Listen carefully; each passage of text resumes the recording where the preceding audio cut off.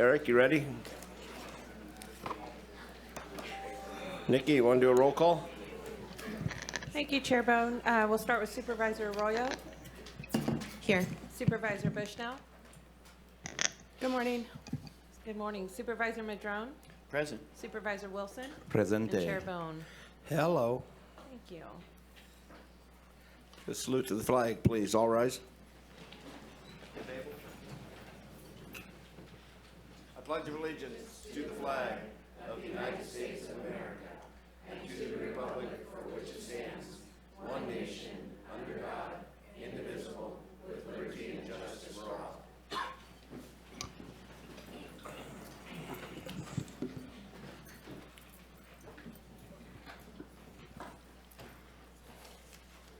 What are we going to change today, Madam CAO? Good morning, Chair Bohn. There are two modifications to the agenda today. Items D21 and G1 are both being pulled from the calendar and will return at a later date. I appreciate that. So we're going to get right into certificates of appreciation to everybody, brought to us by Supervisor Madrone. Yeah, thank you, everybody. Okay, so we've got 4 certificates of appreciation here. And one is for Granite Construction. I see Bo Hughes is back in the back there. And if you guys want to come on up to the podium, I'm just going to read off these. They're very quick. And we've got Jeff Hunterlock from OE3. I see Tom Madsen back there for Public Works, if you want to come up, Tom. And I don't know if Justin Zabel is here or Mark Benzinger. If not, we'll be mailing that to them.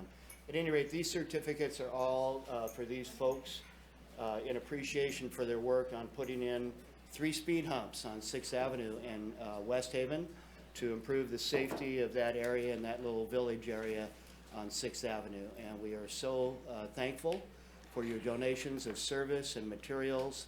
Jeff helped coordinate it all. Tom made sure it was happening at our end on Public Works. And of course, I'd like to honor Daryl, Steve Finch, but they're out taking care of our roads. And also Granite Construction and also Mercer Frazier for the equipment and materials to get these in. So thank you, gentlemen. Very much appreciate your efforts in this regard. These speed humps are becoming more popular, as people know, and trying to make communities safer.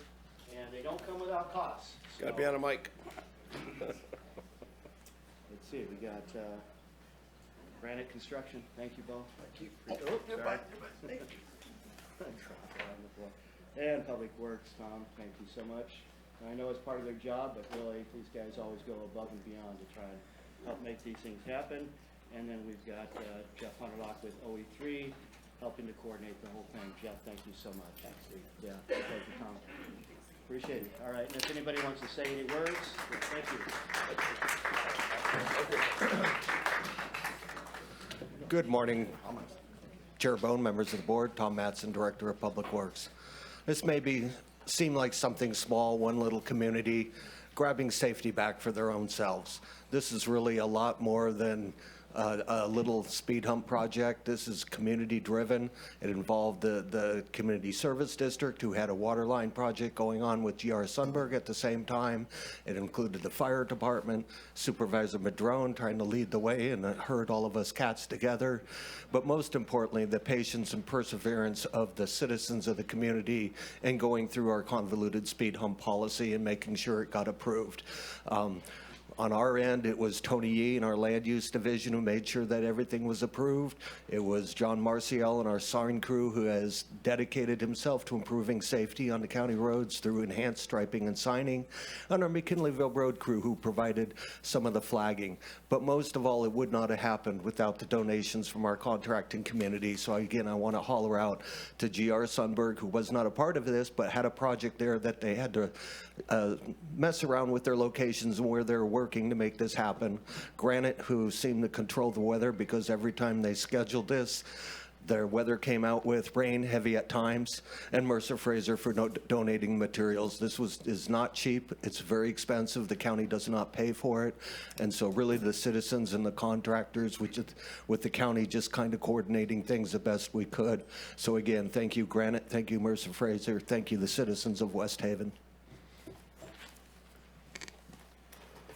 Good morning, Board. Jeff Hunterlock with the Operating Engineers. I want to thank the county, Supervisor Madrone, for bringing this forward. We've done a couple of them in the last few years. I really want to give a shout out to Mercer Fraser. Sorry they couldn't be here today.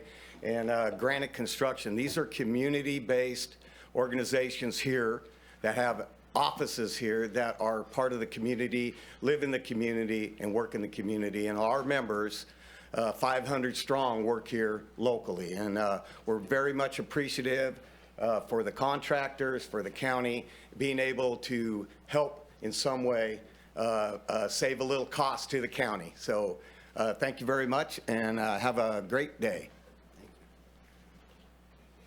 Any words, Bo? You're good. Those are kind of hard acts to follow. As Jeff said, we are part of the community, and if there's any time that we can help out, we're more than happy to do so. And we appreciated the opportunity to perform the work, and look forward to future projects and giving back. Great. Thank you so much, Bo. You're welcome. And as Tom mentioned, community members really had a part in this, including Casey Harmon from West Haven, who started this ball rolling about 4 years ago. Talk about patience. These things don't happen quickly.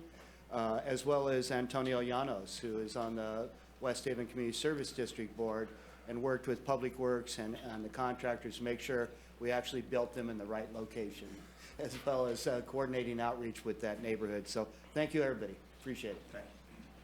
Thank you, Chair.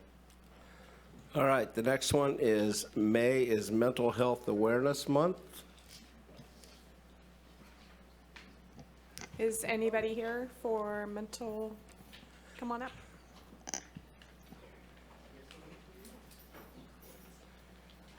Good morning. Good morning. Whereas May is Mental Health Awareness Month, is a time to create greater public awareness about mental health, change attitudes about mental illness, promote wellness and recovery, and reduce stigma and discrimination. And whereas half of the population will experience some type of mental health challenge over the course of their lifetime. And whereas mental health challenges are one of the most common health conditions in California, affecting 1 out of 7 adults and impacting both the person experiencing mental health challenges and those who love and care about them. And whereas every day millions of people face stigma related to mental health and may feel isolated and alone, some going years before recovery, receiving any help. And whereas 1 out of every 24 Californians with a serious mental health has difficulty functioning in everyday life and is, if left untreated, has a life expectancy 25 years shorter than the general population, according to surveys conducted by the California Healthcare Foundation. And whereas compared to the state, Humboldt County faces statistically higher rates of suicide, addiction, homelessness, were all potential negative outcomes of untreated mental illness. And whereas recovery can and does happen, and all Californians and Humboldt County residents should know that support and help is available regardless of individual situations. And whereas creating a community where everyone feels comfortable reaching out for the support they deserve is crucial to ending stigma and achieving health equity around mental illness. And whereas each business, school, government agency, healthcare provider, organization, and citizens share the burden of mental health challenges and have a responsibility to promote mental health, wellness, and support prevention efforts. And whereas there are many organizations, including the Humboldt County Department of Health and Human Services, nonprofits, and private agencies, as well as faith-based and government programs with staff that work tirelessly to provide treatment options and improve the lives of residents and families of those affected by mental illness. Now, therefore, be it resolved that Humboldt County Board of Supervisors hereby proclaims May 2024 as Mental Health Awareness Month. Thank you for that.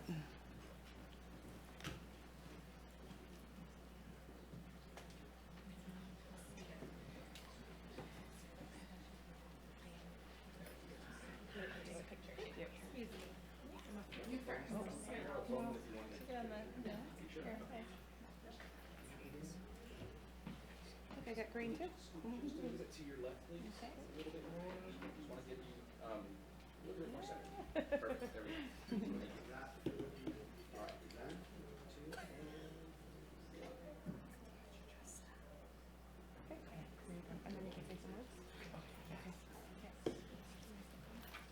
two, I just want to take the time to thank everyone today for honoring May as Mental Health Month and the understanding that there is the ability to stop stigma and everyone has the ability to recover. I just want to thank you for your time and reading the proclamation in today.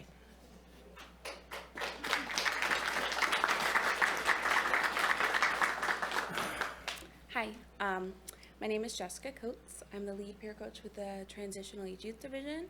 I would like to thank the Board of Supervisors for recognizing May as Mental Health Awareness Month.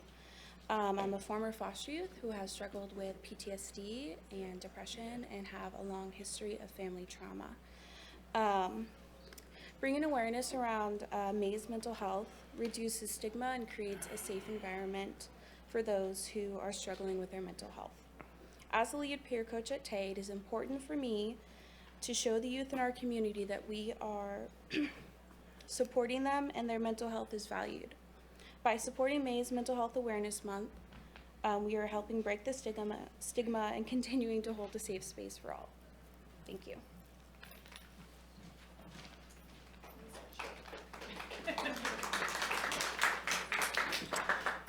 Good morning. Emmy Botzler-Rogers, Behavioral Health Director.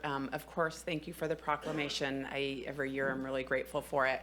I wanted to just flag how I'm feeling different this year about kind of the ways that mental illness is being lifted up within our community. I really feel the leaning in from your board on this issue and from the community more broadly.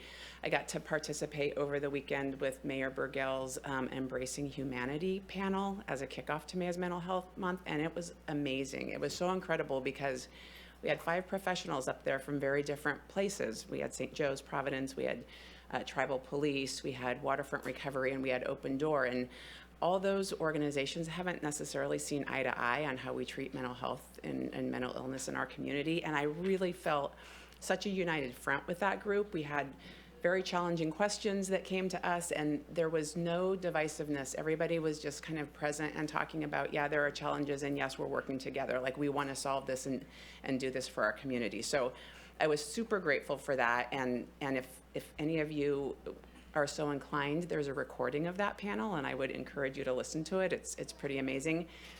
Equally, or probably more amazing, was the following panel, which was a group of people with lived experience, and they just, you know, from their heart shared such passionate, compassionate experiences, which really, in my opinion, is moving us forward in addressing stigma and discrimination. People are really talking so openly now about it, and I think that's just amazing for our community, and I appreciate your role in that and the vulnerability all of you bring to this topic. So thank you.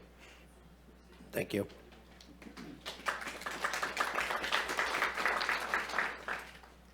Hi, my name is Jessica Duke. I'm a senior program manager with Humboldt County Behavioral Health and Recovery Services, the Adult Division. I see recovery happen every day with our clients, the people that you'd never think, oh, they're going to always be like this. I see them grow and change and get into their own unique recovery journey and get healing in their lives. And just so if anyone's out there who needs support or who needs help, there are services. We have great community partners who do fantastic work, our tribal partners, and our county behavioral health team really care about the people that they serve every day. So if you need help, there is help out there. I want to thank everybody for recognizing Mental Health Awareness Month, and thank you all for everything that you do.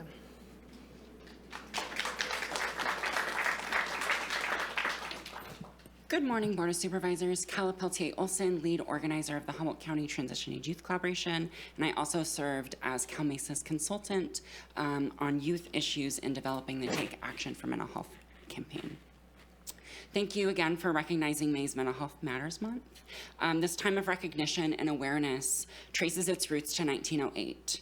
When founder of Mental Health America, the author Clifford Beers brought to public attention the mistreatment he experienced at institutions.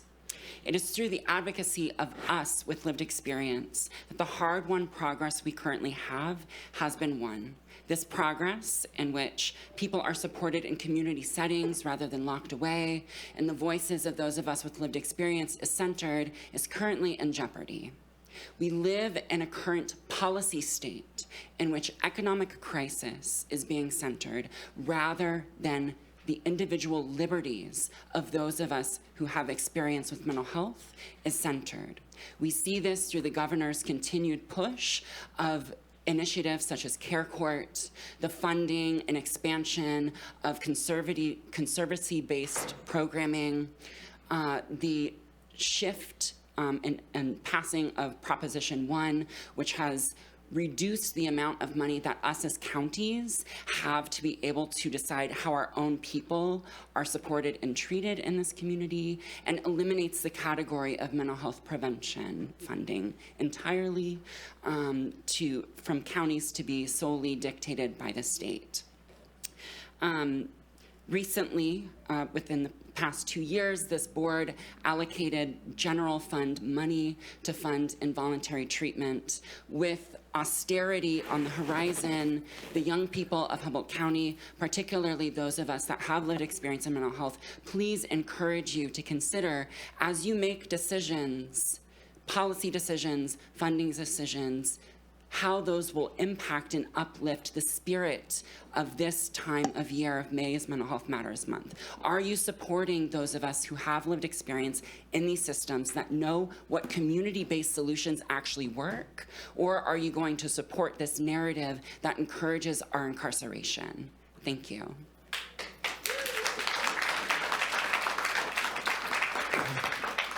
All right. Okay, now we're going to do Supervisor Arroyo. Tony? Thank you. I understand Tony's coming up for this one. This proclamation is about Murdered and Missing Indigenous Persons Awareness Month. Whereas May is recognized nationally as National Missing or Murdered Indigenous Persons MMIP Awareness Month, and May 5th as MMIP Awareness Day, a time to increase awareness of missing or murdered Indigenous persons whose cases far too often go unsolved. And whereas American Indian and Alaska Native people are at a disproportionate risk of experiencing violence, murder, or going missing, and make up a significant portion of the missing and murdered cases. And whereas the MMIP crisis is prevalent across the United States, with Indigenous peoples being murdered at a rate 10 times the national average. According to the Bureau of Indian Affairs, homicide is the leading cause of death for Native women aged 10 to 24, and the 5th leading cause of death for Native women 25 to 34. And whereas California ranks 5th in the nation for uninvestigated, unresolved MMIP cases. And whereas California has the largest population of Native Americans, more than any other state in the country. And whereas in California, cases of missing and murdered Indigenous women are 7 times less likely to be solved than any other demographic, and data tracking of MMIP is scarce, therefore the actual number is unknown. And whereas in 2022, the California statewide Feather Alert program was introduced through Assembly Bill 1314 and became law by adding California Government Code Section 8594.13. A Feather Alert is a resource available to law enforcement agencies investigating the suspicious or unexplainable disappearance of an Indigenous person. And whereas the Yurok tribe, California's largest tribal group, has hired the first MMIP investigator assigned to assisting tribal groups and Indigenous people throughout the state. And I'll say they're here today with us. And whereas we believe it is important to remember, honor, and respect those missing and murdered, provide resources to families to bring resolution to their loved one's disappearance, and try to assist in the healing process. We also must work to bring awareness to the prevention of this epidemic. And whereas the Board of Supervisors supports a diverse workplace by providing a culture for equity and inclusion for all, we believe recognizing and honoring National MMIP Awareness Day and proclaiming May as MMIP Awareness Month is an extension of this initiative, and now therefore be proclaimed that May 5th is National Missing and Murdered Indigenous Persons Awareness Day, and May is MMIP Awareness Month in Humboldt County to bring awareness to our community, to combat this epidemic and support paths to healing and to end the violence and the silence.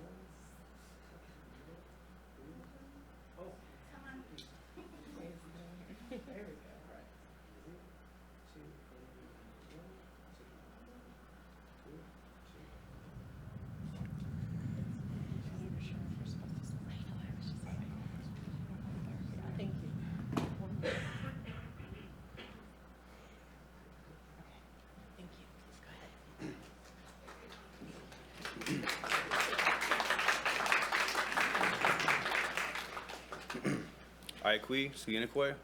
This is how we say good morning, or hello, good morning, where I'm from. I would first like to acknowledge that this boardroom and courthouse is located on the unceded lands of the Wiyot people who have called Humboldt Bay for home for time immemorial. I honor and acknowledge their continued presence today. Good morning, everyone. My name is Tony Stenhouse. I'm the chairperson of the Indigenous People Affinity Group. I wanted to thank Honorable Board Member Arroyo for sponsoring this proclamation, and thank you for the rest of the board for your support. I would like to also acknowledge and thank Julia Olivera for being here with us from the Yurok tribe. She is the only MMIP investigator in the state of California. In addition, for those who didn't know, Julie is one of our own. She is a retired deputy from the Sheriff's Office with the Humboldt County Sheriff's Office. She is imperative in assisting with many tribal and indigenous people throughout the state. In closing, and most importantly, I'd like to honor those missing and murdered, help families in healing the process, bring awareness to the community, and assist the prevention of this epidemic. It doesn't take that many words to speak the truth. Quote Chief Joseph. Thank you. Thank you.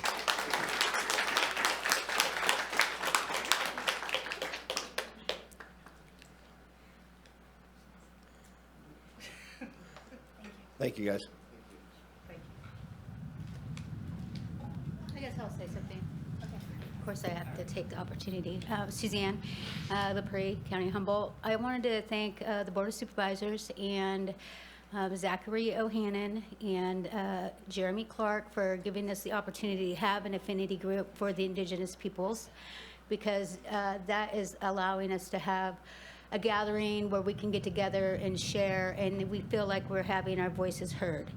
I also want to thank Supervisor Madrone for all of his work for the waterways and everything, because the water is very important to the people, and so I wanted to acknowledge him and his efforts that he has continued to advocate for, and the board as well, because he's not alone in the fight. So thank you guys, and thank you for the proclamation. You bet.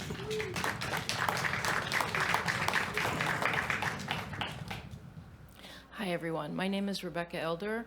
I am a licensed clinical social worker practicing in mental health in this county, and I'm a white woman who has been fortunate enough to be welcomed into the Indigenous American Affinity Group, because I very much support the movement that's happening here. I just want to let you know that I'm in 100% support of the proclamation today to create support May 5th being Missing and Murdered Indigenous Persons Day, and for the whole month to be a time to honor what's been happening. In my role as a mental health clinician, I work with a lot of people who are very much suffering due to the racism and the genocide that the tribes have experienced, and I really stand against all of that, and I think this is one small way that we as white people can take a stand against what's happened in this country for 500 years. Thank you so much for listening to everyone today.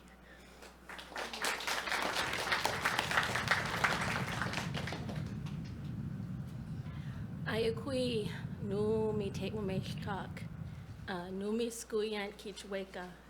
Hello, thank you very much. Today is a very good day for us Indigenous people. My name is Roberta Chavez, and I'm the Yurok Missing and Murdered Indigenous Peoples Project Coordinator, and I just wanted to take this time and space to thank you guys for today.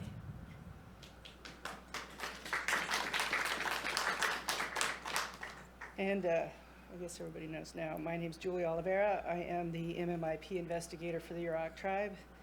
Sadly, the only one in the state of California. I would like to thank you all for the recognition of this crisis, and I hope that soon there will be more of me out there. Thank you.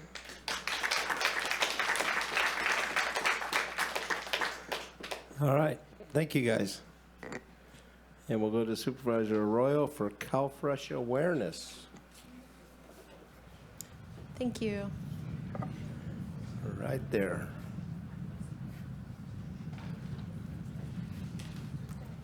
All right. Whereas the Humboldt County Department of Health and Human Services, DHHS, staff strive to ensure CalFresh benefits are accessible to all eligible Humboldt County residents and utilized to the fullest. And whereas CalFresh helps provide food security to more than 30,000 county residents, including more than 7,500 children and 5,500 elderly community members. And whereas DHHS and community partners work hard to make sure our most vulnerable populations have food on their tables and to get these benefits out to eligible community members who are experiencing economic hardship. And whereas our local Humboldt County economy benefited from the more than $64 million in federal CalFresh funds that were spent on food by county residents in 2023, and whereas DHHS Social Services Branch has relationships with community-based organizations and medical providers that help refer people to the CalFresh program, which creates an important link to these benefits for people experiencing food insecurity. And whereas CalFresh funding pays for the benefit assistance program and nutrition education accomplished through public health, funding local outreach programs, helping children access free and reduced cost school meals, and supporting local farms through the Market Match Farmers Market program, and supporting job placement through CalFresh employment and training support to the Helping Humboldt Employment Empowerment Program. Now therefore be it resolved that the Humboldt County Board of Supervisors hereby proclaim May 2024 as CalFresh Awareness Month, honoring the work the CalFresh program accomplishes through community agencies and social services staff to help alleviate food insecurity amongst all Humboldt County residents.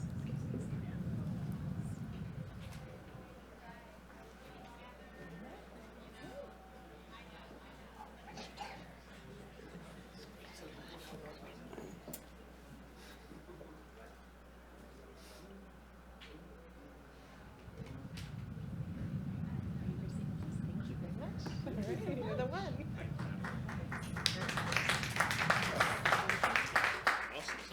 All right. Good morning. Thank you, Board. Well, I'm going to move that a bit. Thank you so much, Board, for recognizing May as CalFresh Awareness Month.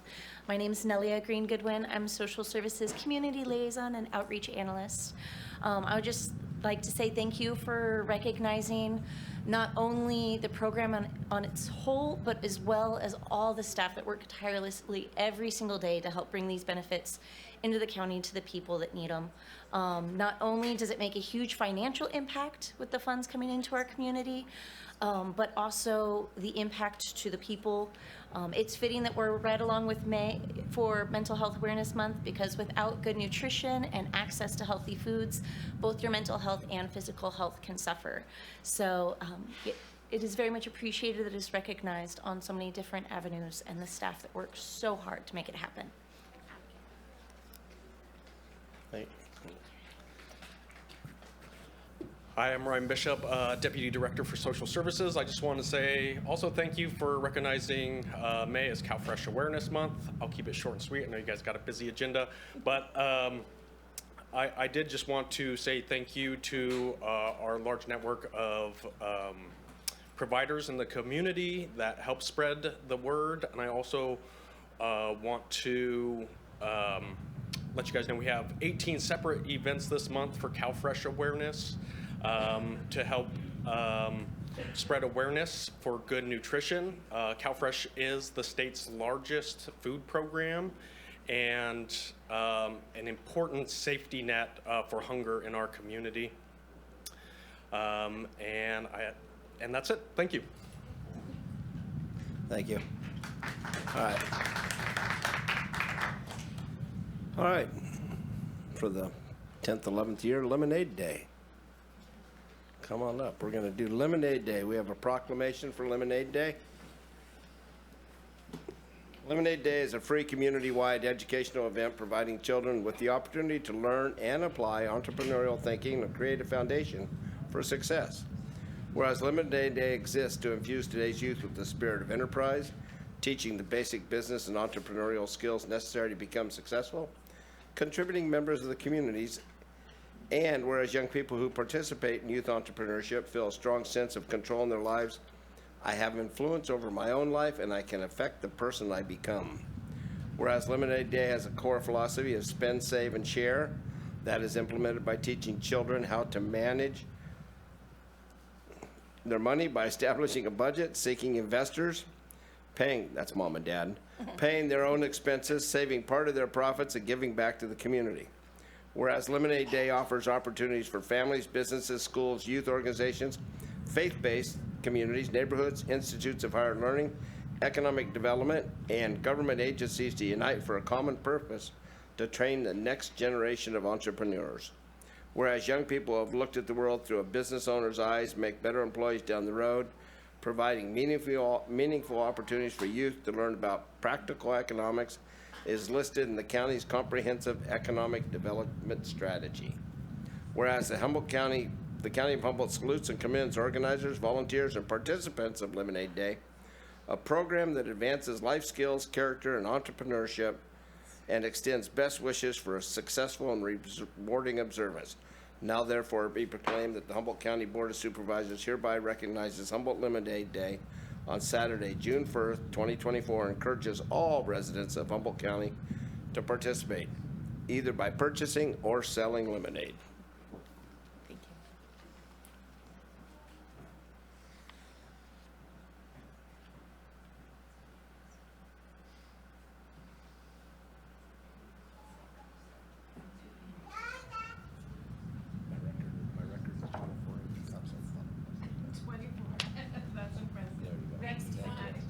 No, I'm good. Thanks. Oh, okay.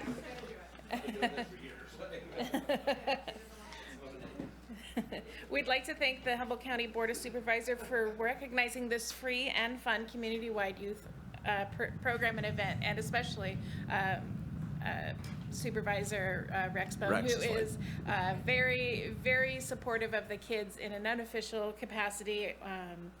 And just, you know, he said he had 24 cups on the bottom of his rig last year? No, 2 years ago, or 3 years ago. Or whenever it was before COVID. So I appreciate your observance of that.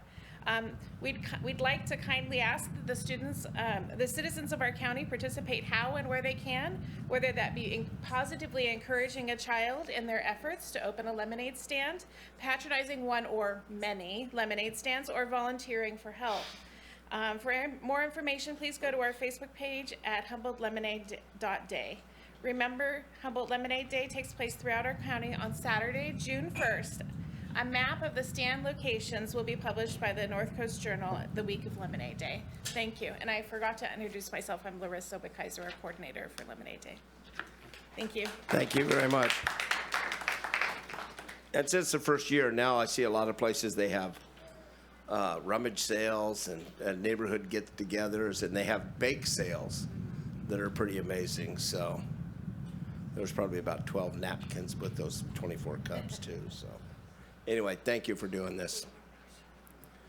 All right, let's go. I don't see John and Teresa.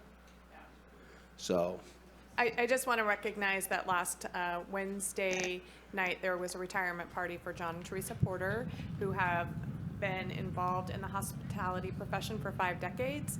It was a very great gathering at the Bembo Inn, and we just really wish them a very happy retirement, and they've been instrumental in Humboldt County in their efforts with not just hospitality, but travel and tourism, and so our board just wishes them congratulations. Yeah, I went to school with Teresa, and I met John, I think in the early 70s, when he was running Eureka Inn with the great Christmas tree thing and all that. And I bet in the last 40 years, I have auctioned no less than 300 nights at the Eureka, or at the Bimbo Inn and Eureka Inn over the years that he has donated. So his part in the community has been huge, both in the philanthropic community and in the hospitality. He's a big supporter of the TOT, the TBID.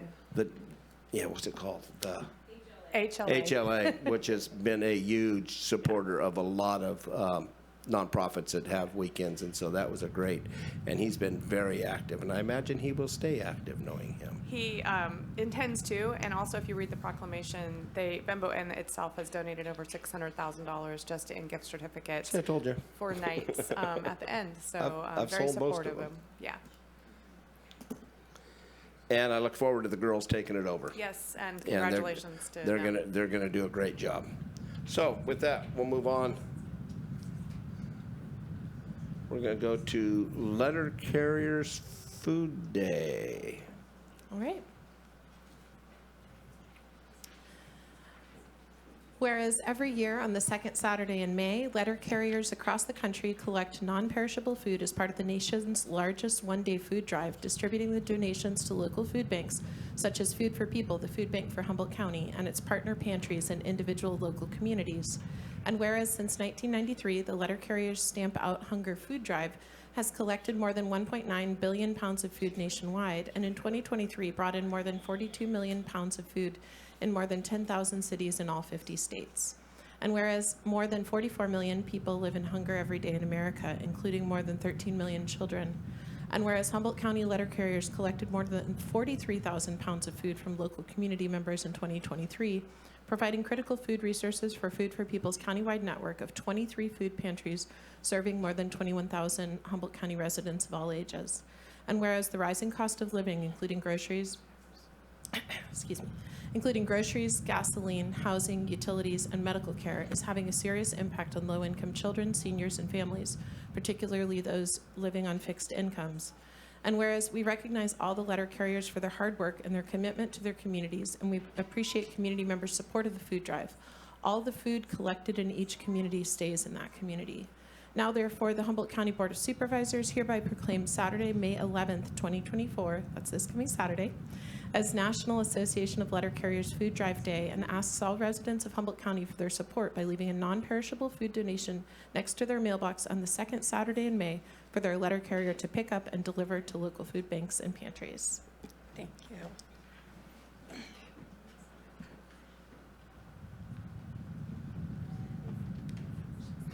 Oh, grab us. Thanks.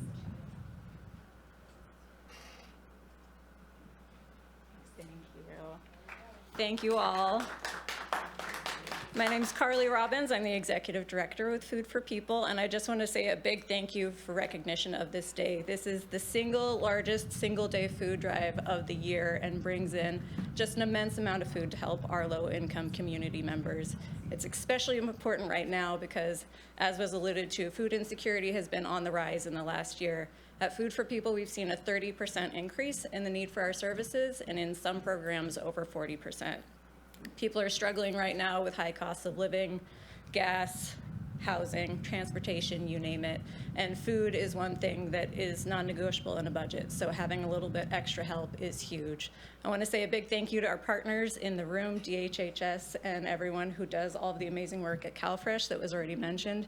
Is a huge part of making sure people are fed, but that doesn't cover everything. So this food drive is coming at an important time. Most food pantries in the community, our food pantries go all the way north to Oric, down to Garberville, out to Bridgeville, Dinsmore, and many places in between, have distributed most of the food that was donated during the holidays. So this comes at a really important time because it's also just about summer. Families are going to have kids home for the entire summer, and that's an extra hit to their food budget. So I just wanted to say a big thank you, and a huge thank you to our local letter carriers and letter carriers union. This is a huge undertaking. They already work really hard to make sure everyone gets their mail every day, and on this one day, they pick up thousands and thousands of pounds of food and deliver it to food pantries. So we want to say a big thank you to them, thank you to you, and if anyone has extra food in their pantry, you're going to get a blue bag, or you should have gotten it yesterday or today. Please make sure to fill it up and leave it out for your letter carrier. They'll pick it up and do the rest. So thank you so much. And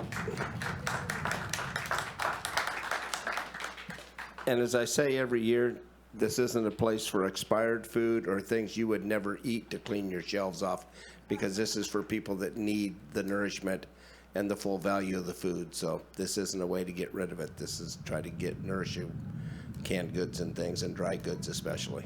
Thank you, Carla. All right.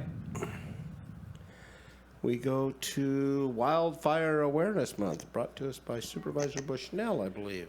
I'm going to save some time because I don't think anybody's here for this proclamation, but just recognizing that wildfires are mostly all human related, and that they, yes, wildfires, except for the lightning ones, according to the research, and that our local CAL FIRE and firefighters are, take in the responsibility of fighting those, and sometimes for months of time during the summer. So as we, come closer to the summer months, and it's been a really wet year, we're gonna have a lot of vegetation out there. Just be aware and do the right things with putting out your campfires, so forth and so on, and just recognizing what wildfires do to California and across the United States.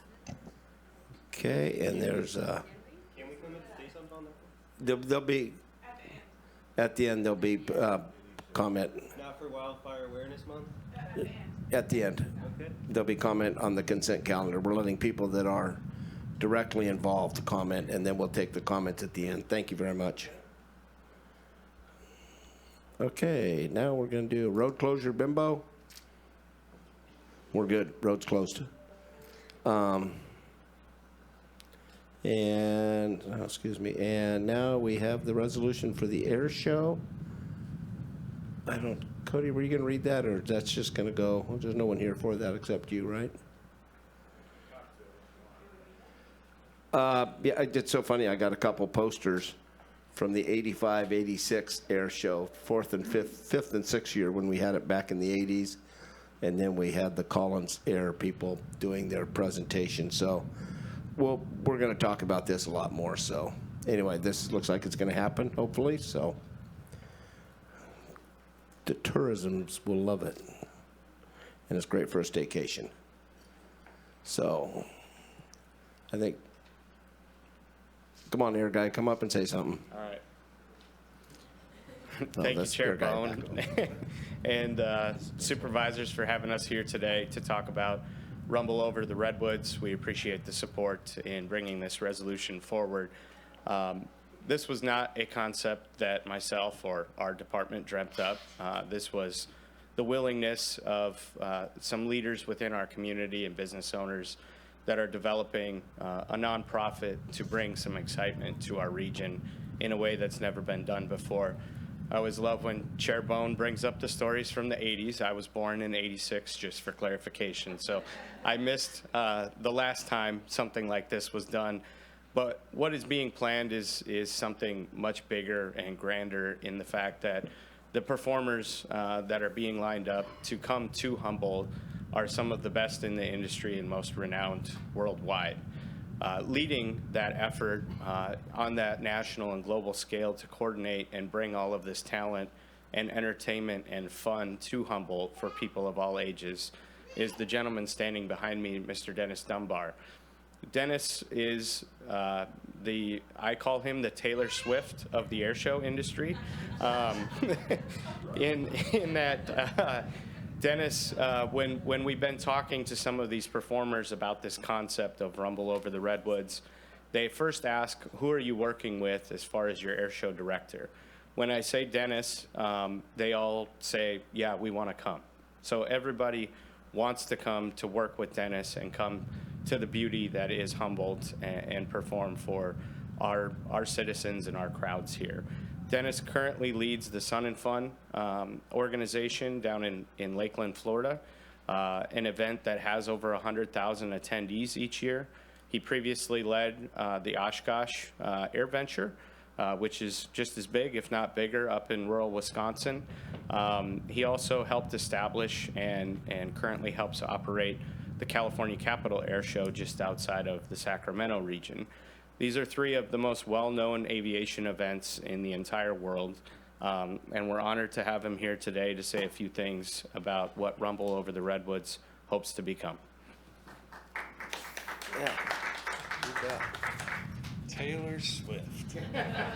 Yeah, I'm kind of lost on that. Could it be like I've got this Garth Travis Brooks or Kelce no? image in my head now. Seriously though, start with joking here, but it's an honor to have been asked to come out to Humboldt County and be a part of this. I kind of fell in love with this area only about 10 years ago. I first kind of stumbled onto it, and it's beautiful, and instantly the people and the beauty of the local area just kind of struck me. So to be asked to come out here and be a part of getting this air show up and running here has been an honor. So air shows are wonderful events for the community for many reasons. Obviously, we understand the economic impact. We understand, you know, the fun, the quality of life component that it brings by bringing an air show to your town. But I think one of the lesser things that we think about when we think about air shows up front, and what kind of is the after-fact realization, is how they bring communities together. It's neat, all the volunteers that come together,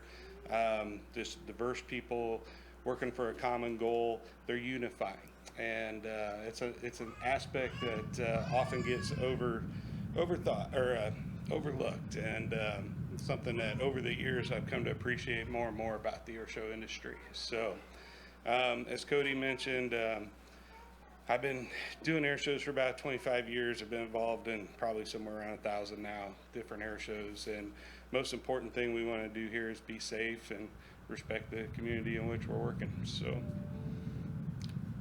that's it. Perfect. Thank you. Well, sure we'll hear a little more from you. Cody, thank you very much. Sequin body suits. On that? All right. We'll put bedazzled the flight suits. Yes. There you go. Anyway, thank you, Cody. Thanks for working on this. With that, we're out of resolutions. Anybody want to throw anything else? Okay. So I will now open public comment on the consent calendar. Yeah. Step on up.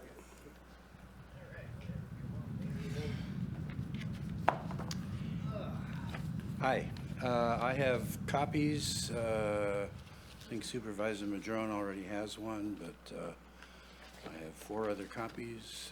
John, I believe you're going to want to speak on public comment on non-agenda items. Non-agenda, okay. This is on the consent calendar. Okay. Specific to those items. See you Thank later. you, Chair No Madrone. problem. Thank you, sir.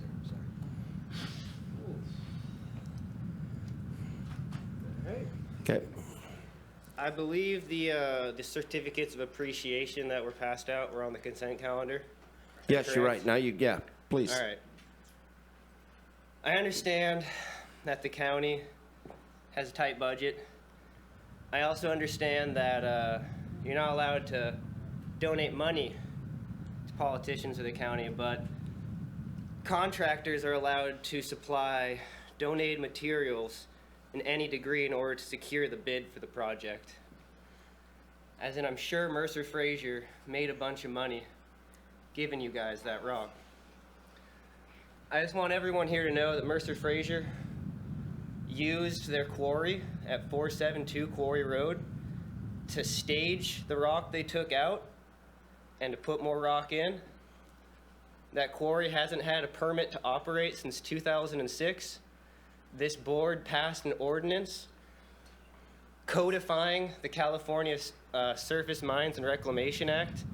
I submitted all this to you guys through the clerk of the board, along with the inspections that clearly state This that will also be taken. This will be on items not on consent. Just because their name was mentioned doesn't mean you can bring everything up. all right, You'll be able to speak okay. in a second.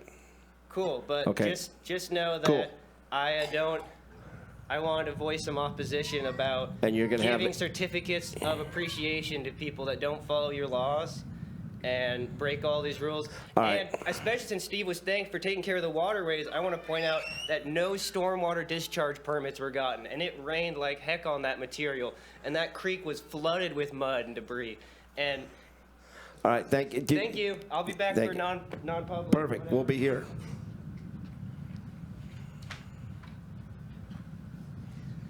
Hi, my name is Claire Tara. This is my son Darren, my daughter Amalia. I understand that you all have a lot on your agenda, and we're not here to, unnecessarily take up your time. However, it really was very difficult for me to read that an agenda item was a certificate of appreciation to a company that's not only in compliance and is not only disregarding, the environmental impact of their work, which, they're a private corporation. Holding a private corporation accountable for that is a difficult process. However, as our elected officials, to then pat those people on the back and say, hey, thanks, it really, as a citizen, as someone, I consider myself a water protector and a caregiver for Parker Creek, which they are polluting regularly. And the air quality is impacting my family. The asbestos parts per millions, which is recorded and in the documents that you guys have received, has impacted my children and our respiratory health. And so that's why I'm here today, just to put a human face to this. This isn't, I understand that you guys have a lot of work and a lot of different things going on, and I know that everyone's really trying to do their best in good faith. So that's why I'm here to say, hey, we're not okay over there on Quarry Road. The situation is not okay over there. The waterways are impacted. The plants, the animals, and the people are all being impacted. And I look forward to this being on the agenda at another moment where we can go further into the paperwork documenting the disregard, documenting the unpermitted status, documenting the impact on the waterways and on the air quality. It's all there. And so I thank you all for your patience and for your ears, and I really look forward to continuing this conversation where we as a county can, uphold the values that I know that we all stand for, which is to protect not only our environment and not only our waterways, but also our people and also our future citizens. So thank you very much for your time. Thank you. No.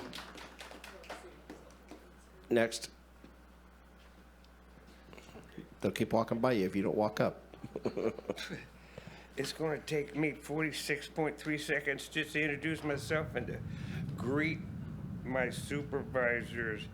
Rex Bohn, who I believe had Little League experience in the past. Still. Michael Wilson, Natalie Arroyo, Steve Madrone, and especially Michelle Bushnell, who's a much better supervisor than the last one we had. I understand all counties in California are responsible for providing nearly all the state and municipal services. I'm here this morning to suggest a priority in said services. I'm referring to a select few of very important volunteers. Little League Baseball, especially a certain coach who has selflessly given literally thousands and thousands of hours and thousands of dollars in bona fide investment of the lucky children whose parents have the good sense and kind hearts to momentarily trust. Sir, I think you're going to speak on non-items that are not on consent. Next item. I'm sorry. I didn't hear you. You're good. Give me a second. Step aside and give me a second, and I'll call you back up personally. Want me to come up later? Yeah, you'll be up in just a few minutes. Are you ejecting me? No. Ejecting me? No.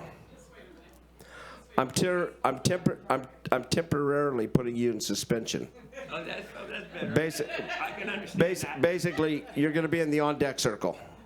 Okay, I won't leave. All right, warm up. Take a few swings. Please. These are items that are on the consent. If you are speaking to something else, that is coming up on non-consent items. Thank you. My name is Lana Weird. I am a licensed civil engineer in the state of California, specializing in watershed restoration. Next week, I'm planning to be in a wildland firefighter training with the Six Rivers National Forest. And by the end of this month, I'm hoping to be a wildland firefighter training Type 2 certified. And I want to thank Supervisor Bushnell for bringing forth that May 24th be proclaimed as Wildfire Awareness Month. And I want to say that this month in particular is an important month to declare for this because it's still wet at this time in this county. And we need to remember that all wildfires at this time in this place have a human element to them. All catastrophic wildfires that happen. I personally was evacuated from wildfires in the Santa Cruz Mountains in 2020. That is what brought me here. I know what it feels like to go through the apocalyptic conditions of having ash fall from the sky and having everything be fire around you. I know what it feels like to have fire come within 600 feet of my own home and have all utilities wiped out. And those fires all have a human element because we as human stewards of the land have not been playing our role in tending to these landscapes to reduce the level of fuel and to make these landscapes safe. And so in proclaiming May 2024 as Wildfire Awareness Month, I ask that we proclaim the awareness as well of cultural and prescribed fire and the importance for these things for stewarding the lands that we walk, and to recognize that this is for all of us. This is for the regeneration of the watersheds that all of us are here to steward. And so I stand here to speak to each of your hearts and to listen to the land that you walk.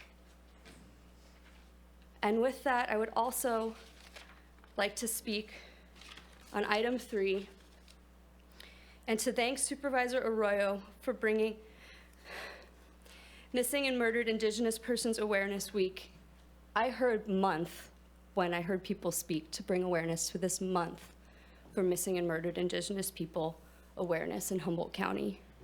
Before I came here this morning, I'm not very active on social media. I've been very intentionally away from it for the last several months for hopefully understandable reasons. But this morning before I came, I did see a video of young children dead in Gaza. And I want us to remember the children that were dead on this land that we stand on by genocide. And that is part of this awareness month, and that is part of Mental Health Awareness Month. So please, all of our hearts, open up to the children who are suffering today and end the violence and end the silence. Thank you. Great, thank you. No applause, please. Please, thank you.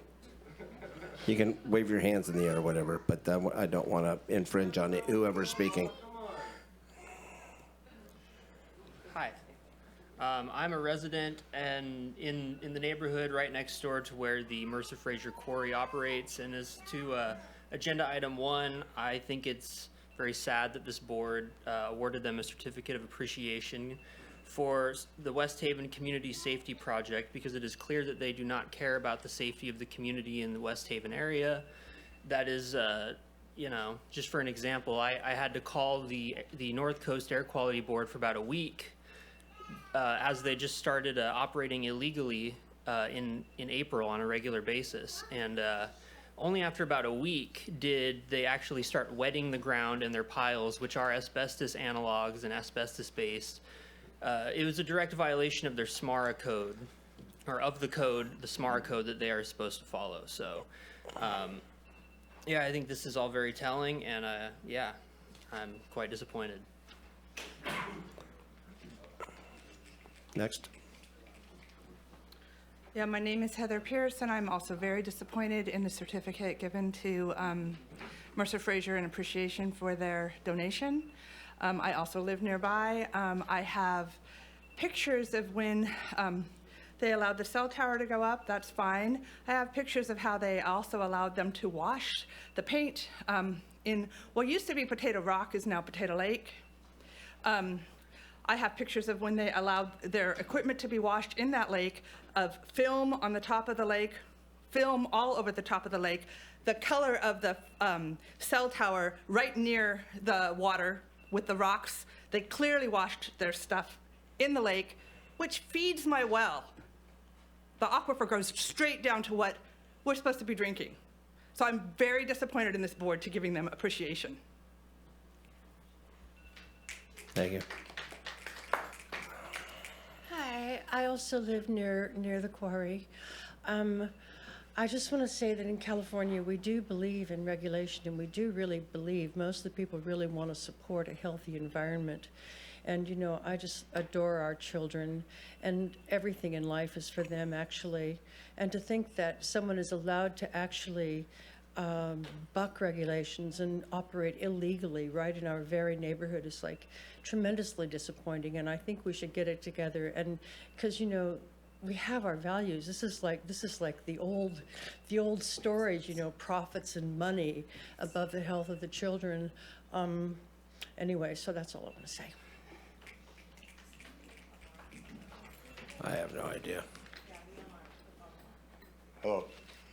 I'm following through some with paperwork, with the corrupt sheriff's department and covering up crimes. Is this on the consent calendar? Oh no, I was just said they can come over and speak. Nope.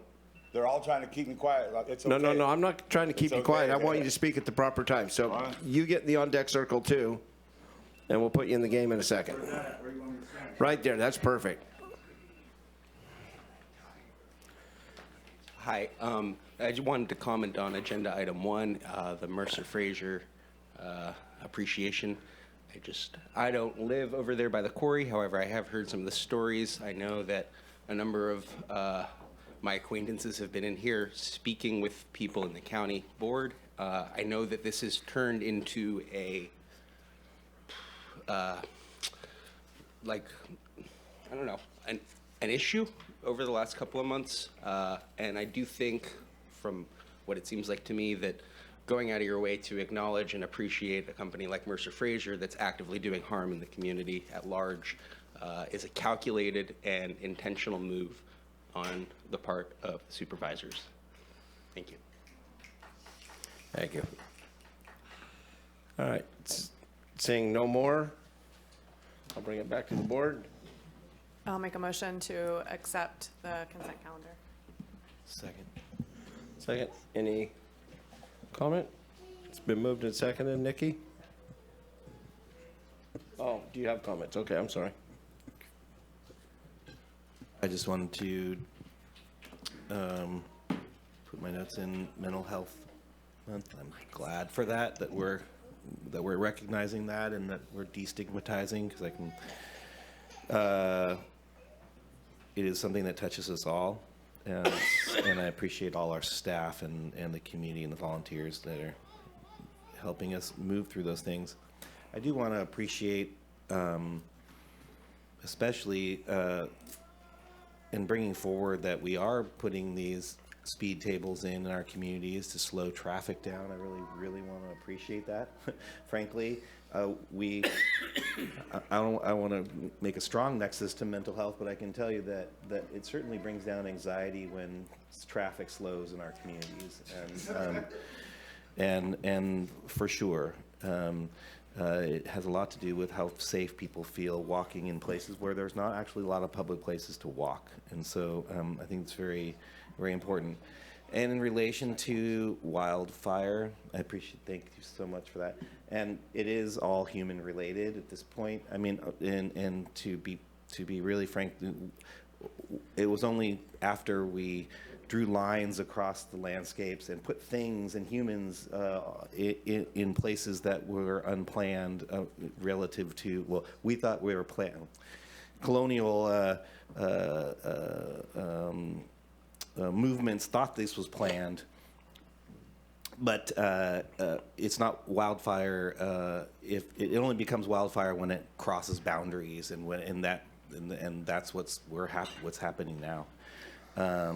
So from that perspective, it's all human related in that way. And so I just want to thank the board also for really taking the time to do all these recognitions and kind of move these things forward and help the community celebrate itself, and also and recognize a lot of the good works that are happening. So thanks. Supervisor Bushnell? Thank you. I just want to correct my motion to exclude D21. G1 was G1 closed too. session. Anybody else? Seconder is cool with that. Supervisor Madrone? Thank you, Chair Bohn. Well, a lot of commenters wanted to speak about the certificates of appreciation. And I know sometimes it's hard to separate things, but when somebody does a good action, I believe they deserve recognition for that. It was a very important thing for the community. It doesn't mean there aren't issues at the quarry. I think we all know there are. But those among us that are free from fault can throw the first stone, right? I mean, bottom line is that we all have stuff we need to do to kind of clean up our acts. And there's certainly lots of issues going on in the quarry area, but not just on the quarry property. I would love it if we could focus on taking care of the things that are within our own ability to change and make better. And I won't go into all the details on all that because that's really a whole separate item that's not on the consent agenda. But it is not that I don't recognize that there are issues with the quarry. And we are working on that. The county is going to be engaging with Mercer Fraser in regards to things that need to be taken care of. So I think it's just really important to try and understand that just because I might do something really wrong in one case, if I do something really well, isn't it okay to provide recognition for that? And that's simply what I was doing. These speed hump projects do not happen without the donation of these things that were provided. So I just wanted to try and ask that people try to understand the differences and focus on those parts of things we can do within our own realm to clean up, take care of, and move forward on, because we all have stuff we need to take care of. Thank you. All right. It's been moved and seconded. Nikki? Thank you, Chair Bohn. We'll begin with you. Yes. Supervisor Bushnell? Yes. Supervisor Madrone? Yes. Supervisor Arroyo? Yes. And Supervisor Wilson? Yes. Thank you. Motion carries 5-0. All right.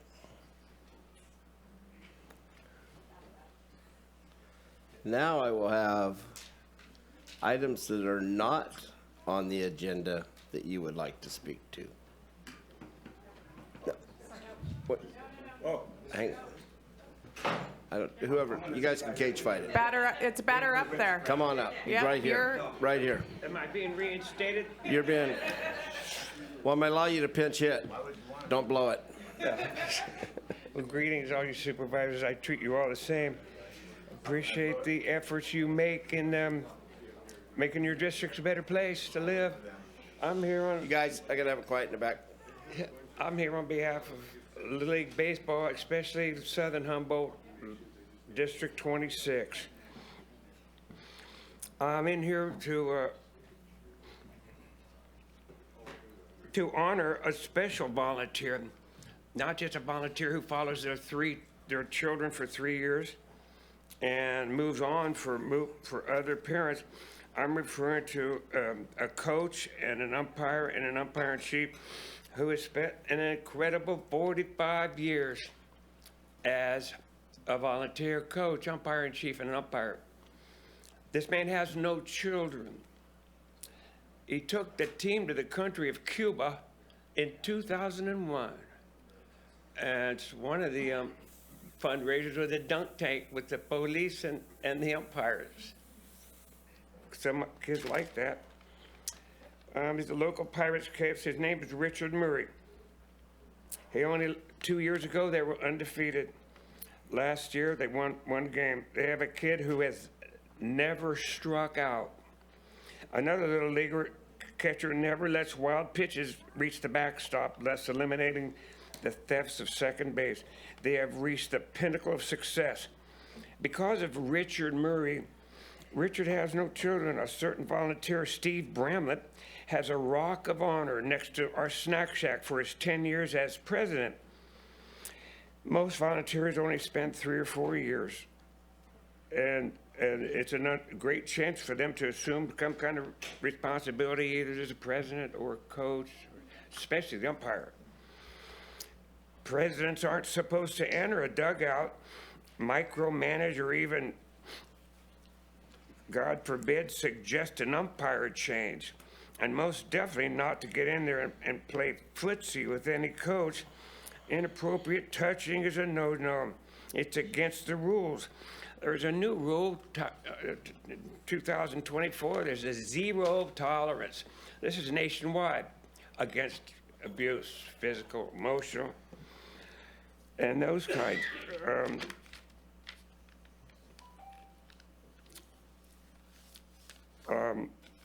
Our wonderful president, Didi Cardoza, has been dandering the dugout too much. Now, it gives the appearance of impropriety, the preference. What would the other coach say if he sees the president going into the other dugout all the time? It doesn't look right. It's bad optics. Wild pitch. Public shaming is a big, big no-no. I'm going to have to cut you off there. Well, I appreciate you recognizing him, though, because he's come up and up for me up here. So I used to be an umpire-in-chief for 5 years. I had a good crew. Chair, All can right. I make a comment, please? yes. I'm sorry, your time's up, but I got your message. Thank you. Can I And sum up in 15 seconds? no, I'm sorry, your Nope. time's up, You're but done. Huh? your time's up. I'm sorry, but I did get your message. And Richard was president when I played Little League, and now is currently coaching my son on my grandson on the Pirates. So look for something to come, recognizing him. And thank you so much for your comment. Yeah, it should be a Richard Murray Day, last day, Richard Murray Day. Thank you. And There he you needs go. a big rock too, like Steve Bramlett. Thank you very much. We all need rocks. Next. Whoever. Come on up, boss. You're after him. You're next after him. Good morning. My name is James Chafee, and personally, I am outraged. There is no such thing as prior restraint in public comment. If our right to make public comment was circumscribed by your ability to understand it, it would be a slippery slope that would eliminate us completely. But of course, we could educate ourselves on that issue if we had access to a law library. The law library is here for people to educate themselves. You may remember that last week, the last time you had a meeting, 2 weeks ago, I hope you remember, it's not in the minutes, I talked about a lady who tried to inform me that the law library was no longer there. In the middle of that description, Mr. Bohn turned to Steve Madrone and made a face of exasperation and dismissiveness that was withering, as if to say, what a doofus. Doesn't this guy realize that we're stealing tens of thousands of dollars, and in the face of that, public comment is meaningless? And then I thought, well, I don't know what's in Mr. Rex Bohn's mind. Is there some other explanation?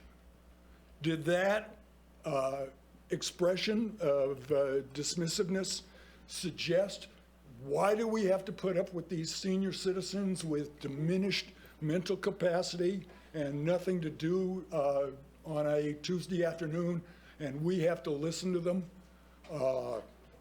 That's one possibility. Perhaps his expression is, where did this public comment come from, the right for the people to speak? Some goody two-shoes from the time when Dwight Eisenhower was president, thought it would be a contribution to democracy, and here we are. Well, none of those are very nice, are they? In fact, it's not very nice to be dismissive of senior citizens. It's not very nice to think you're too good to listen to the public. So I was right in the first place. Most importantly, if I was wrong, you'd be willing to tell me I was wrong. No. The reason we know you're stealing money is because you're engaged in financial mismanagement. And once you're engaged in financial mismanagement, you're concealing how much you're stealing. And the people need to be educated. It's a civil right.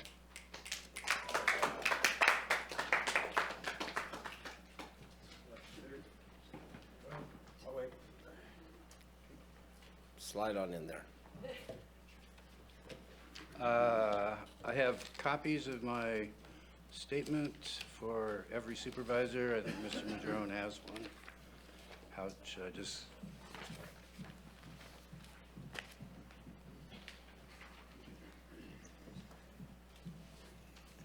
Good morning.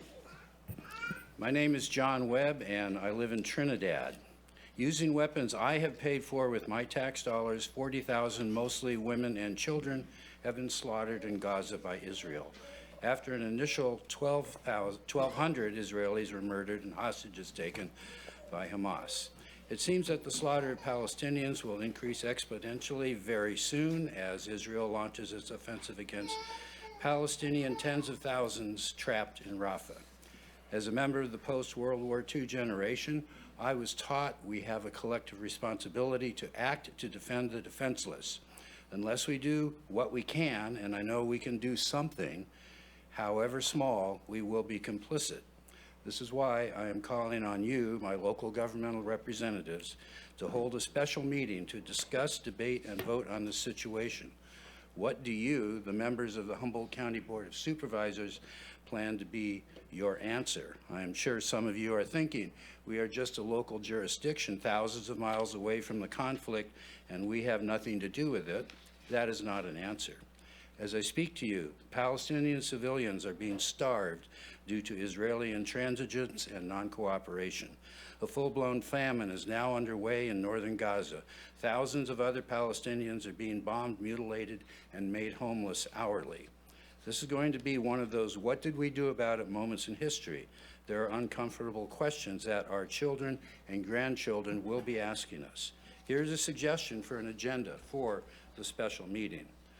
A resolution of this board's official opinion that would call on President Biden to halt the arms shipments to Israel and implement an immediate ceasefire.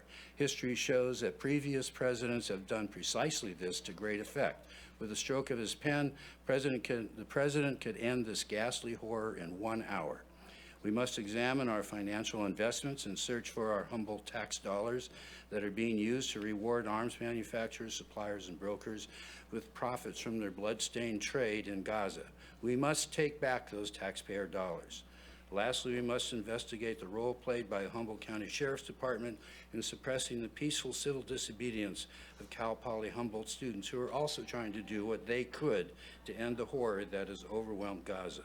These actions would register the outrage in our community and join the mounting worldwide cry of condemnation of Israel's genocide. Let us look in the mirror and tell our children and grandchildren that we did all that we could to avert the ongoing slaughter of innocents. Thank you. Thank you. Yes, please. Thank you for being patient. Yeah, I'd like to bring in some video and some documentation of corruption of the Sheriff's Department, enforcing their own opinions instead of enforcing the laws. I've been doing this for the past couple years now and been shut down. And then if I can be granted a meeting, I'd ask that Rex Bohn be excluded due to his part with his friends, Captain Quinnell and William Hansel, and about 30 officers. Like I said, I have documentation. I can show you some videos right now if you want. You guys want to hear cover up some home invasions and little girls screaming. Sheriff's Department made that okay, and so did this courthouse. I won't be quieted. I'm a Weodd Indian, you know, and I'm going to stand my ground, and that's that. I've got a few complaints going in over here at the grand jury. Like I said, they won't let me. They won't allow me to file a FOIA. They won't allow me to speak to their supervisors. It's just a constant game and threats. Because I guess they think they can, and they think I'm going to be scared of them, I guess.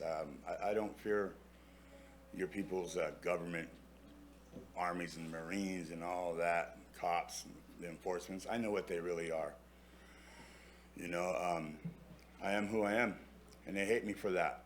But you gave me rights, and so did the Indian Civil Rights Act.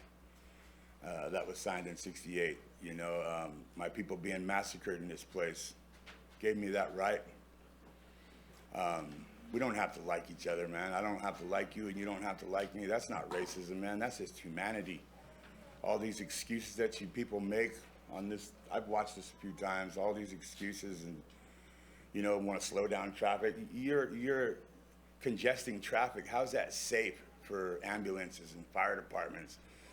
What used to take about a half hour to go through Eureka now takes about an hour and a half. You can put street lights and stoplights on every block. It's not going to stop the homeless from crossing the street whenever they want, wherever they want. You guys ain't picking up garbage in this town like you get paid to do. You blame someone else so you don't have to do anything. I get what's going on. But my first step is the Humboldt County Sheriff's Department and the courts, the county of Humboldt. And then a few others down the road. I'm just trying to collect some information from my lawyer. I didn't know about how to get in here, so now I'll be in here every week if I can. But I would like to get an appointment with this board, like I said, excluding Mr. Bohn, because he is involved in it. So I guess that's all I got to say. Great, thank you. Yep, thank you. Man. Wait for it. Got to start my timer. Hi guys. So I've tried to complain to code enforcement about the quarry issues. I've called Steve Madrone about them. He's had a lot of back and forth about how he knows they're out of compliance. I know they're out of compliance. I got public information requests that show they're out of compliance. I gave them to you guys. You guys all have them now. You can look at those reports. Every single report they've had for the last 10 years says that their permit status is that they have a certified use permit that was granted in 1991 that expired in 2006. Sure, they're operating on that permit. You look at that permit, is there a creek? No waterway. It checks right there on the environmental impact report. So you're telling me the permit they're operating on right now doesn't take into effect the creek that flows through their site. Interesting. The enforcement of the Humboldt County surface mining ordinance. There's 3 avenues of enforcement. And that's the problem here, because you guys have the law. The law is written, the law is clear, but 100% of the law comes down to enforcement. If there's no enforcement, there is no law. If there's no law, they can do whatever they want. Blow up dynamite in the rainy season, who cares? Let you guys know or planning know when they're gonna blow up dynamite? Don't have to, they do it all the time. There's 3 avenues of enforcement in the ordinance that was passed by this board. Avenue 1, the planning director, John Ford, the one man who can actually review it. I've been to building and planning. I went to building and planning, got the senior planner in charge of surface mines and reclamation. I brought him the ordinance. I asked him to interpret the code for me. This public servant would not interpret the code. He'd get to the point where he'd get to say how they're operating on what means they're operating, and he'd say he would refuse to answer that on the record. I have this all recorded. He says they're in a gray zone. If you look at your ordinance, if you look at SMARA, there's no mention of this gray zone. They're living in an illegal limbo that they're being permitted to by the building and planning director. All right, second avenue of enforcement is U5 right here. The Board of Supervisors can enforce the ordinance, all right? In order to have a surface mine, even if they're not using it, they need a permit that says when they're gonna start using it. They need a permit that says when they stopped using it. This is all, it's all written down. I sent you guys the ordinances. There's fines of up to $5,000 a day, just like, everybody who else who's abated in this county knows about. And you know what? They don't use that because the only avenues of enforcement are John Ford, who refuses to do his job, this Board of Supervisors, which is just gonna nod off and just ignore this, and the courts. Thank you. Next, somebody.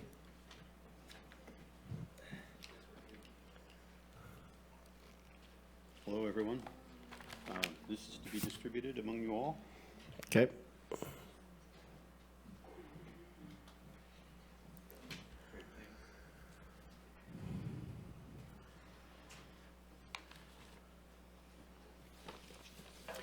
Hello, Board of Supervisors. I've been here before. Good morning, if it's still that. Today is May 7th, 2024. Thank you for hearing me. My name's Peter Profont. My comment is longer than 3-minute limit, so that it allows, so it's condensed into 5 pages, 6 attachments, which my wife Alexandra and I have prepared for each of you and the sheriff and for agencies that are interested. So I'll begin with, on Thursday, May 1st of this year, I listened to a shop talk on KINS where Sheriff Hansel was a guest, and he spoke about the recent success he experienced with police personnel ready to confront trespassers as a successful tactic so as to avoid actual use of physical forcible removal. This show of numbers was used to scare the trespassers away at a local education institution where research activity occurs. My wife, Alexandra, and I both listening and applauded this decision and leadership.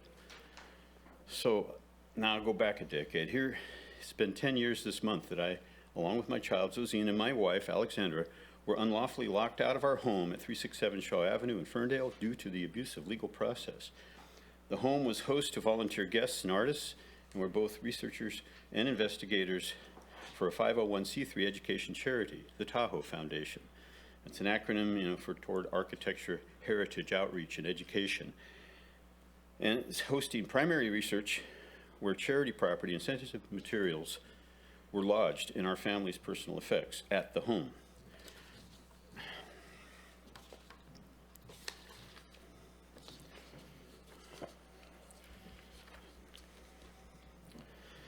False charges were alleged by Jennifer Raymond on October of 2016. They were used to remove me from my home at 367 Shaw Avenue in 2016, and they were dropped by, and yet the police have not restored me to my home. And so in a statement issued by the office of the Honorable Maggie Fleming, the reason stated for dropping said false misdemeanor charges made by Jennifer Raymond to Ferndale Police against me generated ticket number 16-122. And it was done so, and I quote, in the interest of justice. This statement was entered into the record November 21st, 2019 by Whitney R. Tim as the attorney and acknowledged signed by Betty Resendez for the Honorable Maggie Fleming. Okay. Looks like, am I out of time now? Yeah. Okay, well, here we go. But we do have your written documents, or yeah, thank you. It's much more than, or Alexandria can finish it up for you, either way you want to do it. Well, she's going to add to it, yeah. Okay. Thanks for hearing me. You bet. Appreciate it. Thanks, Peter. Bye-bye.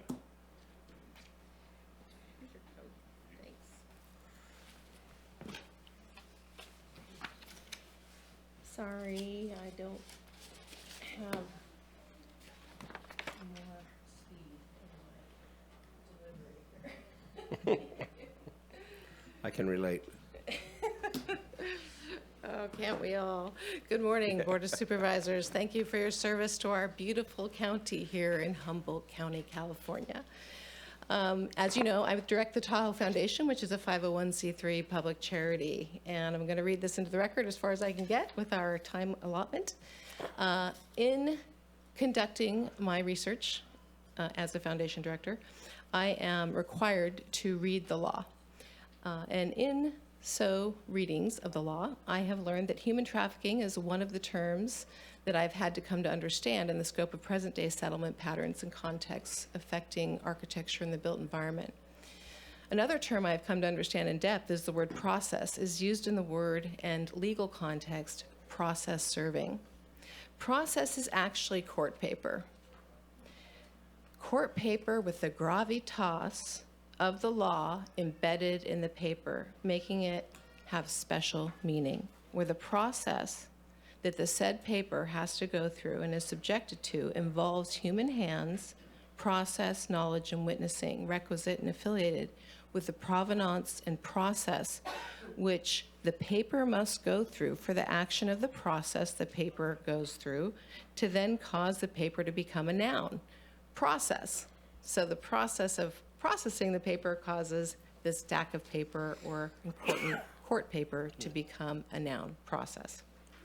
Writs, summons, and other court papers are to have the gravitas of process because said process has a dramatic effect on a person's life and often requires on-the-ground legal procedures to be upheld so as to provide a party the best opportunity to be seen and heard in person before a magistrate or a judge before a decision is happening. With the advent of electronic filing systems at the recorders and courts, said process gets commingled with virtual paper. The internet and the cloud are means to transmit electronic data, yet the data will never be actual paper and loses all of the actual process it's meant to go through, and vetting. There are many who deem virtual paper electronic signatures have already replaced real paper and wet signatures. The choice is up to each one of us to vet, verify, and authenticate the real from the virtual, which is not always easy, especially when the gravitas of a court seal is being replaced with an inked stamp and copies of wet signatures. Persons abusing the legal process often confuse as the means subject persons to debt bondage. Debt bondage then actually subjects people to involuntary servitude through the abuse of the legal process. Said trafficking of humans informs human settlement patterns. Title theft of homes causes pretended debt. Fake debt leads to debtors being subjected to foreclosures, combined with abuse of the legal process, where the said acts then lead to new human settlement patterns, such as we see on the sidewalks, in the parks, on the streets, where persons are sleeping and settling due to being trafficked right out of their bricks and mortar homes, addresses, equity, voting rights, and in my case, research facilities. Thank you very much.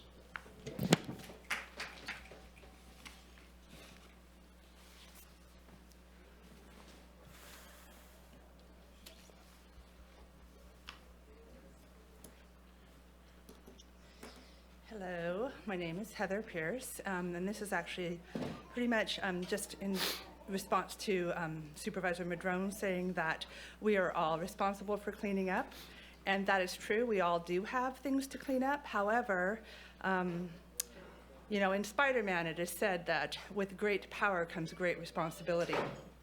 I personally have the power to not purchase dump stuff. Try not to purchase garbage. I have the power to recycle. I have the power to try to live peacefully on the land.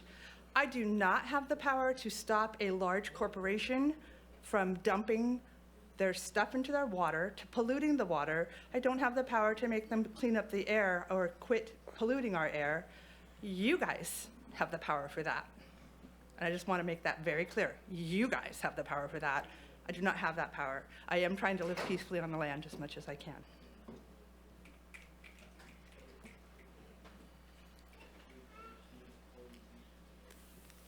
Good morning. My name is Jim Glover. I've seen you a few times before. And I've played a couple of different roles in my recent history in two different organizations. The one I'm here to represent today comes at an interesting time because it's obvious there are different perspectives even on ceremonial issues, as we've seen this morning. Those different perspectives exist in our community, and the Human Rights Commission, which I am chair of, recognizes that even though there are international and national issues that we have no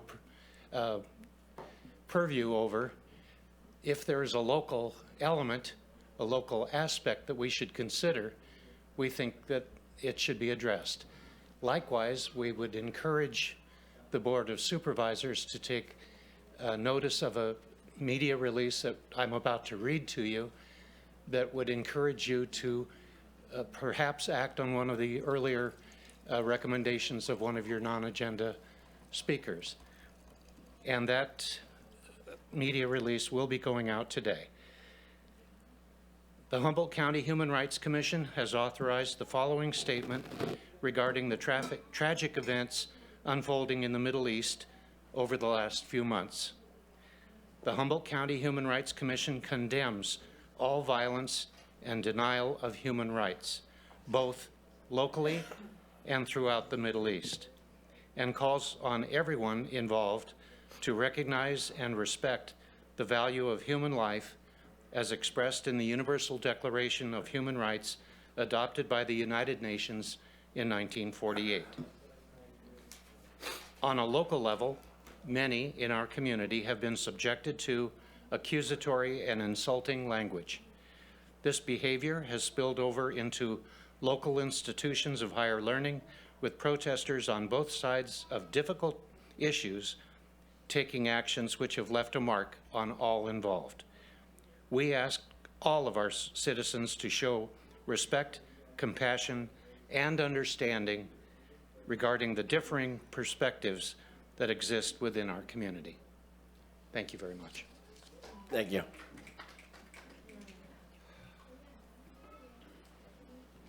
Come on. I'm going to keep this brief. Thank you. I'm here because on April 30th, I received an email that left me in fear. I received an email from a Kati Gallardo, Public Information Specialist with the County Administrative Office, stating that public documents connected to me were released.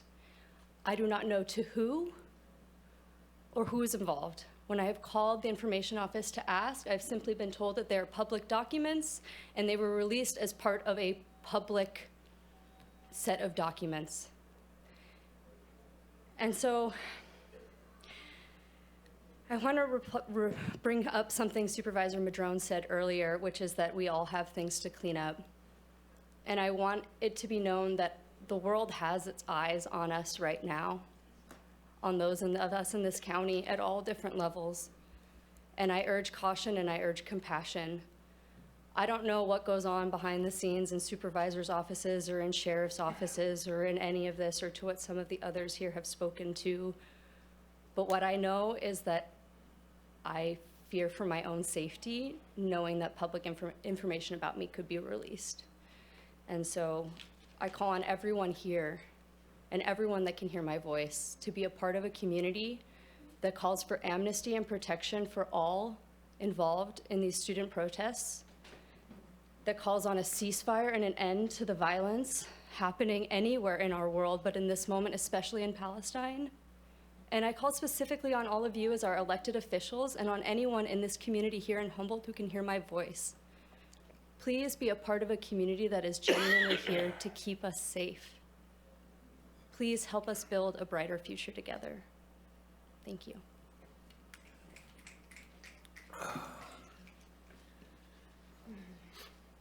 Hey, I want to say that we at Yeehaw really are doing a lot and our best. We're doing our sincere best. So but also in my own personal life, I have the responsibility, but also I have a responsibility as a citizen, and my responsibility as a citizen to help care for my neighborhood involves complaining now about those who are polluting it. So I just wanted to make that clear, first of all. Secondly, I hope you're all doing your best. I hope you're all doing your sincere best. I want you to know I fell in love with Humboldt in the 70s, and I've been coming here since, sometimes living here, sometimes not. But there's been rumors all along that there's actual corruption here, and other counties view us as being somewhat actually corrupt, which is really horrible. There's a bright line between public service and self-serving, a bright red line that every public servant actually knows. I want to tell you, in the late 60s, there were a whole bunch of us who were convinced that the new age was about to begin, that everyone could simply love one another and make and do their best and make life better. And the reason we were convinced of that is because it's obvious. And it's just, if you're listening to your higher self, you know that what you can do is to make life better for everyone, including yourself, by being a loving person. So anyway, so I just hope and pray that you're all doing your best, and that's all I can ask for.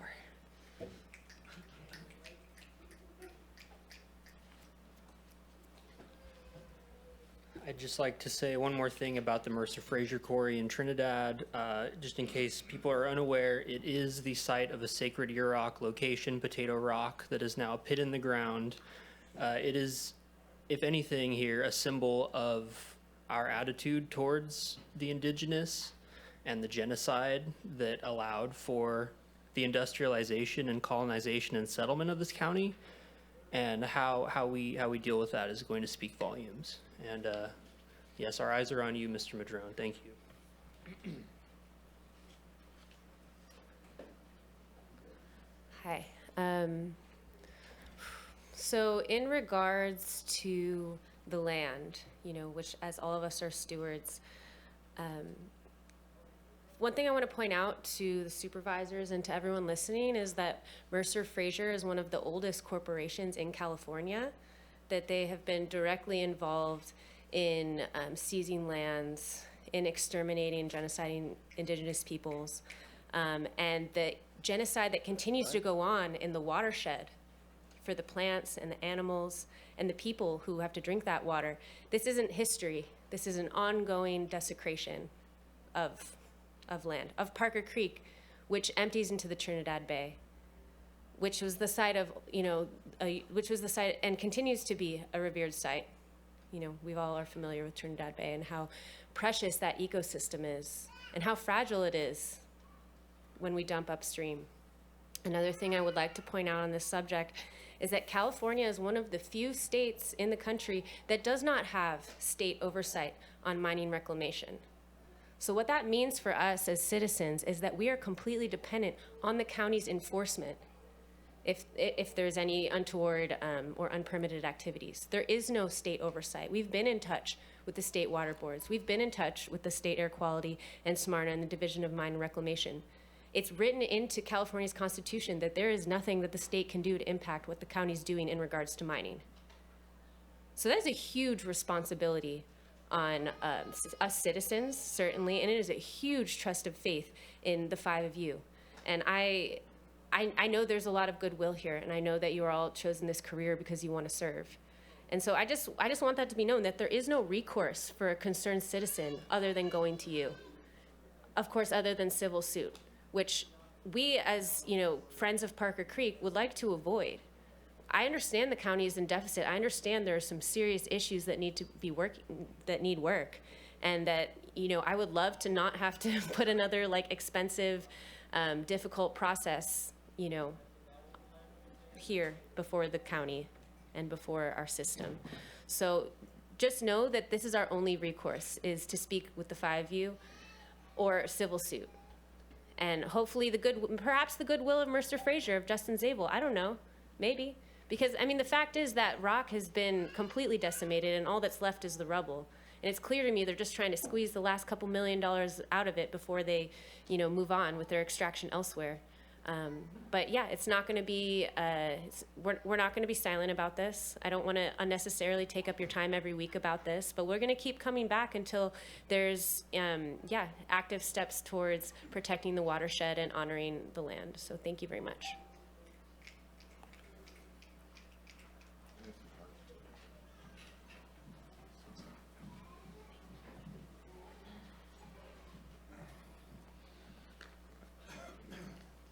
Good morning or evening.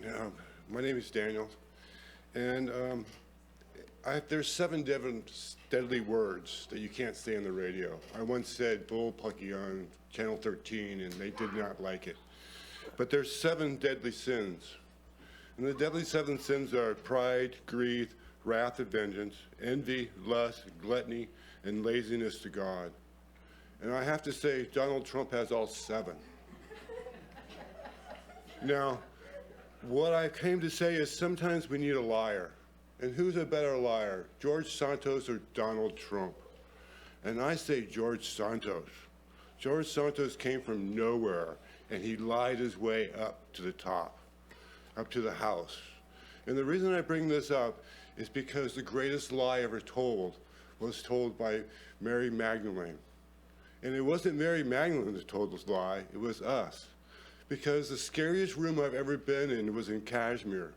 The women there were all covered in black, They had no rights. There's chamber pots dumped from the second stories. If you think women had rights 1,000 years, 2,000 years ago, forget it. In Roman world, a woman had no law, voice in a courtroom. It was zero. So for Mary Magdalene to go and get money and bring it back to Jesus was impossible. The apostles were not sexually afraid of her. They were saying that she was spending too much time with him. The truth is, Mary Magdalene was a man. Mary Magdalene was a transgender man. In fact, she was the only one at the crucifixion and the resurrection. She was the one who said, Jesus went up into heaven.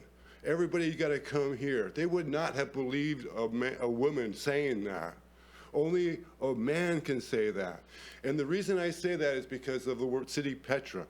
Petra would have been safe for Jesus because they killed the princess.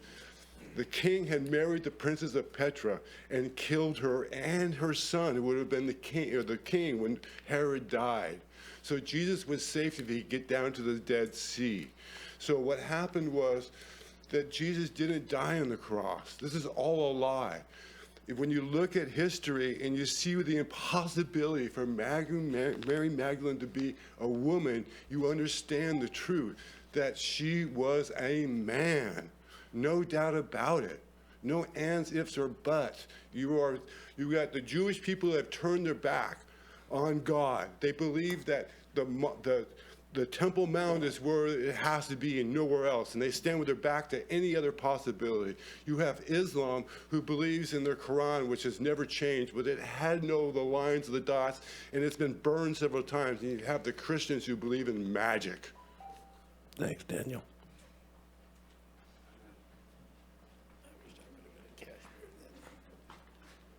Hello. I have recently, in the last month, read a few headlines, I think from even the New York Times, saying that like Humboldt campus, State University, had some of the biggest, most locked-in protests. Anyways, we are making national headlines here in this county. Some things are happening, and I would just like to put a little seed of imagination in all your minds. Imagine all of that energy here protesting a local issue rather than one that's half a world away, like logging that's happening on land where it shouldn't be, or ancestral native indigenous sites being desecrated in the name of industry and economy. It's coming. It's here. The young people are like paying attention. And just because their focus is miles and miles away right now doesn't mean it's not going to be here at this courthouse in the foreseeable future. Thank you.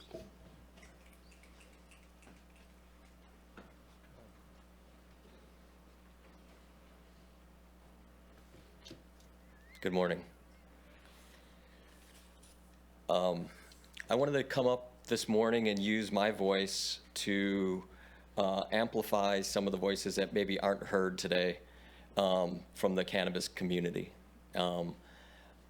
Last Friday, I received notice that my permit was suspended.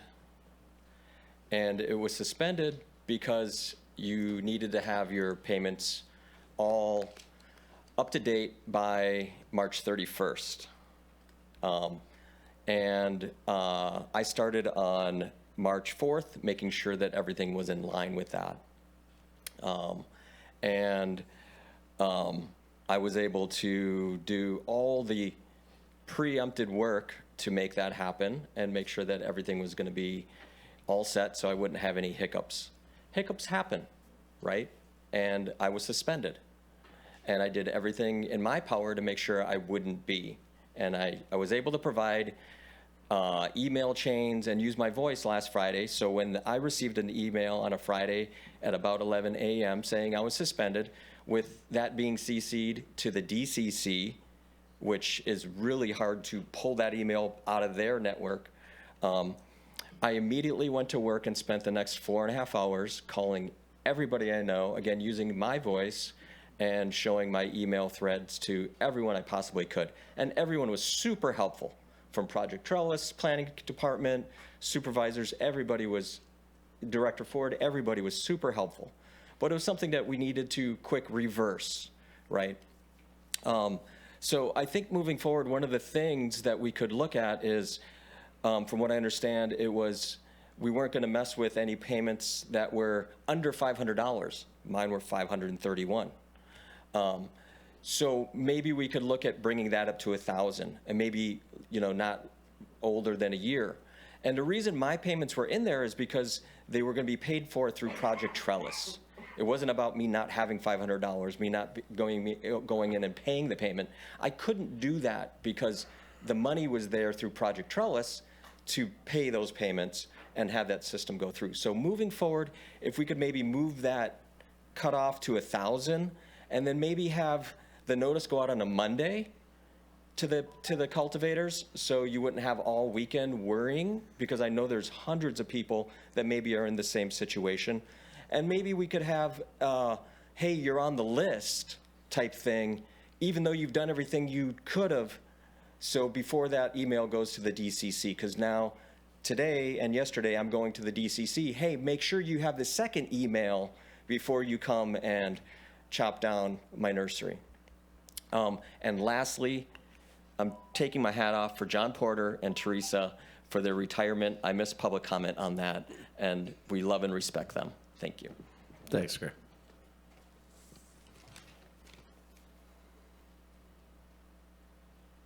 Well, that was fun. Seeing no one else, I'll bring it back to... Chair Bohn, we have callers. Oh, online. I'm sorry. That's okay. We have 5 at the moment. Okay.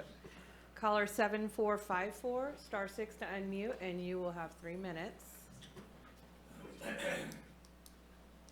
Hello, Councilor. Yeah, you might have wondered why nobody called in on consent. I attempted to, and that didn't work. So very briefly here, I support Lemonade Day if the wildfire is necessary. And anyway, now I will go on with my other topic here on an agenda item. I have some great concern with what's transpiring in the city of Blue Lake. I was very, I found it very interesting that it was alleged that all of the city staff, main staff in the office, are billing out their hours 1/3 to the water system and 1/3 to the sewer. Now, back when they had 2 employees, that might have made sense, 2 employees go. But I don't think that's true. And my concern here, and I will be doing a PRA request to verify that what's been told me is correct.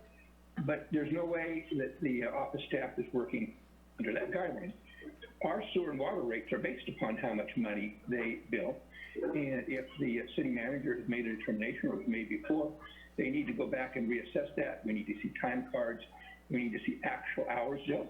Otherwise, we're going to be probably requesting that our sewer and water rates be reduced significantly.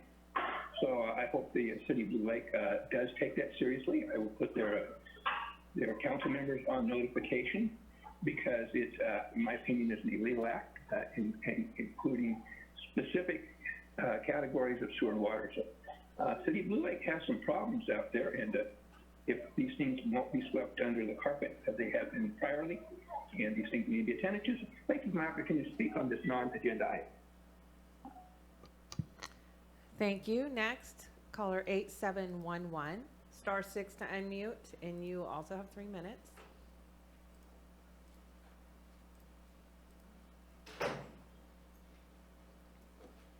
*8711, *6 to unmute.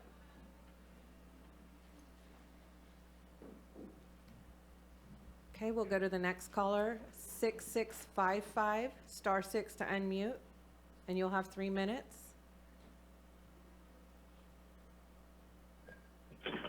Hello, can you hear me? Yes, we can. Thank you. Okay, great. Thank you so much. This is Nicole Norris. I'm here to comment, just show support for a lot of the public commenters today. First, I just want to second all the comments about the Palestinian suffering, and I want to say I support the peaceful protest at Cal Poly and all it represented.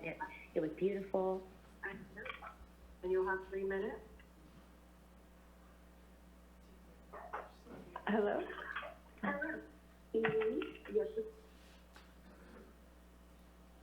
So I'm not sure what happened there. I'm not sure. We'll come back to you. 8711, we'll try you. *6 to unmute.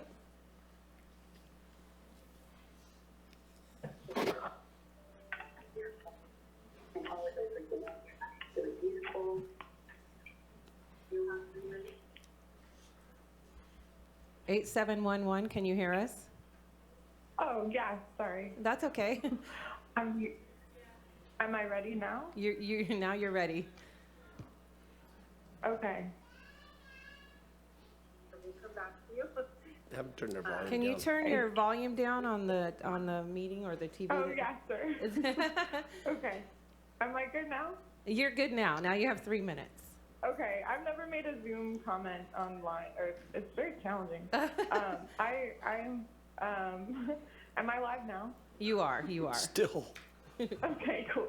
Hi, my name is Alicia. I'm a community member, longtime resident of Humboldt County, and I just wanted to express, support for a lot of the comments about the Mercer Fraser project. That sounds really alarming.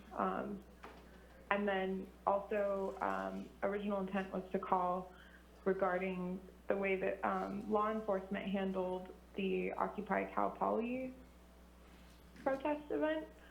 A lot of very scary things happened during that, and just very concerned about law enforcement treating a community event in such a way.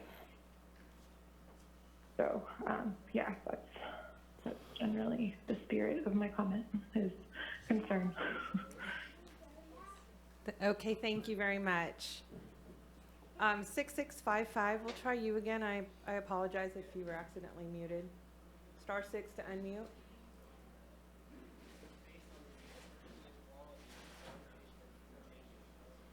Can you guys hear me? I can hear you, and I apologize if I muted you. That's got to be the weirdest technological glitch I ever had. I have had several before.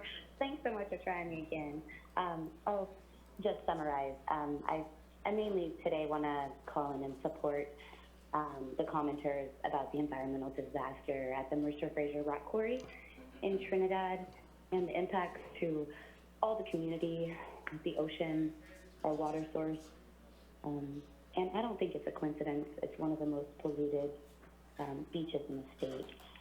I've witnessed the Mercer Fraser site in Trinidad up close, and it's, contaminated the water, land, and air in ways that really raise a lot of questions for me, because they've been allowed to operate, it seems, above the law for such a long time. And I'm a reporter and a legal aid for cannabis folks, and I've worked in the abatement realm for some time, and for 8 years or so. And the way that the rock quarry is operating versus a small scale farmer, and the way that they're treated, the comparison is stark. And I'd like to understand better the double standard here for why, this rock quarry can go ahead and destroy a streamside. They're in a streamside management area. There's water all over the property. They've blown up mountains that are sacred. I know permitted farmers that didn't get approved eventually because of tribes' lack of consent on their project. And so I wonder if the tribes have been consulted about the rock quarry. I'd like to hear what they have to say. I'd like to understand why there's such different treatment for people growing plants versus people blowing up mountains and contaminating the air and water that we're all breathing and drinking. And thank you so much for your time today, and again for taking my comments. Sorry about the technological glitches there earlier. I appreciate all the comments. Thanks. Thank you. Thank you. Caller 9036, *6 to unmute, and you'll have 3 minutes.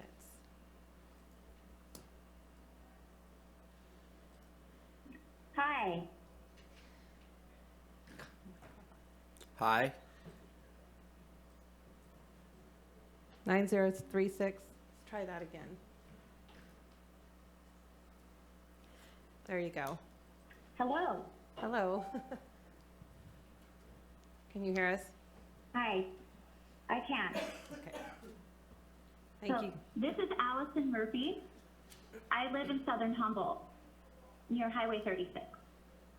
There are at least 3 Mercer Fraser rock quarries within 40 miles of me. There are many, many open quarries in the county, many sources of rocks. And in addition, the hills all around me are full of rocks. I know many people who have private rock quarries. So there's many places that we could source our rock. Supervisor Bushnell says we all need rocks. Well, we can get them from just about anywhere. Mercer Fraser is not the only source of rocks in the county. Mercer Fraser is the corporation with the private jet. They are the corporation with the private yacht. They are the corporation that's been hobnobbing with our supervisors for years, and it looks really bad. From where we stand, it looks bad. And I think that you as supervisors need to kind of back off from this corporate association and look for other sources for your rock. Meanwhile, at the state highway I live on, it's 2 lanes, but it's an essential throughway for our lost coast. It provides access back and forth to Tehama and I-5. And when 299 is closed, it's one of the main routes that we use. And we have multiple one-way spots on that road that have been one-way spots for over 6 months. We have work started multiple places on this road with one-way lights that are on timers, not sensors. And we sit and we sit and we sit at these one-way lights until we're allowed to go through. And there are no work crews present. Every time I drive through, there are no work crews present. So there's no progress being made on this work. And you know what the big concrete blocks say on them? They say Mercer Fraser. Why is Mercer Fraser getting contracts or supporting other people who are getting contracts who are then not doing the work and closing our roads? This is a major problem for me. My time is valuable. The time of the cattle farmers, the time of the people who drive the log trucks, the time of the people who work in town and need to commute is valuable time. And it is not okay to take a public contract to fix a road and then close off half of it and just let it sit and not do the work. I'd really like Supervisor Bushnell to look into this because I think most of what I'm talking about is in her district. And I used to live in Trinidad, and it is absolutely horrible what they have done with that quarry. And the idea that when they do close it, they're going to build housing there. Why do they have cell towers there? Their permit specifically says they're only allowed to use it for rock. And they're renting it to cell towers. There's a residential neighborhood all around it. They were not allowed public comment. They were not allowed to protest those cell towers being put up right next to their homes. I think Mercer Fraser, if they would like to get some positive public opinion, needs to shut down that quarry in Trinidad, which they've been operating illegally. Thank you. Thank you. Next, we have 7108, *6 to unmute, and you'll have 3 minutes.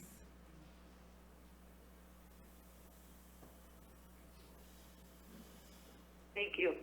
I tried calling in during items that were on consent, and I'm not sure what happened to item 21. Can you hear me? Yes, we can. Thank you. Okay. And that was about the rental agreement for a meeting room in the Garberville, what they call it a campus, for the library and the sheriff's station is. Anyway, having to get insurance, and I see they have that for their Eureka Library meeting rooms, which I'm sure are much, much larger, but requiring the person or entity that's renting it to have $1 million insurance as part of the agreement. It's a public building. I would think the county would have insurance. The other venues here in southern Humboldt, the Sprout Creek place and the Medill, they don't require people to purchase all this insurance. And why is the county making people get insurance to use their buildings? So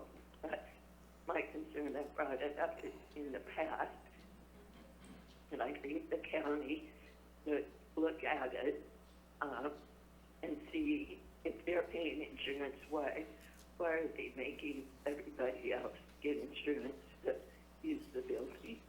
And thanks for not having to get insurance to go in and use the library. Thank you. Thank you.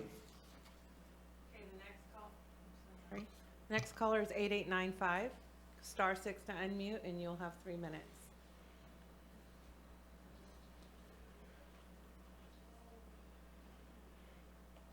(8895) star 6 to unmute.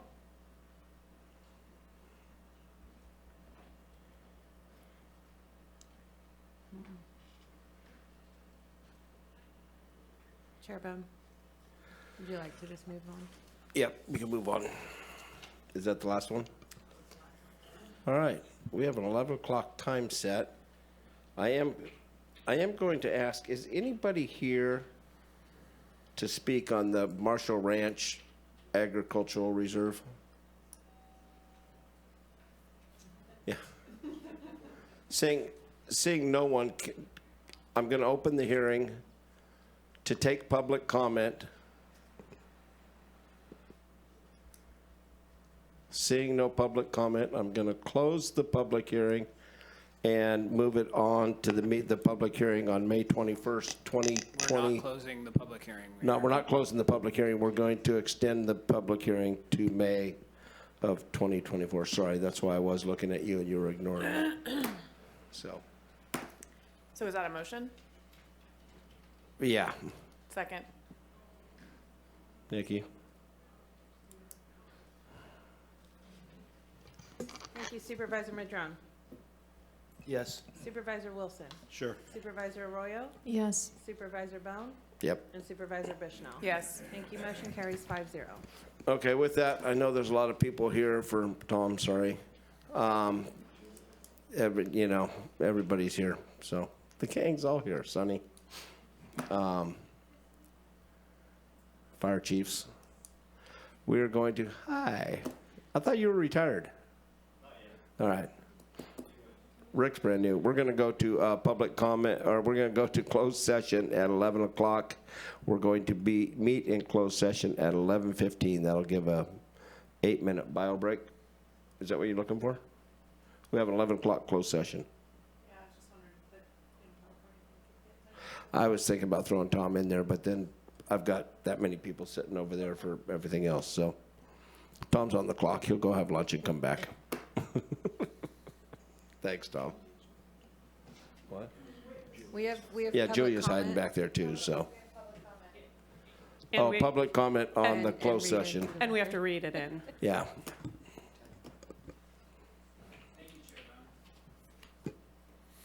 It is the intention of the board to meet in closed session pursuant to California Government Code Section 54956.9D1 in order to discuss existing litigation in the cases of OB versus County of Humboldt, Humboldt County Superior Court Case Number CV 2200748, AK versus County of Humboldt, Humboldt County Superior Court Case Number CV 2200882, JK versus County of Humboldt, Humboldt County Superior Court Case Number CV 2201621, MR versus County of Humboldt, Humboldt County Superior Court Case Number CV 2201622, Lindsay Idler versus County of Humboldt, Humboldt County Superior Court Case Number CV 2201675, Rory Kalin versus County of Humboldt et al., Humboldt County Superior Court Case Number 2000902, Cole Hess versus County of Humboldt et al., Humboldt County Superior Court Case Number CV 2100894, and John P. Wilson et al. Versus County of Humboldt et al., Humboldt County Superior Court Case Number CV 2300981. It is also the intention of the board to meet in closed session pursuant to California Government Code Section 54956.9 D2 and E1 in order to discuss exposure to litigation in one potential case. Thank you. Is there any comment on our closed session items? Any of them? I have a Zoom caller. Okay. 7545, Imagine that. *6 to unmute. Hello, Ken Swatsky calling again from LAX on my way back home. Yeah, this is the most litigation I've ever seen. 9 cases. You guys just went ahead and on D20 today put an overdraft in your liability budget of $1 million. I'm guessing you're going to need way more than that. And then you have one potential one, so that's 10. You have a record. Item number 7, that's the Rory Keelan one. I believe that's the one where because of the actions of the judge, that he was, who no longer is a judge or will soon not be a judge. So he has a claim against you folks. I think you might want to feel that claim was at least validated in some way by the voters. You might want to pay a little extra attention to that one. I really missed Jeffrey Blank because he had a skill set to negotiate on these 10 things. Not saying that you don't, but you're sure getting a big storm of litigation. And best of luck to you on this. Pretty soon you're going to be spending half your day dealing with litigation stuff. I think it's an opportunity to speak on this. Is that the only one, Nick? Okay. Supervisor Bushnell? Chair, I was wondering if you could maybe do a rundown. There's a lot of folks here for different things. Do you have, like, Measure Z, what time it would come? Do you have any idea? Well, I didn't, no, because I didn't think the first part of the meeting was going to take that long, so I'd just be throwing darts. I really would. We're going to follow the agenda. Tom, Julia, you guys, what, 10, 15 minutes? 7, 9? Okay. And then we'll just go forward from there. I apologize, you guys. It's just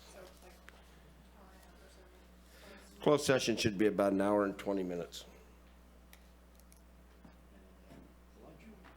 I'm thinking lunch is going to be brought in.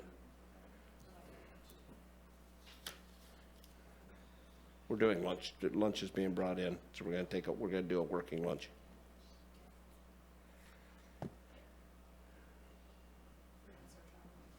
We will now go to closed session at, make it 20 after now since we set up most of your bio time talking.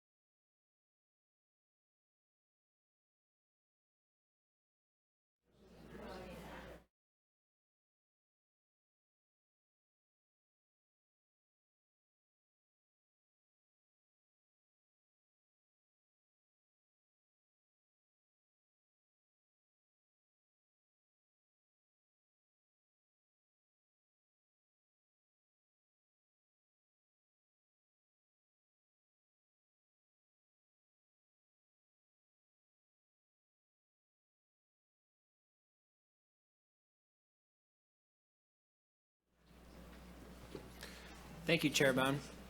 There was no reportable action taken with regard to items G2 through G6, G8, and G10. With regard to item G7, the board voted unanimously to authorize the risk manager to enter into an amended agreement with Angelo, Kilday, and Kilduff for the continued defense of the case of Rory Kalin versus County of Humboldt et al., Humboldt County Superior Court case number CV 2000902. With regard to item G9, the board voted 4-0, with Chair Bohn recusing himself, to authorize the Humboldt County Counsel's Office to continue to defend the County of Humboldt in the case of John P. Wilson et al. Versus County of Humboldt et al., Humboldt County Superior Court Case Number CV 2300981. Thank you.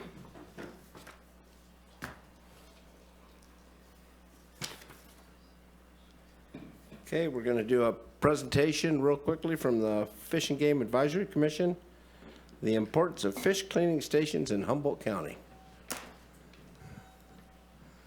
Good day. I'm Brad Smith. I'm a member of the Humboldt County Fish and Game Advisory Commission. Last August, the commission was discussing the potential to put in a fish cleaning station on the Humboldt Bay area. Other areas have this type of facility. We haven't had one here, at least on the public access, for a long time. I think it gets down. I submitted a letter which I'll just a brief go through very quickly. Crescent City, we've inspected stations, fishing stations in Crescent City, Brookings, Oregon, Coos Bay, and other areas. And we think that the fish cleaning station would be ideal for Humboldt County because it's going to obviously enhance the ocean fishing. It also may come into play when it comes to waterfowl season too.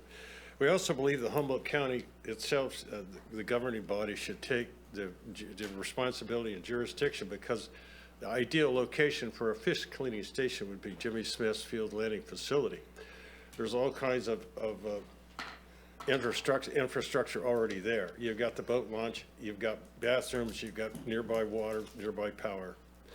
It also may come to the potential to have a disposal be handled easily in that area, which I'll address in just a minute or two. Funding, that's going to be the big issue. Where do you get the funds? California Boating and Waterways has had funding available for this particular type of project, and in fact, Humboldt County has utilized grants from the State Boating and Waterways program to enhance, or I think even Jimmy Smith's Park area that was created with funding from the from California State Boating and Waterways money. That's one way to handle it. I think that there's also would be a financial advantage to having an increase in tourism, especially for the fishing industry, and that would help offset some of the continued maintenance costs that this facility would need. Additionally, there are facilities in the state which do have credit card access. In other words, a fish cleaning station itself could, if necessary, to be funded by credit card assets. You swipe your credit card, put in your PIN number, and here you go. The water comes on, the lights come on, everything works. That's another things to be looked at. The biggest question that we've had is what to do with the disposal of the byproduct after you cleaned your fish guts, bones, etc. Well, traditionally, they put back into the waterway right where they are. Commercial industries such as the fish plant right next door to that facility down there have to truck their products away, whereas they used to dump them into the bay. I do not know if that applies to a fish cleaning station such as we're talking about. It may not be necessary to transport it away. So there are stations now that do just put it right back into the bay. The ideal part in that area is that that's the closest public facility to the bay entrance. So the wash in this bay, the water comes in and goes back out, is significant enough to handle anything that I could imagine going there. You could also use a maturation process, giant garbage disposal, should you choose to do that, to liquefy the product before it's put back into the bay. And if nothing else works, there's a fish plant right next door. You could probably cooperative agreement with them to haul the product away as they haul their product away. So we think it's important enough that we ask the Board of Supervisors to instruct staff to look into the legalities of this and to look into the funding. We don't know if that's happened, and one of my assignments from the commission was to come here and find out if anything's been done. And to answer questions, should you have any, and I might make the offer that the Fish and Game Commission is an advisory commission and has no authority to do any planning or to do much in the research of how this proposal would work out. But I can tell you that there are commissioners that would be happy to work on design and to work on the project as individuals.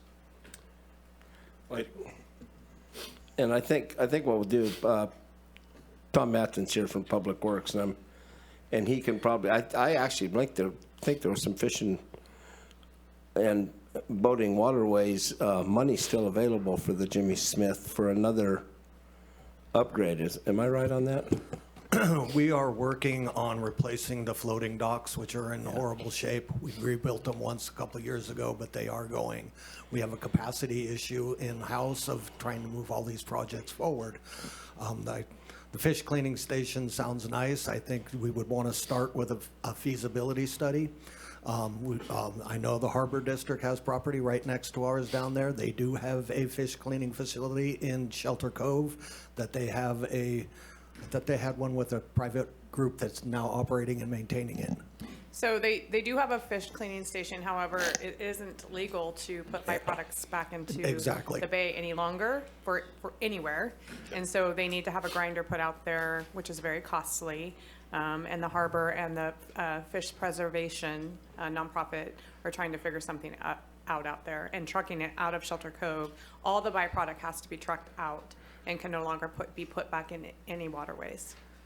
And that's something as a commission we didn't know at that time, and that's why we said there's a fish processing plant next door. Perhaps a cooperative agreement could be made for that. But I like the idea of a feasibility study, and the commission will help in any way we can. You send 2 truckloads a day to a mink farm in Utah, if I remember right. Yep. So Tom, do you know, I'm sorry, can I ask a question? I know a lot of the byproducts are used for fertilizers, and I don't know if there's someone here local in Humboldt County that accepts that. Not that I'm aware of at this time. In fact, as we look at our SB 1383, we're looking at trucking everything out of the county, at least for the next couple of years, once we start it to Mendocino, while HWMA looks at the feasibility of developing a compost facility. If we had a compost facility in county, fish is great for compost. It's awesome. But until then, there's a problem with disposal.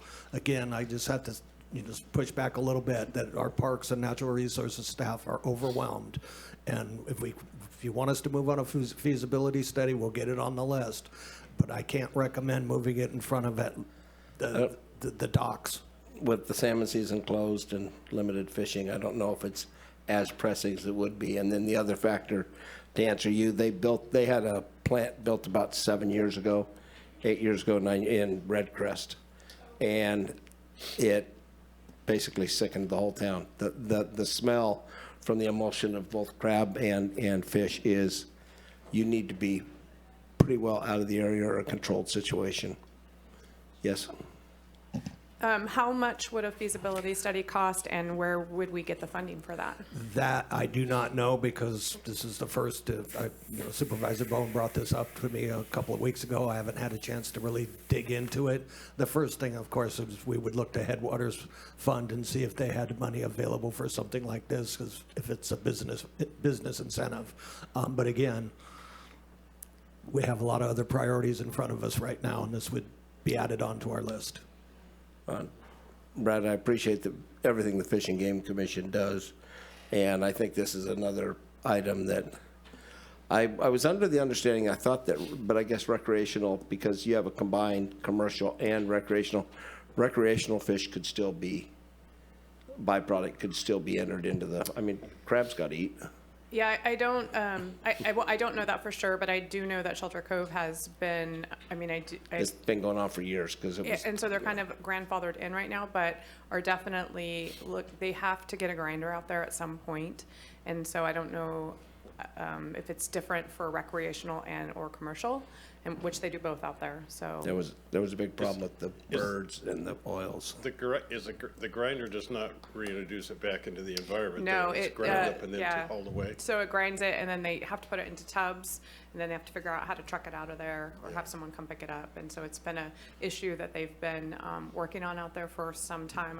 The Harbor District is involved in that because it's on Harbor District property. And, and it's a long ways out there, but I know Fish and Game is really, want them to get it solved. Okay, well, I thank you for your support. A quick sidebar, I do travel the county and looking at resources because that's part of my volunteer job. And there's an RV, apparently Jimmy Smith's area has become an RV park for a single RV.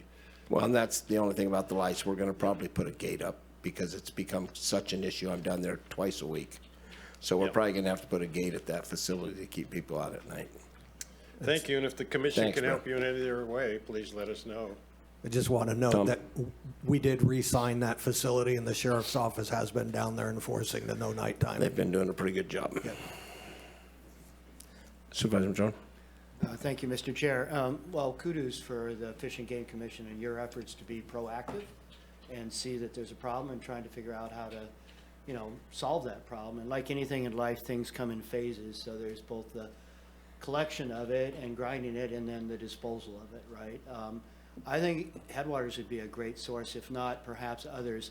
I want to also give congratulations to the Trinidad Rancheria. They put in a fish cleaning station when they replaced the pier up there. Yeah. But I don't know what happens with the waste. I've never checked into that part of it. I know that it was done specifically to stop the dumping of all the waste into the bay, or into the, Trinidad Bay. So I don't know that part, but it just, for my little bit of time I spent on the Humboldt Waste Management Board, as Tom said, there's 1383, which is going to start requiring all of us to gather up our organic kitchen waste and separate that out, and then that's going to go somewhere. And right now, it's going to get trucked away. And for us as a county, there's, two options. One is to truck everything away, which basically is not adding any value and using a lot of fossil fuels. Or if we're going to truck something away, ideally it would be a value-added product, where we would take the fish waste from the cleaning stations, Nordic Aqua Farm, if that does happen, the 1383 organic waste from Everybody's Kitchen, and we pull those things together along with a green waste base as well, and create a fertilizer product, so that if we are trucking something, it ideally would be value added and could even be used in parks or other places here locally. But there's a lot to figure that out, so I think it's a great time to really think about some money to do a feasibility analysis and looking at all these different sources of materials that could build compost or fertilizer, and explore that with a feasibility analysis. So thank you for triggering those thoughts, and hopefully we can work with your commission on moving something forward. Thank you. Thank you. Any more questions? Supervisor Arroyo? It isn't a question, but I do have some comments about this too. So my knowledge of and research into fish cleaning station goes all the way back to 2006, 2007, when I was doing work with the North Coast Stormwater Coalition locally, and that work was funded by the North Coast Regional Water Quality Control Board, and they had a lot of interest and concerns about the fish cleaning station that has long been in Shelter Cove, and that actually triggered some additional water quality monitoring in the area of special biological significance that's right there in Shelter Cove. And so between the Trinidad and Shelter Cove areas of special biological significance that are recognized by the Water Board, and then the marine protected areas both inside Humboldt Bay and then along the coast, there are provisions related to fish cleaning stations or water quality pertaining to both. And so that's something we'd have to navigate. I know that, at least at that time, the State Water Board was interested in addressing this issue, and, some of the funding was dedicated to that purpose. And then this is actually a good segue with our upcoming presentation, but one very small part of one of the Clean California grants for the Samoa Peninsula that I helped to work on prior to my time here was to do some initial discussions around fish cleaning stations potentially on the Samoa Peninsula, and that project is, the lead applicant is the Harbor District, and some community groups are working with Clean California funding to do that work. So it was just a very small piece of that grant, and it does apply specifically to the Samoa Peninsula. But it was, to kind of kick off that conversation and talk to community stakeholders about interest and willingness there, because there's a very common fish carcass dumping site at the Mad River Slough. So the bridge over Mad River Slough is, anyway, I go there often and I see carcasses there often. And I will say that not only are they smelly and, just a lot of bones to walk through. But there's also, it leads to more prevalence of dumping there because people see dumped stuff and it just sort of spirals there. So anyway, all of those are things that, the Department of Boating and Waterways and the Water Board might be interested in funding implementation of fish cleaning stations. But it is true that, unfortunately, the fish waste can't be left in situ. It has to be removed. Well, I'll be happy to report back to the commissioners, my fellow commissioners, that the Board of Supervisors has heard the word and they're interested and they're pursuing whatever avenues they can pursue at this time. Thank you, Rex. I think Supervisor Wilson is. Well, some of you know I was on the Harbor District for 11 years, and I can tell you this was an issue all the time. There was a fish cleaning station on Woodley Island for some time, but that was shut down due to regulatory issues. But also there was the time when we had the pelicans were starving, and it was causing a lot of issues that had to get mitigated. But I will, just for whatever it's worth, the Humboldt State, one of their planning department senior projects, they have these planning projects they do every year. This time they did one around ice, and whatever ice facilities for fishing, storage, ice storage. We've used those planning groups in terms of the classes to do pre-feasibility studies that we have taken to headwaters in the past, both around aquaculture and other things. And so I'll add it to the list because I'm every semester asked for a list of projects, potential projects for those folks, and I'll add it to that list because that's a good group. It's great to have students just come in and do that work, kind of gives a pre-feasibility look at things, and then you can make a pitch to like Headwaters or whoever to show that it has legs. So I'll be happy to make that pitch at that time. Thanks. Well, our big unknown issue was what to do with the waste. That's the biggest stumbling block for us. We could have done more and actually submitted designs and everything else, but until the waste issue is resolved, and once you guys do that, we'll be Everybody remember that 18-inch pipe coming out from under Lazios and just shot it out in the bay? Yes. And I fished next to that my whole childhood. I had a conversation with Dennis Hunter, which, as you probably know, is the son of Gib Hunter, who was a whaler. Yeah. And when the whaling station there, they used to, that's what happened with everything, went right back into the bay.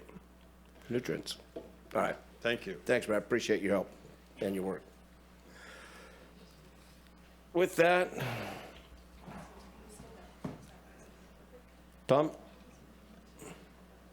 come on up, you and Jim. I think we get the wind guys to pay for We it. did public comment. Oh, do we have any public comment on that item? I'm sorry. We do in Zoom. We do. Yes. 7454, *6 to unmute, and you'll have 3 minutes. My understanding is since the fishery's so bad here, we probably won't have salmon being cleaned out there 2 years in a row. That's not happening. I need to check on some of the other ground fish. I do believe that Frank Dulcich of Pacific Choice has pulled his fish buying station out of here, and I don't know if they actually clean here or took it somewhere else. Down in Mexico, the people pull in close to shore. They clean their fish right there on their boat, and the pelicans clean it all up. So I think if you guys had some pelicans, they didn't have to be trained. These pelicans, that's their natural nature. They'll come in and clean every single bit of it, and what else ever left of the crabs and other critters are down there to eat. Just so tiresome to hear regulations that really don't need to be there, that can be mitigated with common sense. Be out there, but good luck dealing with that. It's a lot easier in Mexico. Thank you for the opportunity to speak on this topic. Thank you, and Chair Bohn, that's the last caller. Supervisor Bushnell, Can I make a motion to accept the presentation, please? you want to buy some pelicans too? No. Okay. It's been moved and seconded. Mike seconded. Nikki? Yeah, my fingers just don't type that fast today, sorry. Okay, good. So, ready Yes. for roll. Okay. Supervisor Bushnell? Yes. Supervisor Wilson? Supervisor Madrone? Yes. Supervisor Arroyo? Yes, and thank you for the presentation. Thank you. Motion carries 5-0. Okay, let's try it again, Tom. Julia, yeah, you get to come too, sorry. Hello. Well, first of all, thank you Supervisor Arroyo for the invitation. Thanks the whole board for having us today. My name is Tom Fitzgerald, and I'm the Deputy District Director for Maintenance and Operations for Caltrans District 1, and I have the hyphen title of Clean California Lead for the district. This is Julia Peterson, and she's the Clean California Coordinator. She's going to have a more detailed presentation, but I did want to say just in opening that, you know, Clean California sort of gave us a mechanism to really take some of the things that we hear from when we engage with communities and let Caltrans sort of get out of our lane, pun intended, and do things that we normally wouldn't do with the transportation dollars that we're stewards of. So example, Vance Avenue is the first Clean California project that was delivered in the entire state. That project actually was something that Mike Wilson and I talked about along with a community member out there that said, hey, you know, there's a Caltrans parcel out there that's the habitual illegal dump site. What if we made a park, you know? And for years before Clean California was even a thing, that was sort of put on a maybe list, but just didn't really have a mechanism to spend, you know, our money that way until Clean California came along. Another example, the second project we delivered was the boat ramp murals there underneath the Samoa Bridge. The first time I heard about that project, it was suggested, was 20 years ago when I was the resident engineer on the retrofit project of those bridges. And the city of Eureka came and said, hey, we could do a mural contest down there and help to abate the chronic graffiti problem on those bridge columns down in our boat ramp area. And again, you know, that was a seismic bridge project, and we could not get approval to use seismic dollars that way. But Clean California sort of opened the gates to some of that stuff. And so I'm going to turn this over to Julia. She's got a presentation about all the great things that we've done with it, with the Clean California program. And again, thanks for having us both here. Thank you, Tom. So I am Julia Peterson, the Clean California Coordinator, and I think that I have a presentation. Just for the not as tall people. Right, I just need a little step ladder over here, but I can see over. Pardon? Yeah, just need a little box. That would be perfect. So, Clean California.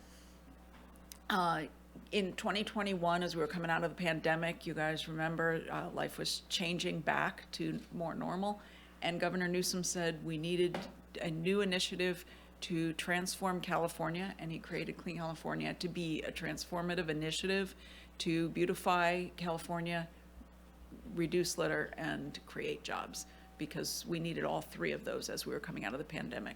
So it was a 3-year program was created. It is generally sunsetting in June of this year, but we've done a lot in 3 years. And so we started with $1.1 billion. After the great success of the local grants, the governor put in another little $100 million so that we got to $1.2 billion to beautify, clean. And it's basically divided into thirds. So a third of the money goes towards the Caltrans beautification projects. The third of the money goes towards litter removal, dump days, that type of thing. And a third of the money towards local grants. It's rough, but you can think of it in thirds. So how did Humboldt County benefit? That's what I figured you guys would want to know about. And one of the things we did a lot of with Clean California was community engagement, early and often. And so I know I've worked with quite a few of you on areas within your district, but these are some of the things you probably recognize: the mural under the bridge, the Manila Park, which is one of the Clean California local grants on the left. Let's see, I guess I can't use the pointer, there are too many places with slides. And then the truckloads to represent dump days. So moving on to just talk about some of the beautification projects. We have quite a lot of beautification projects, And the first one statewide, as Tom said, was the Manila Vance Avenue Parklet. And when we started that project, you'll see the media we got from Lost Coast Outpost. When a local kayaker captured this pickup truck, he had his bed loaded with junk. He tied a rope to the "Do Not Litter" sign. And you can see his buddies holding the sign from pulling over while he drives out from under the load. That's at Vance Avenue Parklet. I've had that happen twice at the ball fields. They've got a 4x8 sheet of plywood on the bottom of the truck bed with 2 holes drilled in it with knots tied in it, and then they just toss it over. It's amazing. It's ingenious. This is not an accident, that this is the place they went to dump things. So after Vance Avenue Parklet, we ended up in the AASHTO, which we'll just call it an engineering journal, picked up the story. They were very interested in the low-cost way that we really transformed Vance Avenue Parklet, and they picked us up. So it's much better publicity about what we did there. So here's some images after where we've installed native plants. We used a lot of Caltrans things. You'll see the beds are lined with something that looks a lot like signposts because they came out of our yard. We used our compost, our wood chips, native plants, about half of them from our native plant nursery that we use for revegetation. The kids from the Montessori school painted art, and we partnered with Cal Poly with one of the artists there to design the stencils for the kids. So really, we've completely changed the use from what was described as nuisance or nefarious to recreational. And every time I go by, people are sitting and enjoying it. And this was really a low-cost transformation, again, that was requested by the community. Manila had also been asking us for gateway monument signs for many years. They wanted signs so that people would recognize they were arriving in Manila, hopefully to create a sense of community, slow people down. We really could not do that, and we couldn't even allow them to pay for those because they are unincorporated. And so with Clean California, we got a number of pilot programs for art and for gateway monuments. So Manila was able to use a pilot program to have these signs, which we helped design for them with public input. And now they have the gateway signs they've wanted. So they're pretty excited. It was something we simply could not allow before, and through Clean California, we could do it. And the same is true of the Manila, or the Samoa Bridge murals. So you get the before on the left and the after on the right. And I think statewide, I've had more Caltrans districts call me about Vance Avenue, and the Samoa Bridge murals are the things that they call me the most about. There's one other in Orleans, and we'll get to that one. We will be updating the utility cabinets. So it's been quite a few years since the art cabinets in downtown Eureka were painted. Some of them are in pretty bad shape. Some of them just need some updates, but we will be updating those. And I think everyone's probably noticed that we've painted some murals on South Broadway, including the Herrick Avenue. You can see the aerial view of the Herrick Park and Ride and some of the others, but those were installed last summer. We did a downtown Hoopa beautification project. So we worked with the tribe. You can see the rock cobble that we installed. Those planter beds were originally installed to have nice plants. They were not able to successfully grow nice plants there. For a variety of reasons, they just ended up with weeds and trash. So we went in with rock cobble. We used the native rock cobble from the tribal aggregate, so that's the tribal rock. Installed solar lights, and they selected an artist, and we have tribal art. So that's for downtown Hoopa. And then Berry Summit Vista Point is what I like to call the most popular pit toilet ever. At a number of years ago, most people you hear, hey, pit toilet, and you get a groan. But actually, when we tell people, well, we're going to put a pit toilet at Berry Summit, they get very excited because the current alternative is not so good. And I'll fast forward so you can recognize one of yourselves among that picture. Nice job, have to Steve. zoom in a little bit. At a tribal summit, a number of tribes asked Caltrans for a rest area there, and we weren't able to put a full rest area, but we have installed and are getting ready to plan the groundbreaking for the new 2-stall bathroom, picnic parking areas, a solar EV charger, and the whole thing got a seal coat. So in downtown Orleans, similar to Hoopa, and we're getting ready for that ribbon cutting later this month. And you'll see Supervisor Madrone is also in this picture. Every time we're in district, Supervisor Madrone shows up. The sign on the right is a Gateway Monument for Orleans, who also took advantage of that pilot program where we could give an unincorporated area, but a census-designated place, a Gateway Monument. It is also the first sign in the state of California to be bilingual, so it's in English and Native American. And so that, I've gotten a lot of calls for how did we do that as well. And so they have solar lights, banners, a crosswalk with tribal. And then I know that this is not Del Norte County, but we get a lot of tourism, so I thought you'd want a quick glance. We'll be installing gateway monuments in the northern entrances on 101 and 199, and these are some of the concept drawings. So on the bears will go on 199. We'll probably change out the bears for something else, some other more coastal animal. Bigfoot? Pardon? Bigfoot? Bigfoot? Oh, you know, that had not occurred to us. We were thinking seals, but I'll add Bigfoot to the survey if you would like. We might be able to do that. Anyway, so that gives you the beautification, quite a bit for 3 years of projects. There were a number of ways we are working on removing litter that happened in Humboldt County. We expanded Adopt a Highway, and we've been paying a $250 a month stipend for that. We have some pretty enterprising people, and we write some pretty good sized checks every month for the Adopt a Highway, and we have more. And then we have the large item dump days. And so I think everyone here, I want to thank you for getting the contract. It took quite a while to get that through. We were able to do some contracting directly and then several through the county to make quite a few large item dump days happen. When we couldn't find a location to do one, we did a voucher event, such as the one we recently held in Redway. But you can see the tires came in. Clean California brought in over 50,000 tires.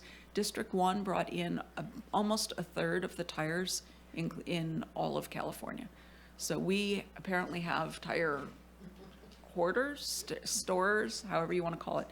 Some people brought them in trailers, as you see. The gentleman in the middle of the picture really wanted to get rid of 2 full sets of tires. He clearly bought spares because he had 5. He would put 2 in the back, 2 in the back seat, and 1 in the driver's. And that's how much he wanted to get rid of those, is he actually put them in his car. That told me a lot. We coined a new term, multi-generational refrigerator collection.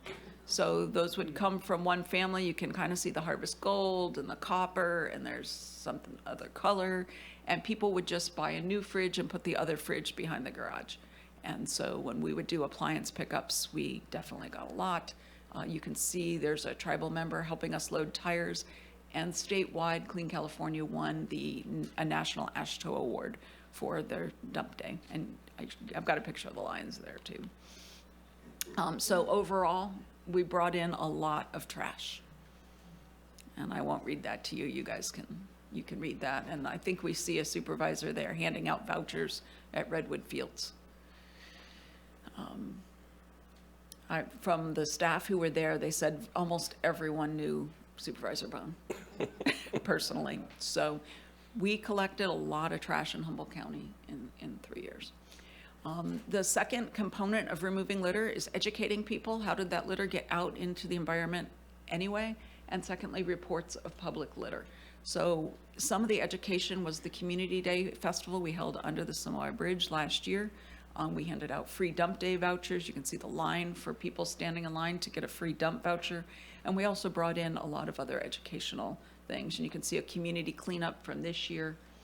And there's Supervisor Arroyo at Community Day. With Coney. Pardon? With Coney. With Coney. Oh, no, we're not allowed to. That is Safety Sam. We call him Safety Sam.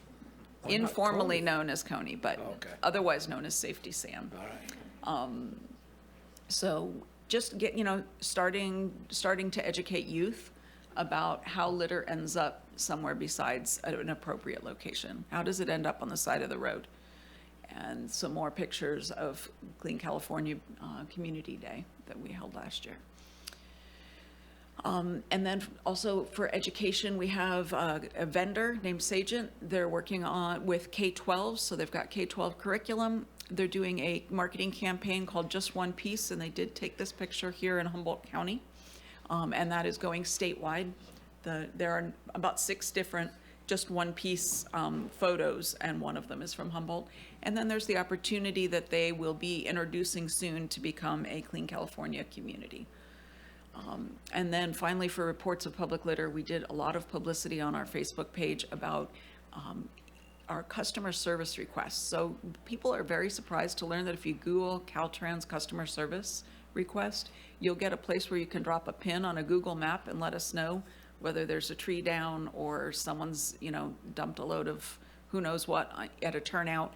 But it's one of the easiest ways to let us know if you see something, say something, and we'll send somebody out to take care of it. So we have promoted that. The next ways we've gotten rid of litter has been the special person crews.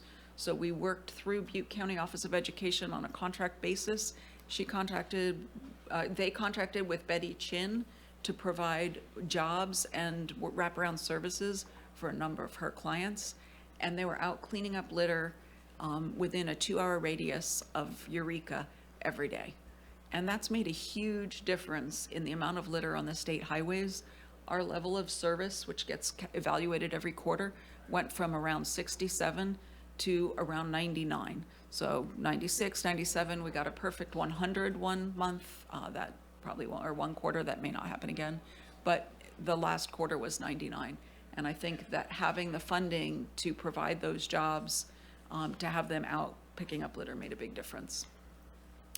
We also sent our own staff out twice a month for litter stand downs.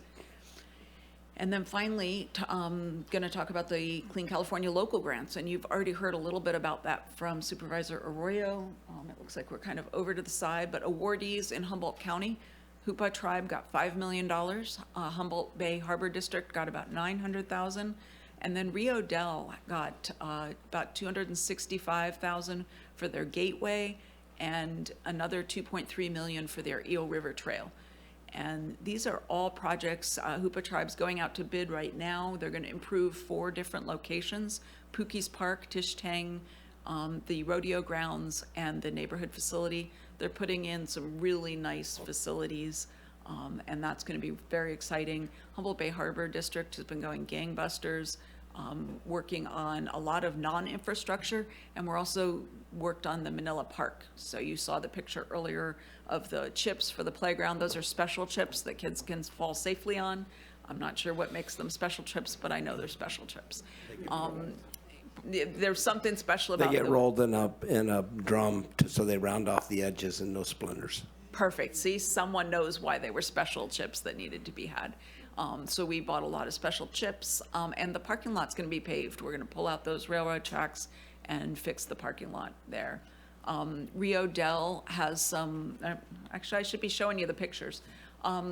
Sorry, the Hupa 4 local grant, when we did a kickoff of that, we brought the director of all of Caltrans, Tony Tavares, came out to Hupa to experience Humboldt County District 1 and to meet the tribe and to see what's going on in Clean California. We, of course, brought Safety Sam, and they wanted to collect tires. So in 4 hours, they filled up 2 truckloads of tires. Because everywhere we find tires. These are some of the murals that they've done. Carl Avery did these murals. And this mural was, the woman in the middle painted that mural about 30 years ago, and it finally reached the end of its life, and people were concerned about painting over her aged mural, and she was so excited that he was painting over that she came to be part of the whole celebration, and that made everyone feel better. Here's some of the work down at the Manila Park from the Humboldt Bay Harbor District, and we again see Supervisor Arroyo doing some of the cleanup out there. She found a washing machine out in the dunes. Probably not a natural occurrence to find a washing machine out in the dunes. It is no longer there. So here's the Rio Dell Gateway Monument. So these trees were planted about 20 years ago. Unfortunately, they failed to dig deep enough, and the roots are about 1 foot deep. And the trees, these are 20-year-old trees. They look like they were planted 3 years ago and they didn't do well. They were planted 20 years ago and they didn't do well. So they're going to be dug much deeper, replanted, and help Rio Dell have nice tree-lined streets. And then their larger grant is for the Eel River Trail. And this will be an ADA accessible trail connecting two parts of town. And that one will be finished soon. And so that is, in a nutshell, as quick as I could do, 3 years of Clean California. Any questions? Supervisor Madrone? Well, Julia, you and your staff, Tom, and everybody else at Caltrans and the community partners have done an amazing job. It's been so wonderful to get this input of funding to do all these great projects. One of the things we've talked about is a lot of the need for the cleanups is that there is a lot of illegal dumping. You know, the tires, everything else, you got to pay fees for large items to take in. And sometimes I think it is economics, you know, for people, but in other cases it's probably just laziness. But regardless, it's always seemed to me, and Tom and I from Public Works have had some discussions, that the cost of illegal dumping and the cleanups and the environmental damage is probably far greater than the revenue that comes in from charging people to dump. I think only one county in the state, Kern County, if I remember right, has free dumping. I wish we could do it. I mean, I think we'd save money hand over fist from the environmental damage if we could just provide free dumping. There was a short period in the 1980s where some of the facilities were free, but it didn't last very long. I still think it's something we need to look at, obviously not in this budget situation we're in right now, but it really would solve a lot of the problems with the illegal dumping that happens all over the place. But mostly I just want to thank you for your dedication. You're always on the phone and working on all these events to get things lined up, get all the insurance and contracts in place. It doesn't just happen like that. So thank you for your hard work. Thank you, Supervisor Madrone.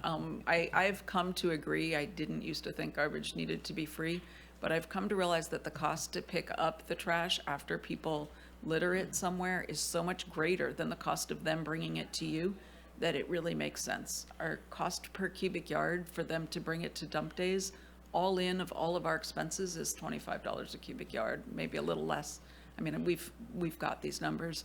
The cost to send a crew out to go fish a washing machine out of the dunes in a county truck or a state truck and a couple of people is far higher per cubic yard, to the point of, you know, that it really does become cost effective. And if you should have budget that you're interested, we will have the numbers for Humboldt County that we can share with you. So,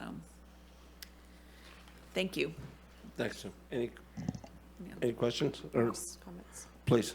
Oh, I wanted to say thank you, and I know Supervisor Madrone says economics, and I do happen to agree, because the vouchers in Garberville were, I think, in an hour were gone, and then when they were the days that they could be recouped, the lines were to the Dean Creek Drive, and so they were utilized well, and people are begging for them to come back to that area and to get more vouchers. And so I really want to thank you. I know we had a little bit of a trouble getting someone to sponsor that down there, and was finally able to.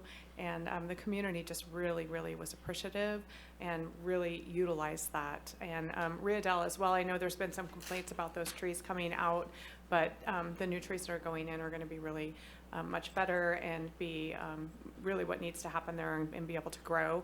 And so while, you know, that was kind of an going forward, it's going to be much nicer. And just really appreciate what Caltrans has done with the Clean California grants throughout Humboldt County and Del Norte. Thank you, Supervisor Bushnell. Supervisor Wilson? Yeah, a big thank you. I think for me, it's just a reflection of really an amazing evolution of Caltrans as an organization, even in the last 5, 10, 15 years, just really beginning to see themselves and their facilities as not just things that move through communities, but actually exist within communities. And this is a reflection of that, and also what we're seeing in terms of multimodal access and those sorts of things that Caltrans is really stepping up and evolving. And I'm just very thankful and just want to acknowledge that. And I know you guys, and it was fun to work with you guys on those projects, and it was also fun to share in some of the frustrations that you had even within your own organizations and the bureaucracies that y'all have to deal with within your own space. And so I'm glad we could be a part of that. So thanks. Thank you, Supervisor Wilson. Supervisor Rowe? I think these projects have gone a long way in demonstrating that you're hearing feedback from communities and really seeking to work with, local decision makers and, address in a creative way the challenges that people are bringing up. So I'm grateful for it. I know that the funding is sunsetting, but I think it's helped with, that sense of rapport between, our organization and Caltrans as well. So it's paid some other dividends too. And I know that, the folks that I have worked closely with on these projects are really grateful too. So thank you so much for dedicating these, last few years to this awesome project. Thank you, Supervisor Arroyo. I'll make a motion to receive and file the report. Second. I'll take any public comment on this item. There's none on Zoom. Seeing none, it's been moved and seconded. I'd like to just say, Tom, thanks. I know we've had some issues and worked through them. And Julie, thank you very much. Appreciate it very much. Thank you. Okay. Thank you, Chair Bohn. Yep. Supervisor Bushnell. Yes. Supervisor Arroyo. Yes. Supervisor Madrone. Yes. And Supervisor Wilson. Yes. Thank you. Motion carries 5-0. Clerk of the Board, Tracy D'Amico. Hi, good afternoon. So this item in front of you is considering making the at-large appointment to the Great Redwood Trail Agency. On the April 9th meeting, you were notified that there was a vacancy due to the term expiration. We solicited for applications and we received 3. I'm sorry I did not attach a list for you, but they are Jeff Hunterlack, Courtney Wyatt, and John Anderson. All the applications were attached to the item. I did reach out to all of them if they would like to attend today and say a few words about why they wanted to be appointed, but I may have underestimated the time frame in which we would be doing this item, so I'm not sure if either of them are online or in person. To her. Great. So it's up to your board if you'd like to invite them up for a little introduction, and then you can discuss your decision. Yeah, that'd be great. We'll go. Jeff, do you want to say something?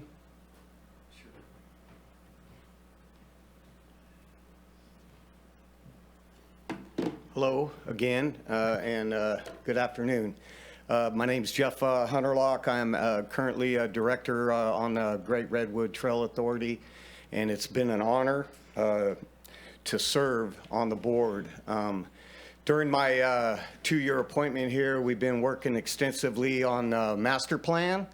There's a lot involved in this whole trail other than, just here in Humboldt County. It's over 300 miles long.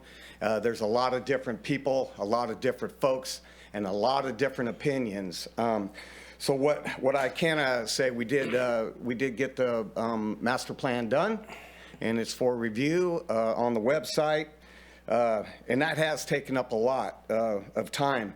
Another duty that we have endured, and that was we had to elect and interview for an executive director position. And we went through this process twice, and long days, and which that's what we do, or we had done over there.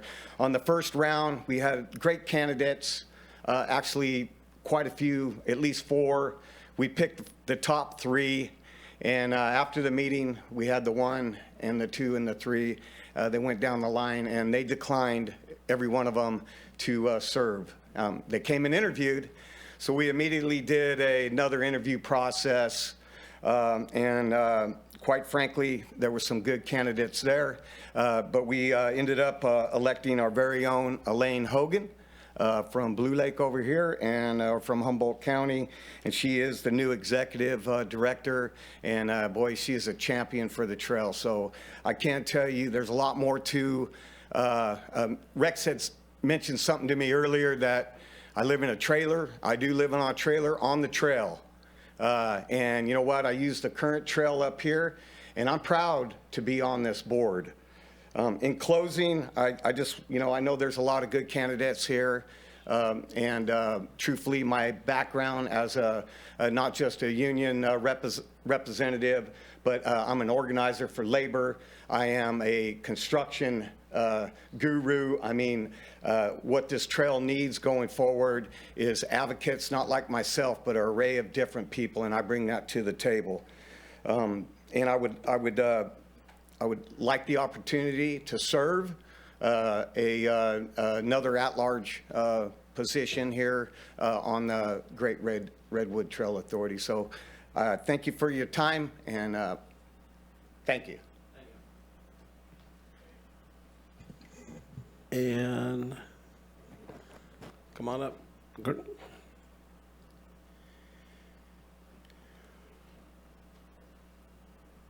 Hello. Just want to introduce myself really quick. I'm Courtney Wyatt. I'm a fourth-generation rancher at Fort Seward Ranch, as well as a current board member of the Humboldt Del Norte Cattlemen's Association. I am part of a large community of landowners, farmers, and ranchers that deserve to be represented by someone that understands their way of life and how the Great Redwood Trail will affect them. Thank you. Thank you. I would like to point out that this is a 2-year term. We do have, per the code, there is 2 members that are appointed by the Humboldt County, and one of those is currently Supervisor Madrone, and your board has opted to have a public member represent the other membership. So this is a 2-year appointment. Supervisor Bushnell? Do we know if John Anderson's online? I don't know if John's on the phone or not. I sent him an invite, and he's not appearing. Excuse me. John works for Humboldt, Mendocino, Redwood, as I think some people know. And I will tell you, I got nothing against Jeff. I've known Jeff probably as long as anybody. But when I look at who's on here with Marin, Sonoma's pretty well represented and everything else, and then we come to Eureka, and there doesn't seem to be anybody in the mid-length between Mendocino and here. And the other thing that really concerned me, because they said it seemed like a conflict of interest if they were involved with property. Well, according to they've got a 17-mile stretch that I think are a little bit more, plus who else is represented. I know Humboldt Redwood had a 33-mile stretch. I think it's really important that somebody on the trail, somebody on the board represents what life will be on the trail when it goes through their properties and how they're going to address certain situations. Because right now there's a lot of things like, I heard public safety is going to be represented by whatever area they're in, much to the dismay of our sheriff, and he's really concerned about that. We don't have the money or the time. So I think the idea of working with people that have a vested interest on what the trail will do. I'm 110% behind the trail. I think the trail's a great idea. But I just think that somebody that's directly involved with it is where I'm leaning, and it's nothing to do with anything else. I know that some people have some allegiance to Jeff for other reasons, but that's beside the point. So, Supervisor Bushnell? Thank you. I want to thank Jeff for his time that he has spent on the board thus far. It's a large commitment. I also would love to have some different perspective on that board, and a large part of that through the Eel River Canyon is in my district, and I do hear a lot that landowners aren't heard, or we're okay with the trail, but we need to make sure that we have what we need to make sure that everything works copacetic in that area. And so I just think it would be really awesome if we could get that representation on the board as well. Courtney or John would be great additions to this board and bring a unique perspective. Courtney has board experience as well as John, and I would really just like the board to consider maybe getting a different view. And I think we got a late email from the Buckeye supporting Courtney. And the problem being is all the ranchers, the ranchers they haven't bought, all the ranchers that are affected, which are numerous, some large parcels, some smaller parcels, they have no one to contact. They don't know what I hear over and over, we don't know anybody on the board. It would be nice if they had a conduit to the board to ask these questions and run it through the executive director. Supervisor Arroyo? Thank you. I definitely appreciate those perspectives, and I'm grateful to have three really great applicants. And I guess my concern is, as a public agency, any board member of the Great Redwood Trail would need to recuse themselves from matters that are essentially impacting their personal ownership of property. And so I'm not sure under the circumstances whether either of the new applicants that we have for the position would be in a position to vote on some of the matters that the Great Redwood Trail Authority would have to vote on. So I'm interested to know how other folks feel about that. As much as we experience this ourselves, right? Where a lot of times we understand an issue that we're the closest to, but if we have personal businesses or property involved, or our employer is involved, we do end up having to recuse ourselves from certain things. So, as electeds, and this is an appointed agency that's subject to the same rules. So I'm curious how we would all see that. Yeah. Well, John Anderson, while he works for a company he doesn't own, and Ms. Wyatt, the railroad owns, or now the Great Redwood Trail Authority owns the property that runs through their property. So the ownership belongs to the Trail Authority. And so, I don't know that, I don't know the answer to that. It's probably more of a legal perspective. But as far as ownership, those ownerships are not either one of those applicants. They don't own that property. Supervisor Wilson? First of all, I think that Mr. Hunterlatch has been doing a great job. Has been very active in the role. Has actually was able to really bring more perspectives into the organization, and I do appreciate the discussion being put forth in relation to the landowner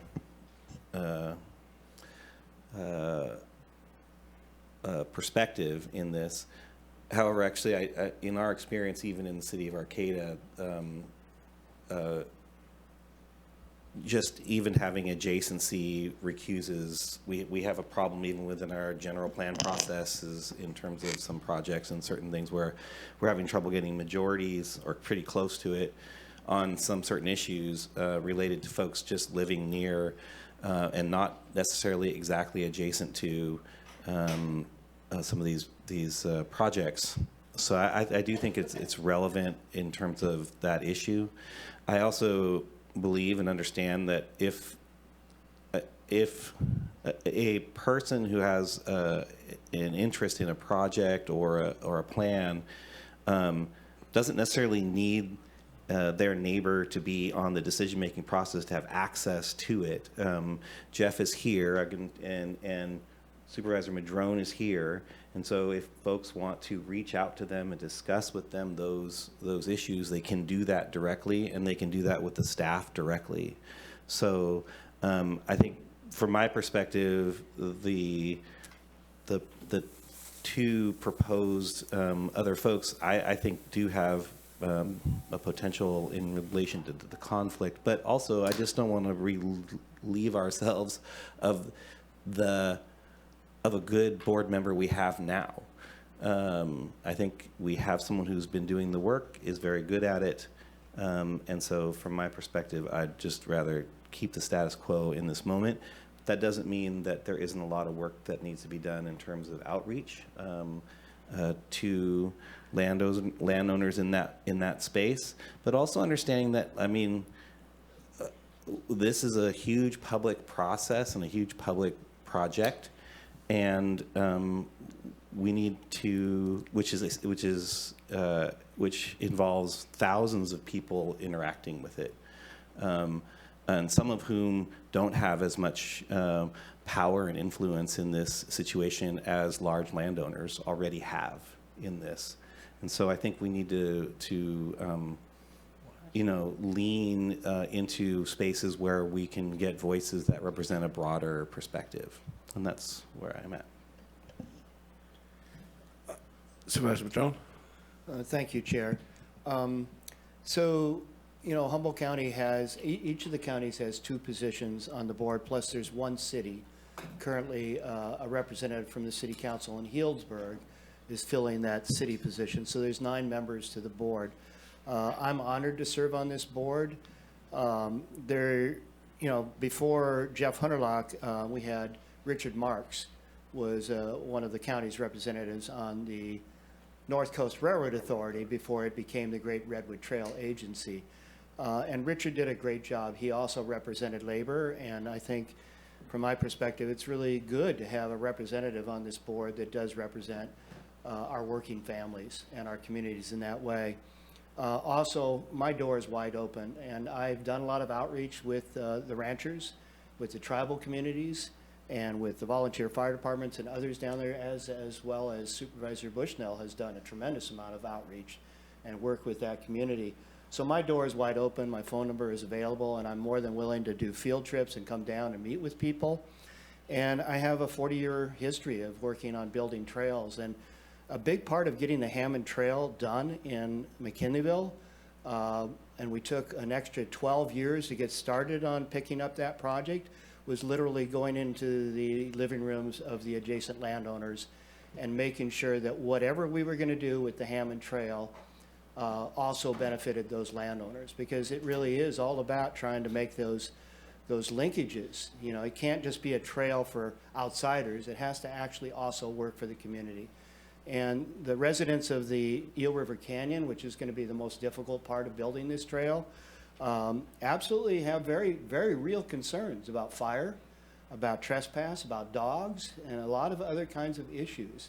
And in many cases, actually, the adjacent landowners are the underlying landowner, and we have an easement over their property. That varies. We don't have easements everywhere. Some places we have fee title. But the bottom line is that I know that our board and our staff are very committed to reaching out to all of these communities. We had a great meeting in Alder Point during the master planning kickoff process. And we're available and interested in making those linkages to these communities and finding ways to actually include them as partners to co-manage and implement these projects, especially in these rural isolated areas. So that's the commitment that I bring to the table. And I will say that Jeff has been very engaged in all of the conversations and done a great job, and I'm very supportive of him continuing. But of course, it's really up to the decision of this board. I want to thank the other applicants, all 3 of them. It's always great to have more than one applicant for a position, and I applaud you for stepping up and offering your service. Thank you for that. And so, again, I wanted to thank Jeff for his service on this board so far, and I think that kind of covers it. Thank you. Supervisor Bushnell? Oh, Supervisor Arroyo? Thanks. I do want to just return to the Fair Political Practices Commission component of this. I think it's pretty clear that whether or not the property is owned by the individual, if that's where they derive the majority of their income, that's a qualifying, or in this case, a disqualifying financial interest. So, and then there's the 1,000-foot rule, and then it can be beyond 1,000 feet if, property is within 1,000 feet. There are certain provisions, and if it's, beyond 1,000 feet, depending on the impact that has on the value of the property and some other factors, it's up for discussion. I think we've all seen this. Well, maybe we've been watching it play out in Arcado with the Gateway project and the number of disqualifications that had to happen there, some of which were outside of that 1,000-foot radius. But if this is property that abuts the Great Redwood Trail, I believe, based on my understanding of the Fair Political Practices rules, that it could pose a conflict of interest and mean that an appointee would have to recuse themselves from a lot of decisions about the trail. So for that reason, I'd like to move that we appoint Jeff Hunterlock, and also because I think he's been doing a very good job. I'll second that and speak to my second, which is I do actually really appreciate that folks apply for all of these positions, and the folks that have applied for this, in that it doesn't preclude you or actually it shouldn't even dissuade you from, because by applying, what I feel like is when you apply for these positions, you're saying, I'm willing to show up. You still can show up to these meetings and you still can participate directly in those processes. And frankly, in some ways, your voice is really heard because there's not many people who do show up to some of these things. And so those meetings are scheduled, just like everything else. I believe there's a Zoom link for these meetings. Is that true? So you can participate from anywhere. And if you're not a member, that really means you can participate from anywhere, because there's no Brown Act requirement that you be in the room necessarily. And so, or post where you're at, or all these other things. So I would encourage folks to participate and be a part of it. If I could clarify that point, Mr. Chair? Okay. Yeah, in regards to access, Supervisor Wilson's correct. We have hybrid meetings now. We never did before, but being that we are a 4-county agency that sprawls from here all the way to the Bay Area, it seemed important, and I pushed really hard to get those hybrid meetings. And we have them now, but not only that, we actually hold a meeting in 2 locations at the same time. So all of our meetings, which are every other month, they happen both here at the Eureka Chambers. Thank you, City of Eureka, for sponsoring us there. And they also are held in Healdsburg simultaneously. And as the vice chair of the board, I'll be helping to convene the meetings in Eureka. So we're improving access. We're hearing the comments from people about concerns, and we're doing everything we can to be responsive to that. And I think having hybrid meetings in 2 locations is a great way to increase that access. Thank you. Well, I'm really concerned that there's about 130 miles of this trail that is going to be unrepresented. 7 of them are from Mendocino to Marin, which is about 70 miles of the trail, I believe, if I read it right. And then we have you in Trinidad where the trail isn't, and then Jeff in King Salmon, who's on the trail. So the financial interest, and that's great. I'm remiss to say, I know that, well, the political part of this and the financial donations to campaigns has me concerned. If there's a time limit when you get a donation, if you can be involved with that, if we're looking at FPPC stuff, and I haven't bothered to look at that, but and I'm not saying this is not anything on Jeff, but I'm just saying that it would be nice to have a fresh set of eyes that represent the other 10, 12, 15, 18,000 people and parcel holders on that 120 miles that is not represented. And it's great they can come to a meeting and have no say in it. You know, I mean, you guys are all at the meeting, they don't have a say in it. No offense. I'm just saying, and I understand the reasoning behind this, and I had told both the other people that it would be a 3-2 vote, and I love being prophetic, but I'm very strongly, and it's nothing against Jeff. I've known Jeff a long time. I think you're right. Jeff has done a great job. He's done a great job on the wind, and he's done a great job on everything up here. But at the time, it'd be an interest. It'd be nice to have somebody that can represent the people that aren't represented, that are the bulk of the trail. And I mean, you're right. There's just I don't know how many votes. How many votes do you guys take at a meeting? You know, so and I don't know how many would apply to their section of trail or a section of trail, but that would give a little clarity to what the property owners are scared to death, and they've made phone calls and haven't got the answers. I love Jason Lyles, but he says this is the way it's going to be. We've won all our court cases, so I support the trail, but they don't feel like they're being listened to, even with these wide open doors. So it would be nice if they had somebody, 1 out of 9, that they could turn to, know their phone number, know their name, and have had conversations with them. And I think that's a big part of it. You're talking at 250, 300, I mean, I don't know how long it's gonna be. But you're talking a trail that's going to affect them, bisect their properties. And you said it, wildfire's the biggest thing, and that's what's got them scared to death. This goes through some canyons that they never get to. So I think it's, I think it's short-sighted on us not to give them the representation they deserve. But 2 people from Eureka and everybody else from Marin and Sonoma, not so great. Supervisor Bushnell? Thanks. So, you know, I have had a lot of meetings, and they have told these people, apply for the board, get on the board, and so that they have done that. And, you know, it's not that they oppose the trail 100%, they just want their concerns to be heard, and that's the way to do it. And also Trinity County has a section, and they're not represented, which they're very upset about. So not every county that has a section of that trail is represented. I see Jeff Hunterlock is district representation for operating engineers local 3, and I think if we get a contribution from any of these, you have to recuse from voting for 6 months, and that's a new state law.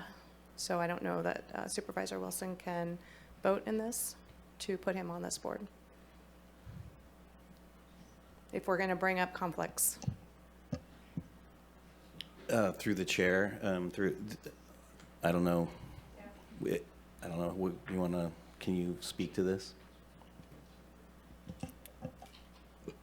This would be a matter that you would need to consult with the FPPC and potentially private counsel with regard to financial interest and the ability to vote on this matter. One potential alternative would be to continue it to go through that process. All right, then I think that's probably what we should do, because I have received, I think, yeah. So,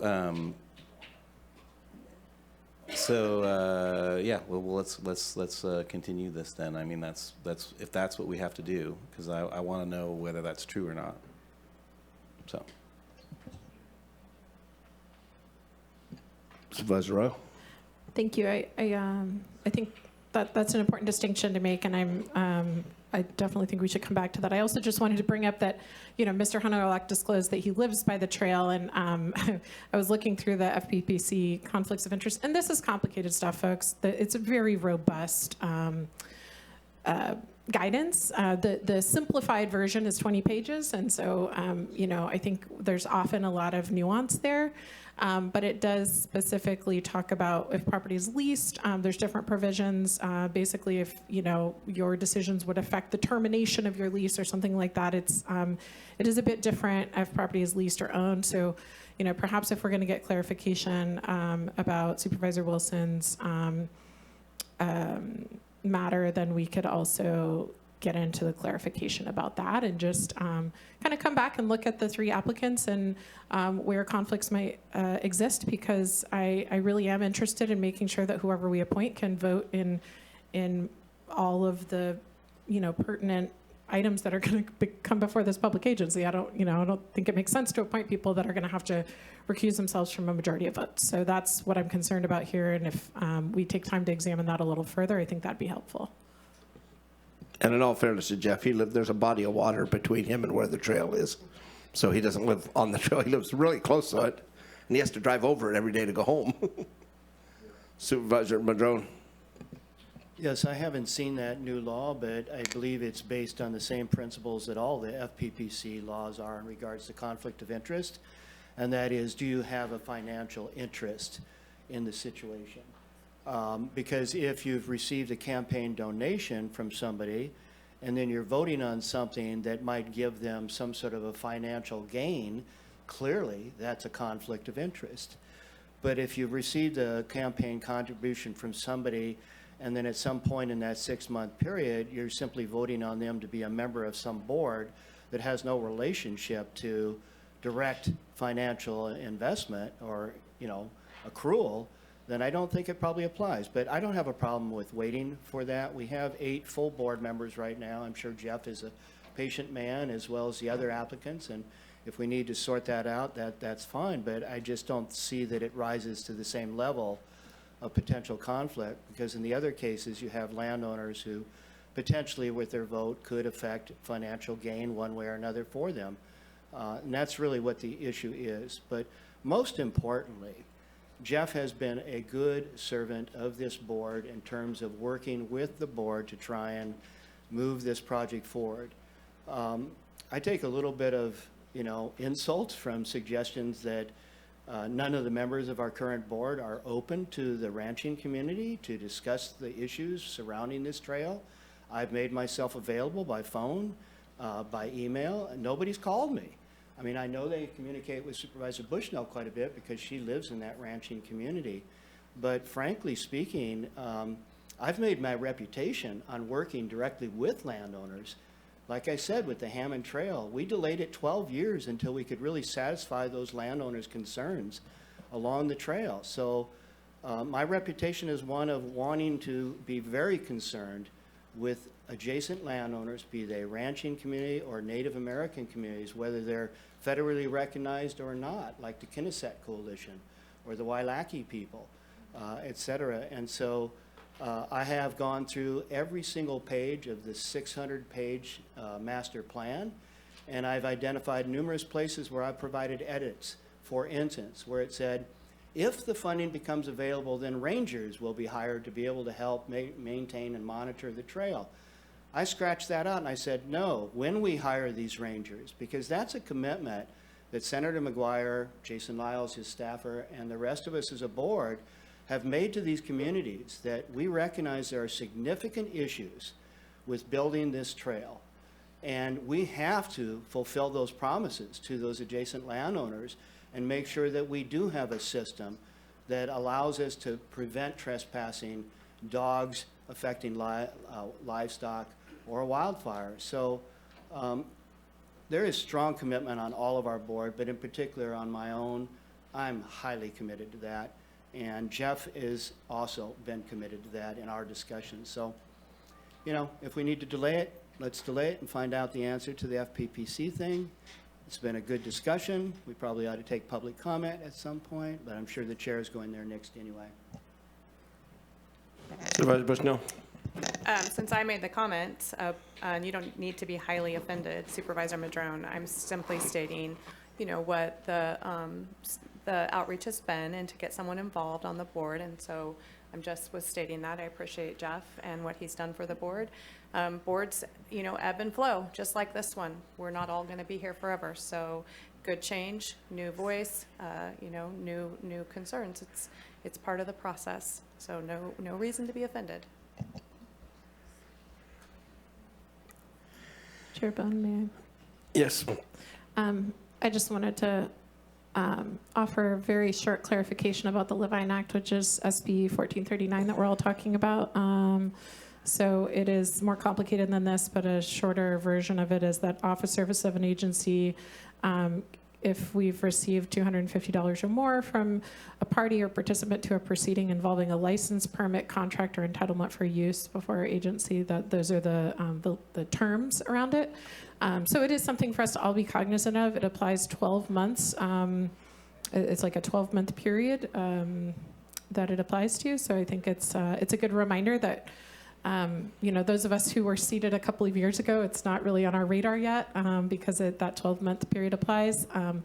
But everyone, I think we all should be aware of it and cognizant of it. And it specifically talks about, licenses, permits, contracts, and other entitlements for use. To my knowledge, it doesn't include appointments, but I honestly think we should ask the FPPC. They're really good about providing advice letters, and I think they have a 45-day window in which to reply. So that does mean that if they take that full period of time, last I asked them a question, it was almost 45 days. So it would be something we're putting out for a couple of months. Yeah, that was the question that I was getting at, which is that that's what I was thinking, because I was thinking about membership to a board. I never read that in the FPPC rules. It was always around these entitlements. Also, I don't understand, if you were to receive as a contribution from a union, would that disqualify all union members from board appointment votes for 12 months after that? That seems a bit that doesn't seem like it would really apply. Also, I'm not actually even sure I have received an OE3 donation in terms. So yeah, I don't think I have. So so I think maybe I'm pretty okay with this vote in the way that we're gonna do this. So I mean, personally, from those things, and if someone wants to file something with the FPPC based on that, then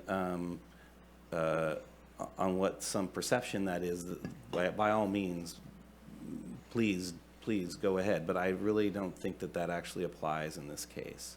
So I'm willing to move forward with this, so I don't really need or want to come back to do this again.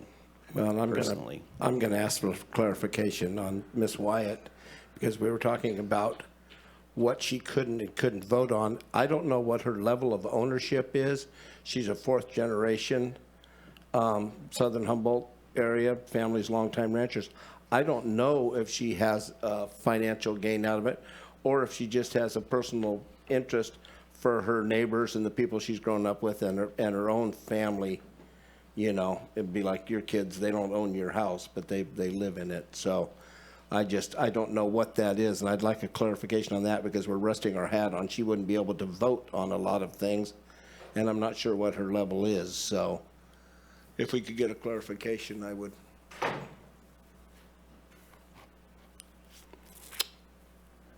Thank you.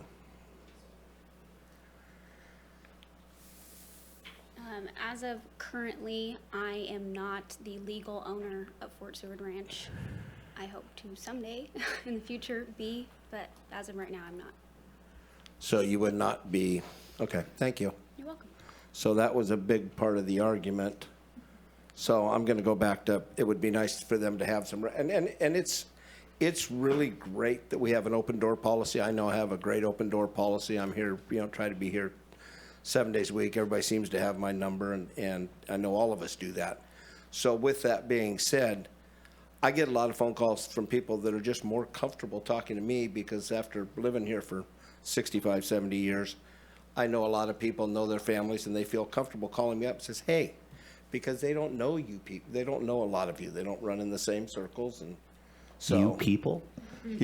You folks, my fellow supervisors. I mean, that's a Mr. Wilson, Miss Arroyo, and Mr. Madrone, and Miss Bushnell. So, you people. I get those calls too, Rex, from people that don't want to talk to you. No. I'm just, no. I understand. I think there's 36% of them that don't want to talk to me. So with that being said, it would be nice. It's nice they have somebody to ask, but it would be kind of like having a design review committee McKinleyville's putting together, but only people from Arcata could be on it. So, I mean, I think even if we get clarification, the big argument was she's going to have to recuse herself.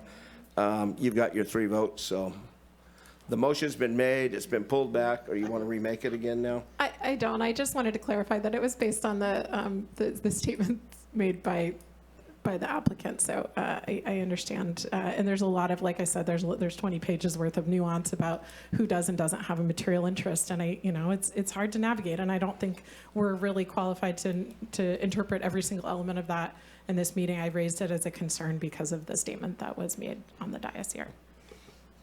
So the motion is still, is that you didn't pull your motion back, is that correct? I didn't know. Okay.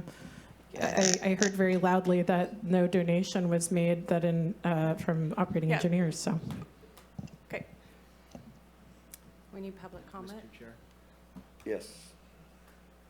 So just at our very last meeting, so you mentioned, Natalie, in the FPPC new change, the law you were reading, I forget the number, licenses, permits, contracts. At our very last meeting, we had a agreement with Mendocino Redwood Company in regards to property they own that the railroad runs through down south, that we had a continuing agreement that we needed to approve as the board at that meeting. So that would be an example of a situation where an individual from that company might need to recuse themselves. With the Fort Seward Ranch, I appreciate Ms. Wyatt's comments that she's not a financial owner at this time, but because the trail runs right near the home, there has been some thought that we might need to negotiate with the Fort Seward Ranch on a reroute for the trail so that it wouldn't be so impactful to the family and their homestead and their house. Where that goes and how that, ends up happening is a lot to be considered down the road, and I don't see that as a direct financial conflict for you. Thank you for clarifying. But these things come up, and again, please, if anybody has any concerns or issues, they want to talk to me, my phone number and my address are on our website, and I'd be more than happy to come down and make site visits, et cetera. Anyway, seems like we ought to go to public comment and then wrap this thing up, because I know there's many in the audience here for Measure Z, so let's move this forward.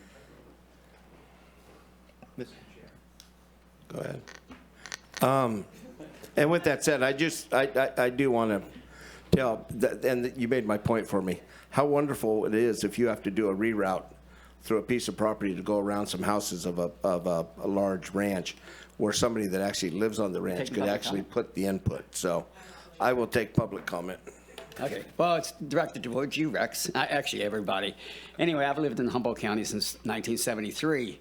As far as ranchers, as far as the preservation of the land, at least where I live, if it wasn't for the ranchers, we'd have more subdivisions and more government control over things. I mean, I appreciate the beauty of the Rush Ranch, McBride Ranch, Morrison's, and on and on and on. I mean, they make the area where we live very special, I don't agree with everything they do, but I'm glad they're there. They do a lot better job of stewardship of the land than even the BLM does out there, as far as I'm concerned.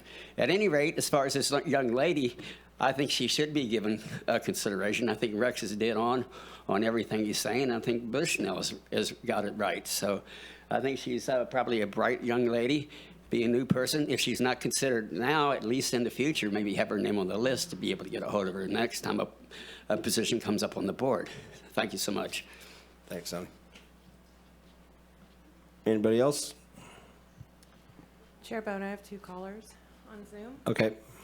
Caller 7454, *6 to unmute, and you'll have 3 minutes.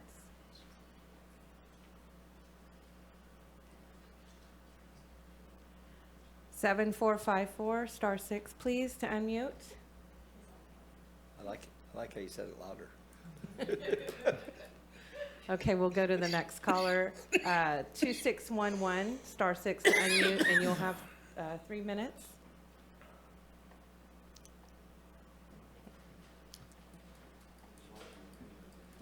Hi. Firstly, I've been paying very detailed attention to the evolution of the Great Redwood Trail from its original conception. I do have a prior request to Caltrans at the HCOG meeting several months ago, where Steve said that he would personally give an update. I might have missed that update, but if Steve's already the vice chair, perhaps we could have 2 public members at large, and that would be more appropriate for representation. The Blue Lake Rancheria is listed as a representative with parts of the trail going through their property as an example. But I'd like to jump back and thank the 3 applicants for stepping up to this vacancy. One in particular stands out in my opinion, and that would be Courtney Wyatt. She shows great enthusiasm along with historical background in our region and affiliations with other local organizations. And I applaud her for being present today in person. Considering the recent release of the Great Redwood Trail Master Plan, it does allude to have private landowner representation, but I have found that to be mostly false. In fact, the majority of limited property owners listed in the plan are not aware, or in one case, not only unaware, but they sold the property years ago. Courtney, as a representative, will finally allow an opportunity for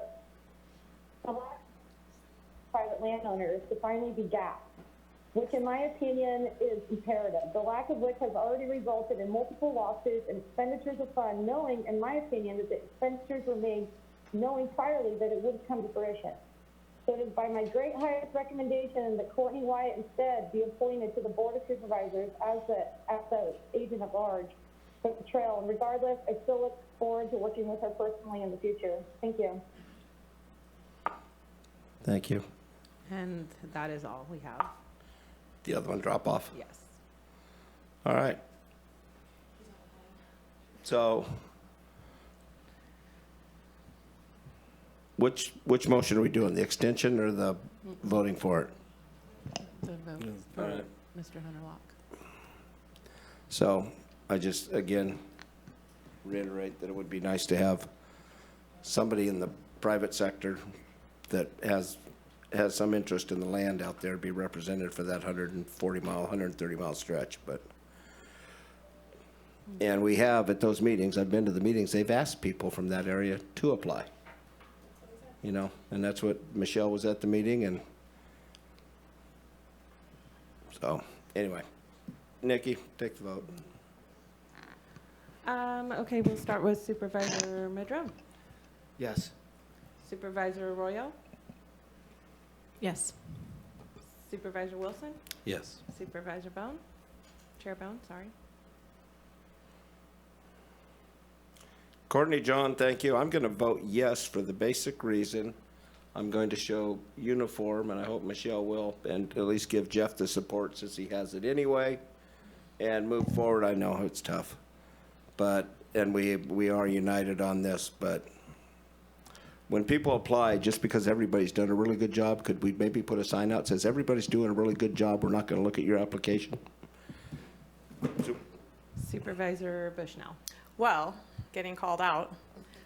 Like how I did that? I really support Courtney. Thank you so much for taking out of your busy day coming up. Thank you, Jeff, for coming up and sitting here all day with us. And thanks for John for the application. And I guess we'll vote yes. And, you know, I know Jeff has done a great job. And hopefully in the future, we will add someone else to that board. Thank you, Courtney, again. Thanks, Courtney. Thank you, Courtney, and I do want to say that we have moved people along that have not done great jobs on some of our boards and commissions.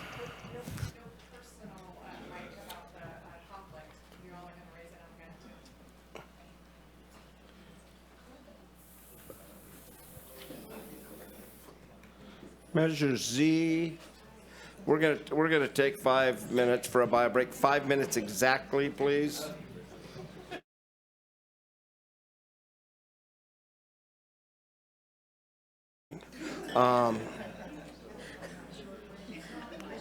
Mr. Quincy, you get here early. There's lots of All right. Good morning. Good afternoon, Chair Bohn, members of the board. Sean Quincy, Deputy County Administrative Officer with the County Administrative Office, here with Deputy County Administrative Officer Jessica Maciel. How many more times can I say administrative? Today, we are here to present the Measure Z Committee's work recommendations for fiscal year 24-25. This is the culmination of the committee's work. The committee met 3 times in March to review applications and deliberate over funding recommendations. It used a ranking process to develop the paperwork that is in front of you. And today's discussion will review those rankings and any potential modifications to be included in the fiscal year 24-25 budget. Before we begin talking about allocations, I do want to remind your board of the change in the way that you determine the amount of funding that is available for the coming year. Essentially, we are taking money that is in the bank, the money that is saved from fiscal year 22-23. We didn't allocate all of it in the current year. Instead, we are saving that money to be allocated next year. Past practice was to allocate that money in the current year. And so that's a bit of a change for this year. Overall, we have, there's $4.131 million in funding available using that process. That includes $13 million in revenue that we are expecting for next year and $3.6 million in fund balance that's available.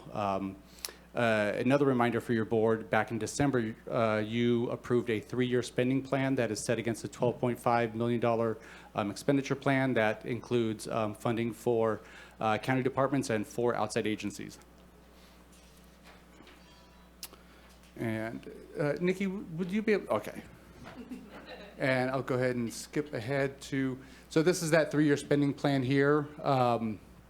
Those 4 agencies are the Fire Chiefs Association.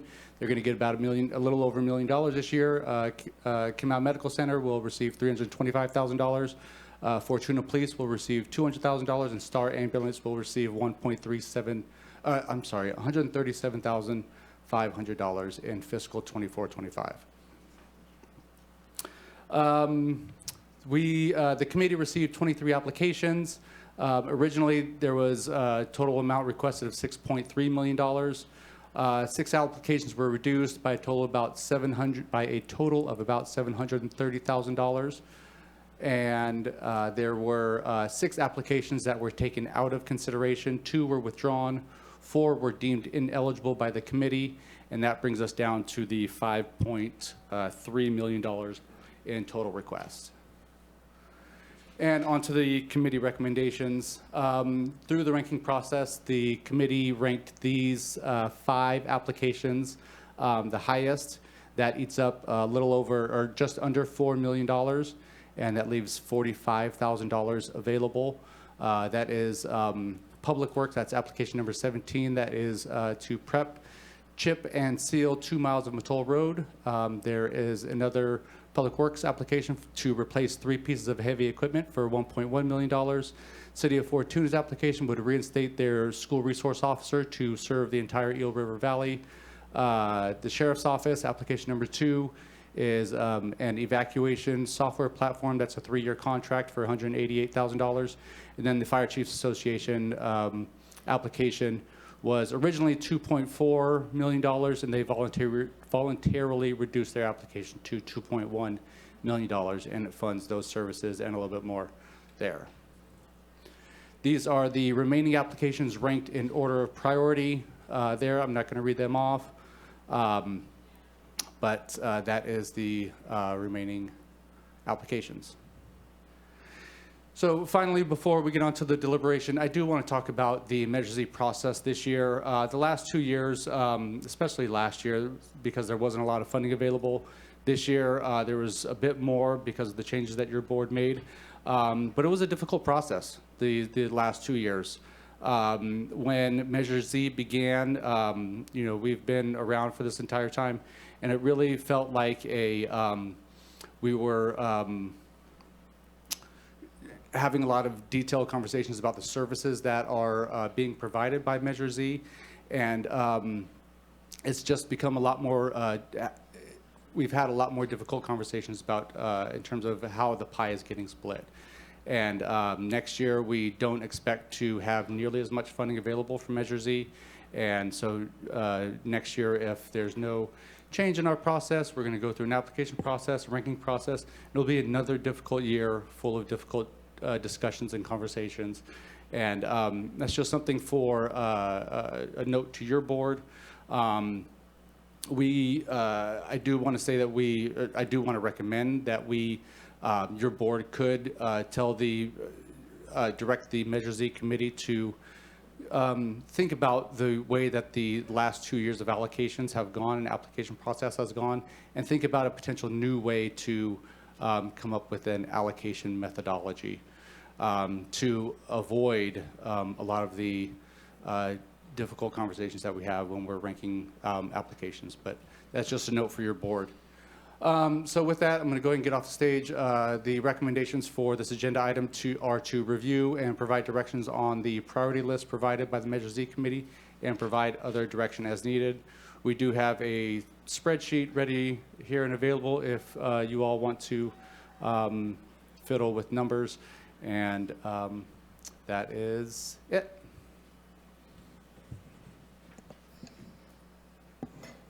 You got anything to say? I'm just here for the numbers. To cover him? Thank you. You want public comment, Mike? Is that what you said? How about we do that now? Right after Supervisor Arroyo talks. Well, I want to ask a question that Measure Z participants in the committee might answer in their comments. You mentioned the idea of providing more guidance about the process or structure of recommendations moving forward, and I would love to hear from committee members as they're speaking, or maybe afterwards, maybe once the public comment has ended, a little bit more about that, what they envision. I know we've struggled through this in the past, so I just wanted to ask that before public comment. Thank There you. will be no problem getting something out of them. Supervisor Wilson. So that seems like a little bit of a bifurcation of the discussion, which is one around the this year's allocations, I guess you would call it, and then what would be for the strategy. And were you wanting us to just sort of like have a very generalized and kind of pre-discussion about that here that would inform something coming back to us later? Is that sort of what you're asking about, or are you really wanting us to give some very specific direction? No, through the chair, I do not want to bifurcate the discussion and take too much energy away from the real discussion that we're having here. Some kind of general direction to the committee to discuss this, and if they want to come up with a new recommendation, I think that would be sufficient. Can we, and I'm just wondering, and I understand what you're saying, can we do can we direct them to come back with recommendations at a later date? Because we're, like you said, we're dealing with, I want to get this taken care of. Supervisor Bushnell. The only thing I would comment to that is that we had an ad hoc previously. I think that's dissolved now. It was Wilson and I, so maybe when that comes back, we could talk about that. Maybe someone from the board would be wanting to do that again and then have that process go forward. And I agree, it's for a different day. Okay. Thanks. All right, with that, and I had a request. Ginger wanted to speak first because she has to catch an airplane.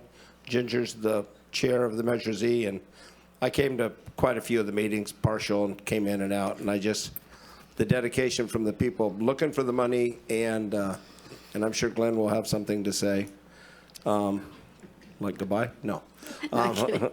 So, Okay, so Ginger, go. I'm Ginger Campbell. I'm the chair of the Measure Z committee. And first of all, I just want to say that I've been involved since the beginning. And there have been years where we had a lot of money and a lot of people requested the money, and pretty much everybody was really happy. And then as the revenues have gone way down, it appears to the public that we have a contentious committee. And actually, it's more like families at Thanksgiving. You know, there's always lots of discussion, but at the end, we all like each other, and it's all good. But we have just with our meetings, we have 5 meetings last year, I think 5, and all of the time that each of us spent contacting the agencies that applied, getting clarification. I estimated last night that you have in front of you about 250 volunteer hours that we've put in for you. Because if we weren't here and if we weren't as dedicated as we were, we could just be a committee that doesn't do much, isn't very transparent, just comes into the meetings and sifts through our stuff and then says, yeah, or has personal, like, yeah, I want that one. And our committee's not like that. You know, everybody's very dedicated, and I would say contentious is not the right word, but passionate is. Everybody's very passionate about how this money gets spent, because last year when we came and we're told we had whatever it was, and the shocked look on our faces, we were like, what? Why, you're kidding. And we'd already looked through the applications, we'd already talked about it. So this year was, I would say, bad as far as what we had to give, and next year is going to be much worse. And I mentioned that 3 times in the last meeting, like, you guys need to try to find other funding. You need to work with people to try to, without having to fire anybody. And so as we move forward, as far as how we're going to do this, there's all sorts of ideas that we can throw around. But you're right, today's not the right day. But I just want to thank all of you. I want to thank especially Rex. He's come to a lot of our meetings, and Michelle has come to our meetings. I want to thank Access Humboldt. He's always here. He's always good. He's hidden behind the screen, but he does a wonderful job for us. But I especially want to thank Sean Quincy and his staff, who work endlessly for us. They take our calls. I'm sure even on weekends, Sean answers my calls. And he's as passionate, I think, as we are about making this right and making it fair and doing the best we can to serve as many people as possible throughout the county. And I think all of us on the committee have made the decision years ago that this isn't about us, and like, I was appointed by Mike, but in his area, but I think about everybody when I make a decision, and I think everybody in the committee feels the same way. And so you're very lucky to have our committee, And the county's lucky to have our committee, and I just, again, want to thank them for their endless work for us and changes that we've had asked them to make. And Tracy's been awesome. So it's been a long year, and it's not going to get shorter. As the budget hearings come up, you're going to be seeing a lot of these agencies. Again, I'm sure they're going to come back, but there are certain things we can't fund, and people just have to realize that, and we'll work with them in other ways. So that's all. Thanks. Thanks, Ginger, for all your work. And so I'm not the only one you call on the weekends? No. No. Glenn? Chairman Bohn, members of the board, my name is Glenn Zemer. I also have been a member of the committee since its inception. And I don't know about you, but I did a little better with finites rather than, relative terms. So let me talk a little bit about the finites that we're facing and that caused Mr. Quincy, I'm sure, to propose to you that there's an issue that needs to be addressed. He mentioned that there's 4.113, I think is the number, the current year. Unfortunately, 2.8 million of that 4.113 is a result of an accounting anomaly. So were it to be considered a normal year, the committee would be having less than $1.2 million in discretionary capability.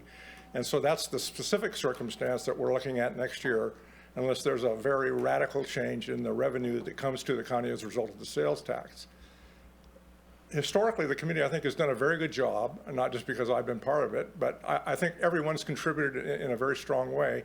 And as was referred to, there are no lack of opinions, mine obviously included. But that passion that Ginger referred to, I think, has served you well, and I think it's served the county well.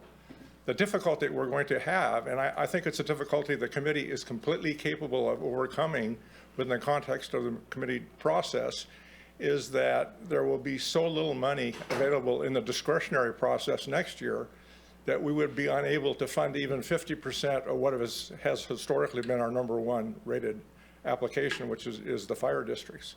So we're going to have to, as a committee, adapt to that new circumstance, and we'll have to make some very strong decisions about how we feel the community is best served. I think the committee, myself included, strongly understands that we are in fact an advisory committee and we don't presume to be the decision makers. But I think I can also say with utter confidence that the committee has served you very well, and I think you would be well served in the future to put your trust in them to deal with this difficult new circumstance that we'll be facing. Thank you. Thanks, and thanks for your service.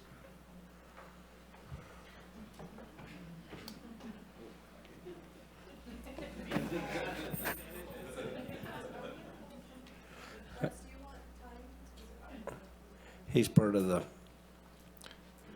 Good afternoon, Bob Runkle, your Measure Z appointee. First, thank you for appointing me to this committee. The work on the committee has been challenging.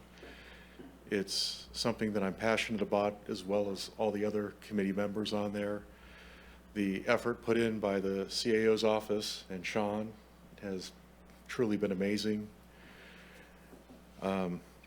We did come to a real difficult time with this last go around with the limited number of funds that are available.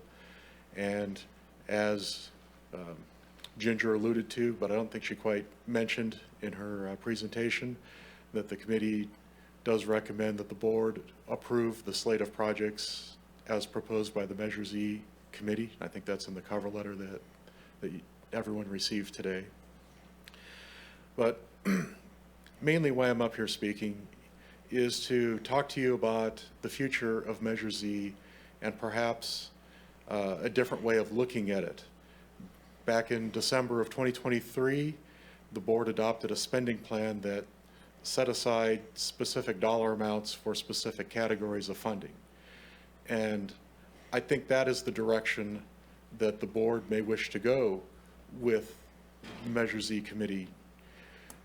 And the reason for that is you have all these different categories of things that need to be funded, and we're creating a situation where all the applications, which are really good, they're all important, they all need to be funded, they're all competing against one another in a dog-eat-dog competition for ranking for funding. And the idea that I have is that the board could perhaps expand upon the spending plan to represent all of the categories that are mentioned in the ballot measure. And those were your 911 fire, your 911 rural ambulance, your 911 24 sheriff's patrol, children's mental health, victims of child abuse services, emergency communication systems, repairing deteriorating roads, and then the catch-all of other essential general services. Where if the board were to apply percentages or fixed dollar amounts to an available pool of money, I think that would allow the Measure Z committee to make better recommendations on the applications that come in for that type of funding. And we're hopefully you guys are going to sit down and maybe make that part of your suggestions when it comes up. Yeah. And lastly, with that, I lost my train of thought now. I was hoping so. No, go ahead. So with that concept of that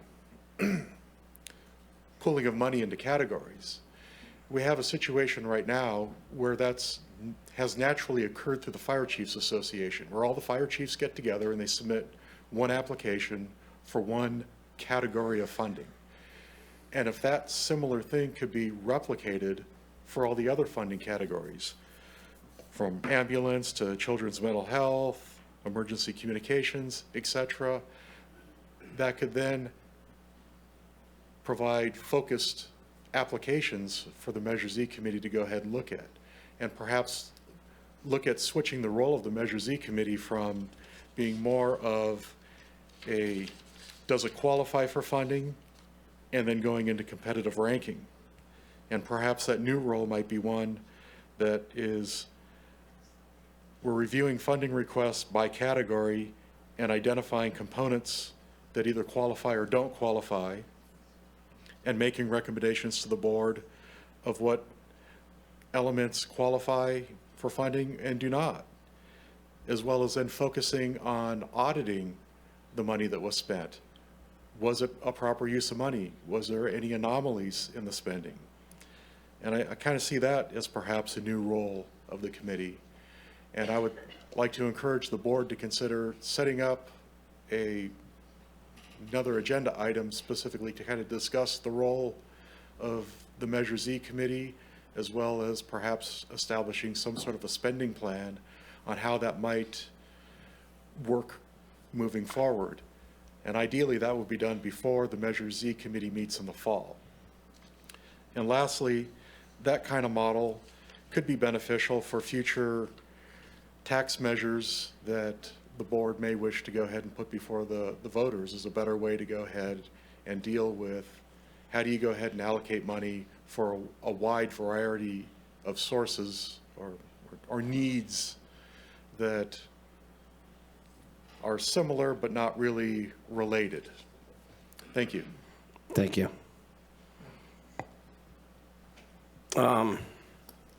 Yeah, I mean, we've had some good years, a little over, well, just about 10 years ago when we decided to go on this venture, and I look back at Lon was back here, and a few other people. Could you imagine if you didn't have the 16, 17, 18 million that we've been able to give to fire, the 30 some odd million we've been able to give sheriff, the smaller versions we've been able to give the Fortuna, and senior resource officers up in Arcata. If we wouldn't have had that money, if we wouldn't have taken the forethought, I remember I gave $2,500 of my own personal money, and it was really because I knew how much it would do for our budget, and I'd look really good for the next 10 years. Hence, here we are today. Should have given more. With that being said, we come up here and we are going to, I'm going to take public comment here in a sec, but the Measure Z committee does a great job. They spend 250 hours or more. Ginger gave me the number. I was trying to do that math in my head. With a lot of smart people, with a lot of good ideas, and then in 2 hours we try to figure out what we want to do. And this is one of the first times I saw Matole Road, and I got so excited because usually District 1 doesn't get anything. We benefit from everything because it's countywide, but I was kind of excited to see that. So I appreciate what was given forward. I appreciate the people that have taken a hit, that they thought they'd get more. And we're in a tough time. We're lucky we got what we got. If it's creative bookkeeping, we're lucky with what we got. So with that, I will take public comment.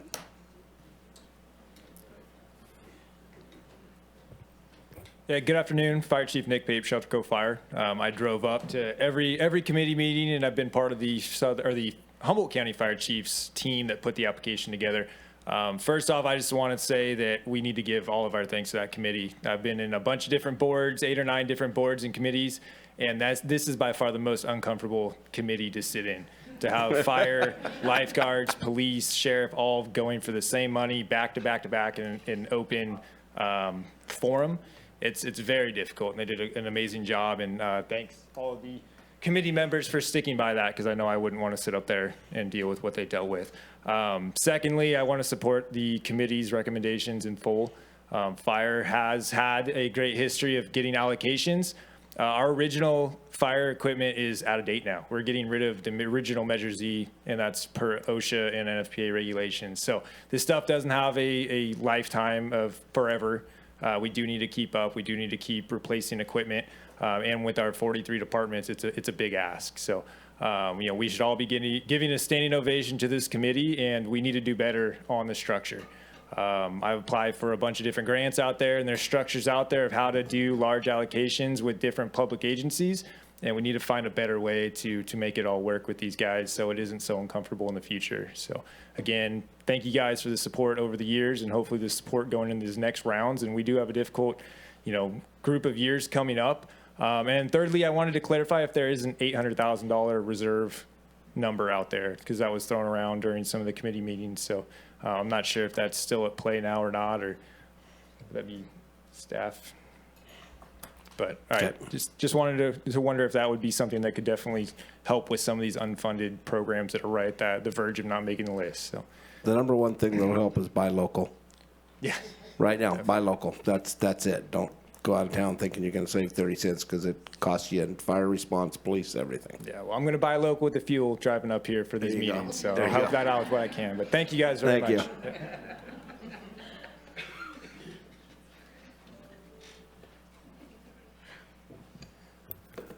Hi, my name is Bella Anderson. I live in California, and I wanted to come up and talk about a really necessary topic, and that's our roads. I'd first like to say that the county has done a really good job, but there's still a lot of work that can be done. I very recently just got my learner's permit and soon will get my license, along with my twin brother and many of my friends. And I find that every day when I drive to school, I have to pull over because of either potholes or narrow roads.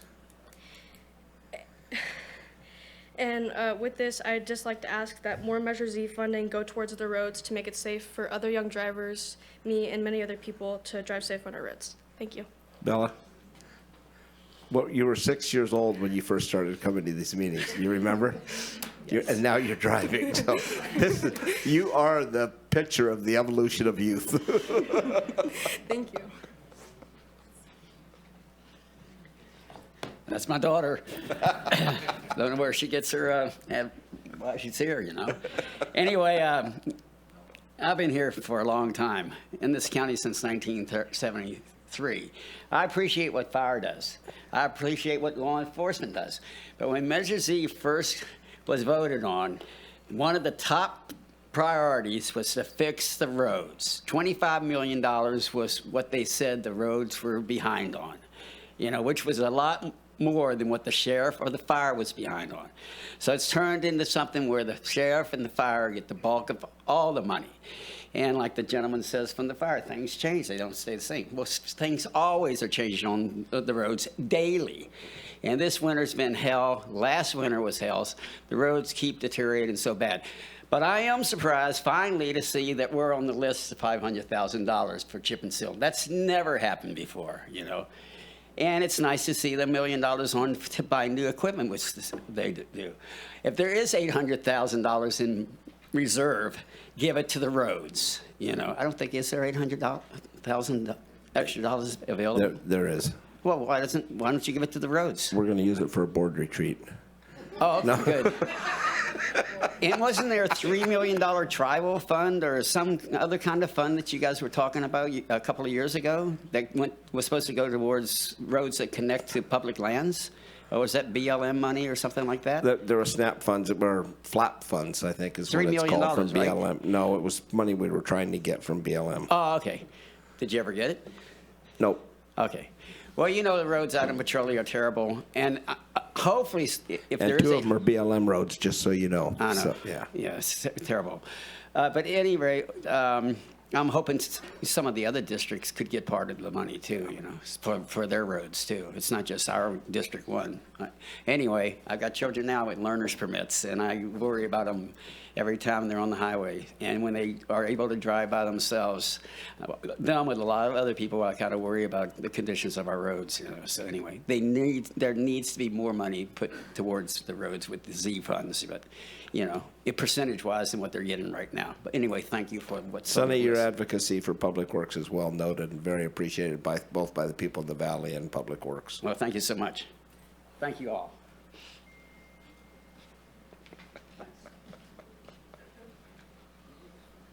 Tom Matson, Director of Public Works. Good afternoon, Chair Bohn, members of the board. Thank you, Sonny.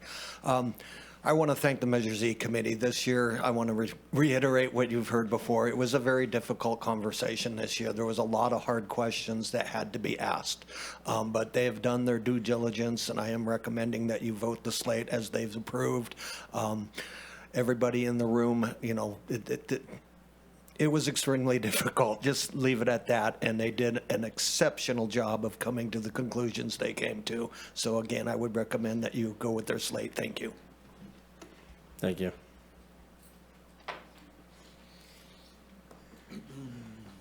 Good afternoon. Chris Gilda, Petrolia Fire Chief. Yeah, thanks to the committee and the hard work. Thanks to you guys for putting in your time. Just up here to speak to the fire application because we need it. We're short. We're mostly volunteer throughout the whole county, and the money that comes to us it's already spent. If you know, if we get it, it'll fund an engine for Petrolia Fire, and it would fund the first brand new engine ever in Petrolia Fire's 70-year history. So that would be big. It would really help us with recruitment and retention. A new engine is just such a draw into a department, and pulling in new volunteers, young volunteers, and then it'll improve our safety out on the roads and that sort of thing. There's also, you know, vital gear, wildland gear, etc. in that. So, yeah, I hope that you guys vote the way the committee, said. So, thanks for your time. And Chris, the answer to your question is about 10 after 3. 10 after 3. Well, you called me about 4. Remember, we had all these Oh, conversations. yeah, What time should I be here? 10 Yeah. after 3. Thanks. Thanks, Chris. Is that it? I'll close public comment and I want to recognize Tammy Trent out there who serves on the committee and has been, I think she's been to darn near every meeting too. Probably. All right, I'll bring it back. And Supervisor Madrone? Yeah, a couple questions, a couple comments. On your presentation, it showed the rankings. There was a couple of number 1 rankings, and then it went to number 3s and on up to 12s, 13s. Where are the number 2 rankings? So that's just using a scorecard. Yeah. Right. I'm used to scoring golf, and so it's people were tied for number 1. You go 1, 2, and then the third one is actually number 3. So some of the 2s are in the 1s. Correct. Gotcha. Okay. Yes. Well, I was like, where's the 2s? All right, that makes sense. He shaked it. You know, I appreciate the work of the Measure Z committee. No easy thing, because many of the members of the committee are representing agencies that are seeking the funding. And, you know, when you think about conflicts of interest, that's always an interesting one.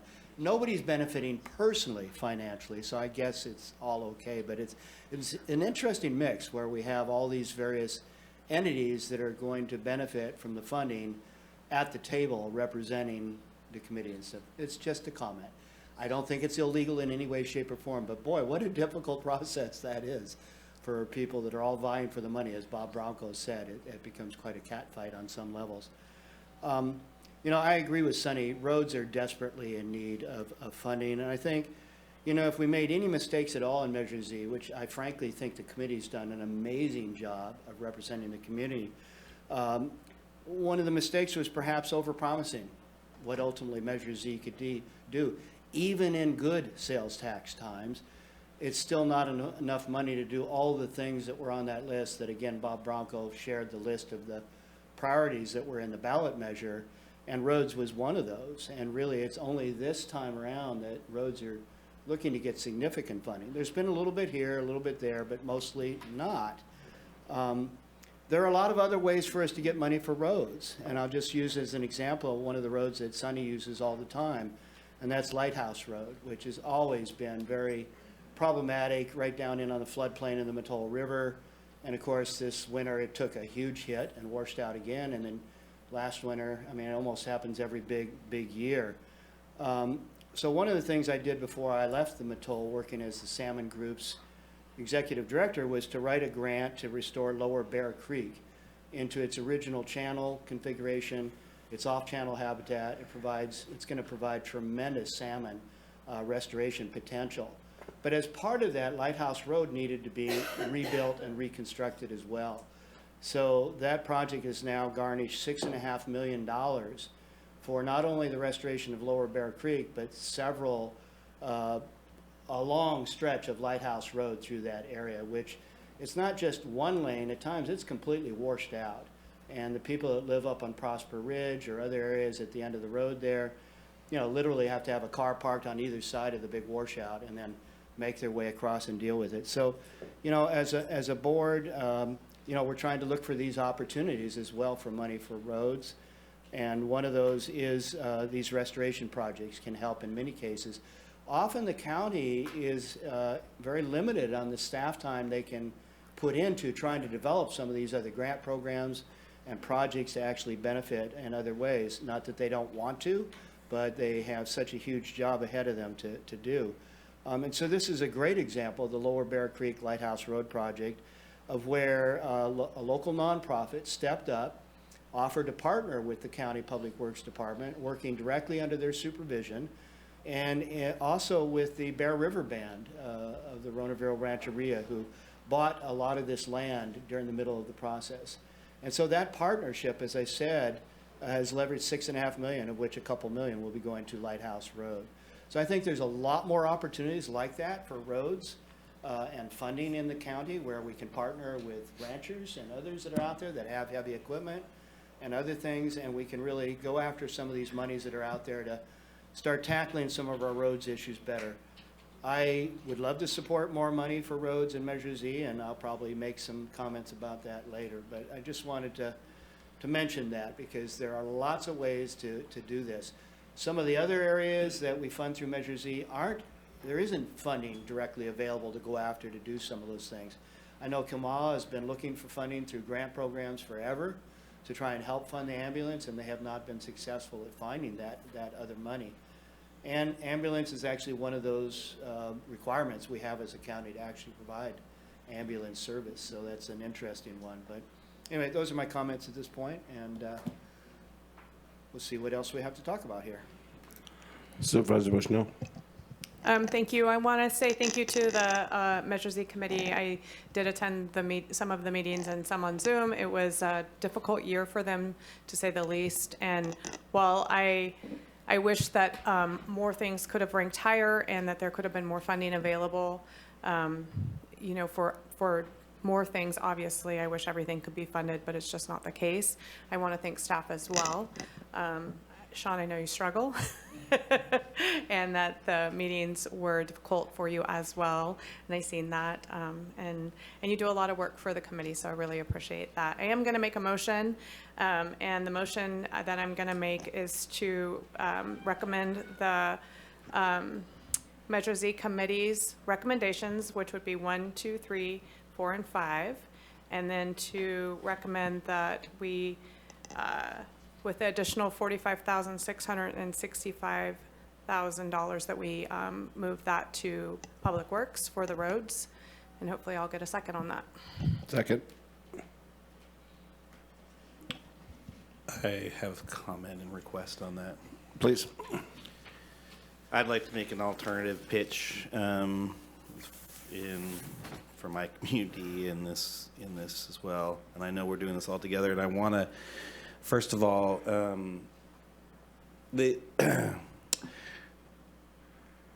address this issue of the uncomfortableness of the process. It's true oftentimes when you have these like multiple applications for these things, they go to a committee that just reviews it, not under the public eye, and so no one gets to see the sausage getting made, and it's also personal as well. I want to recognize that we all everyone up here wants a healthier, happier, safer community. The things we argue about is the strategy to get there. I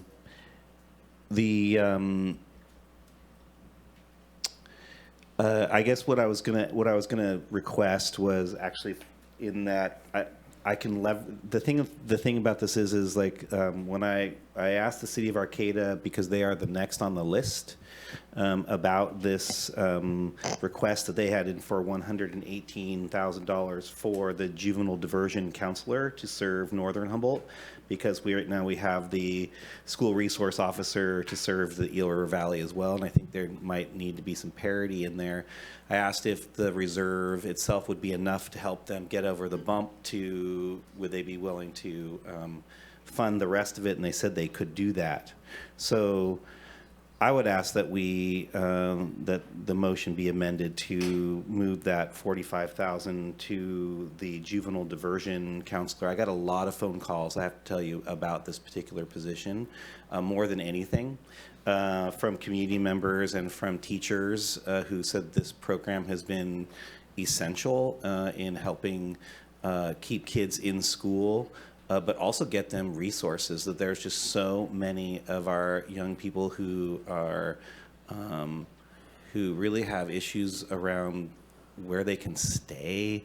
There's a lot of couch surfing. There's a lot of services that they need connection to, and that their parents need help with connecting to, and that this has been essential through the Northern Humboldt area. I think that if we could move that $45,000 to that program, we could then leverage the city of Arcata's additional funding so that they could actually make it work to get that position up and running. And I think it would have a noticeable impact that we could see and derive. And so that's where I'm at. If we could make that amendment, I would be supportive of this motion to move forward. Supervisor Arroyo. Thank you. I was actually going to propose something very similar, and appreciate that. And I understand that isn't just in Arcata. They serve other districts, school districts and families all around the county, and they have a really innovative program that helps to work with folks in McKinleyville and Fortuna and beyond. So I appreciate the idea of, and especially now that I'm serving on the Juvenile Justice Delinquency Prevention Commission, and really digging into issues around juvenile diversion and helping young people make really good decisions that keep them out of the justice system in those formative periods of their lives as they're, reaching adulthood. I was gonna also see if, if there was interest in rolling that over. It's a small amount of money, but, my sense is that since they're the next ranked by the committee, that would be, kind of following an existing process, while also, especially if there's the matching funds available, that is good to hear. I did have a question, so I'll just leave that there for now. I did have a question about the letter. Ginger, I really appreciated your letter to us. That was part of our agenda, and but I didn't quite, I wanted to make sure I align some of the statements in there with the staff presentation. So I do appreciate the recommendations 1 through 7 that the Measure Z committee has made, many of which we haven't fully resolved. So I want to acknowledge that out loud, that we need to do the work around determining which of these recommendations we're going to adopt and how. And so I think that that is something that our board can and should come back to. And I know that the agenda item, the staff report, says, has 2 recommendations for actions. One is to review and provide direction on this priority list for this upcoming fiscal year, and the other is just provide direction as needed. So I think we have discretion to talk about how we're going to take on these other recommendations. I know we're all tired and we have places to be, but we can talk about when and how we want to bring it back. But then the other question I had was towards the end of the letter. It talks about how there's 3 applications that tied for the last amount available. The committee's sending this item back to the board for the final decision, and the total for those 3 is $256,000. And so I didn't quite understand how that aligned with the presentation. Could you clarify? If I might, Yeah. through the chair, it was so the City of Arcata, City of Rio Dale, and Redwood Parks Conservancy. Those 3 applications are tied. Again, using my golf scoring that I will never use again. That should total that amount. 256. Yeah. So that's I read this. Mistakenly as saying that there was 256,000 left. There is not. There's only 45,000. There's only 45,000. Okay. But the next ranked applications, they're all tied, and that total amount of funding being requested is 256. So I see. $45,000 to fund $256,000 worth of requests. Really tough. Okay. Thank you for helping to clarify that. So those 3 were not. Yeah. I get it now. Chair. Supervisor Bushnell. So I heard the request, and the reason, I would love the City of Rio Dale to be funded as well. They don't have their PD station open right now to the public because they don't have someone in there to serve, and that would be my top priority after the, the 1 through 5. And we could piecemeal it, and so I thought Public Works, County Roads serves everyone, and that's why I chose the 45,000 to go to Public Works in my motion. However, if it's going to be a stickler to this board and we're going to piecemeal it, I'm willing to give. I would prefer that it go to Public Works, and I did meet also with Mike, the juvenile people. They serve well. So does the Rio Dale PD. I think that they're all well deserving. And you've heard the conversations around county roads, and they need the money. It serves a large group of people, all of Humboldt County. So if it's going to be a stickler, and we can do the 1 through 5, and we can get the vote with the 45,000 going to Arcata, I'll amend.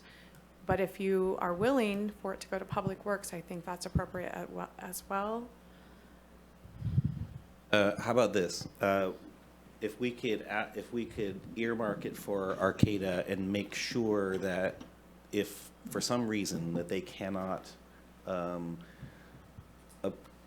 get their other end of the bargain, then yeah, it would go to Public Works. How about That'd be this? fine. Could we pull 40,000 out of the 800,000 and fund that and please don't shake your head, Glenn. I'm just trying to work here. Or is there an opportunity that there could be some more money found? I'm asking the CAO. The only money that would be available would Is be the the 800, amount. and I know that's set for next year, and we're really slim next year. So I'll amend the motion that the $45,000 stays with Public Works. However, if Arcata cannot find their money, right? No, it goes to Arcata. And they'll find a way. And if they find the money, then it can go to Public Works. If they can't find a way, it goes to Public. If they can't, okay. Yes. They'll find Okay, a so I'll way. amend the motion that 1 through 5 gets funded as the Measure Z committee stated, and that the 45,655 goes to Arcata, which is the next number 1 rated. And if Arcata does find the money to fund them, then it'll come back and be given to Public Works.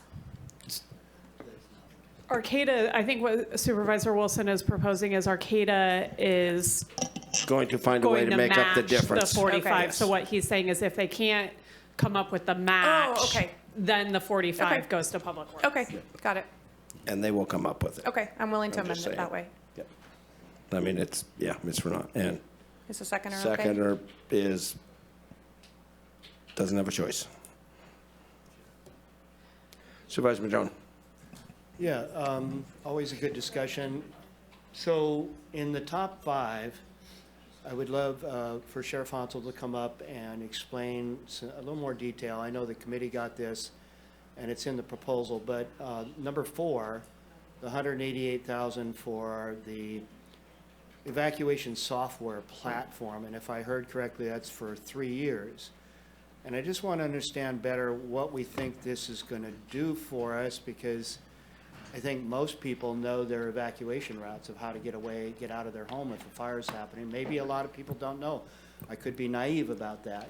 I do know that in my neighborhood, and many people in the county live on one-way in and one-way out roads, and many of those abut up against timber company lands, and we worked recently with Green Diamond in my neighborhood on Fox Farm Road to develop an emergency evac route out the back through their property, because if the fire's coming at us from downhill, we're stuck.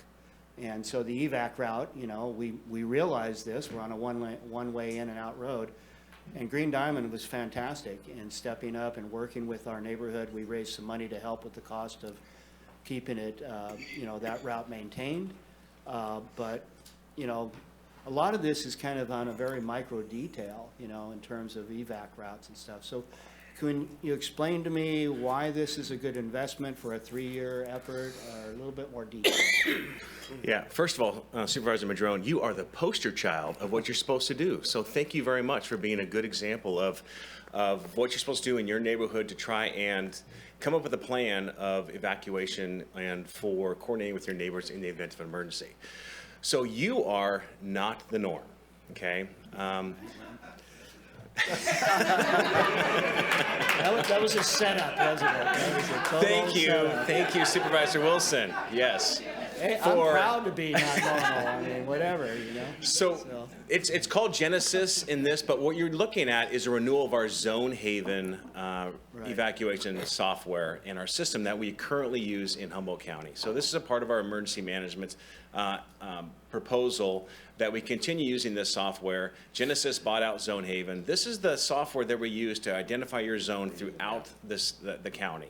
And Zone Haven has put all of the zones within our county. And this is not only for evacuation purposes, but this is for warning purposes. This is to identify the areas where the fire is going, and for us to work with CAL FIRE and all of our regional partners to identify the areas where someone should be in evacuation warning or an evacuation zone. And then once they're in that evacuation zone, where do they go from there? Because there's not everyone has a one way in, one way out. Sometimes there's more places for them to go. Part of the evacuation software is to provide people real-time information of where that fire is and where they should go and where that safe zones will be, and to provide those avenues for us. Yeah. So it is essential. It is $188,000 for 3 years. The contract is up. We went through this funding several years ago to get the Zone Haven system in place. We put a lot of work into this.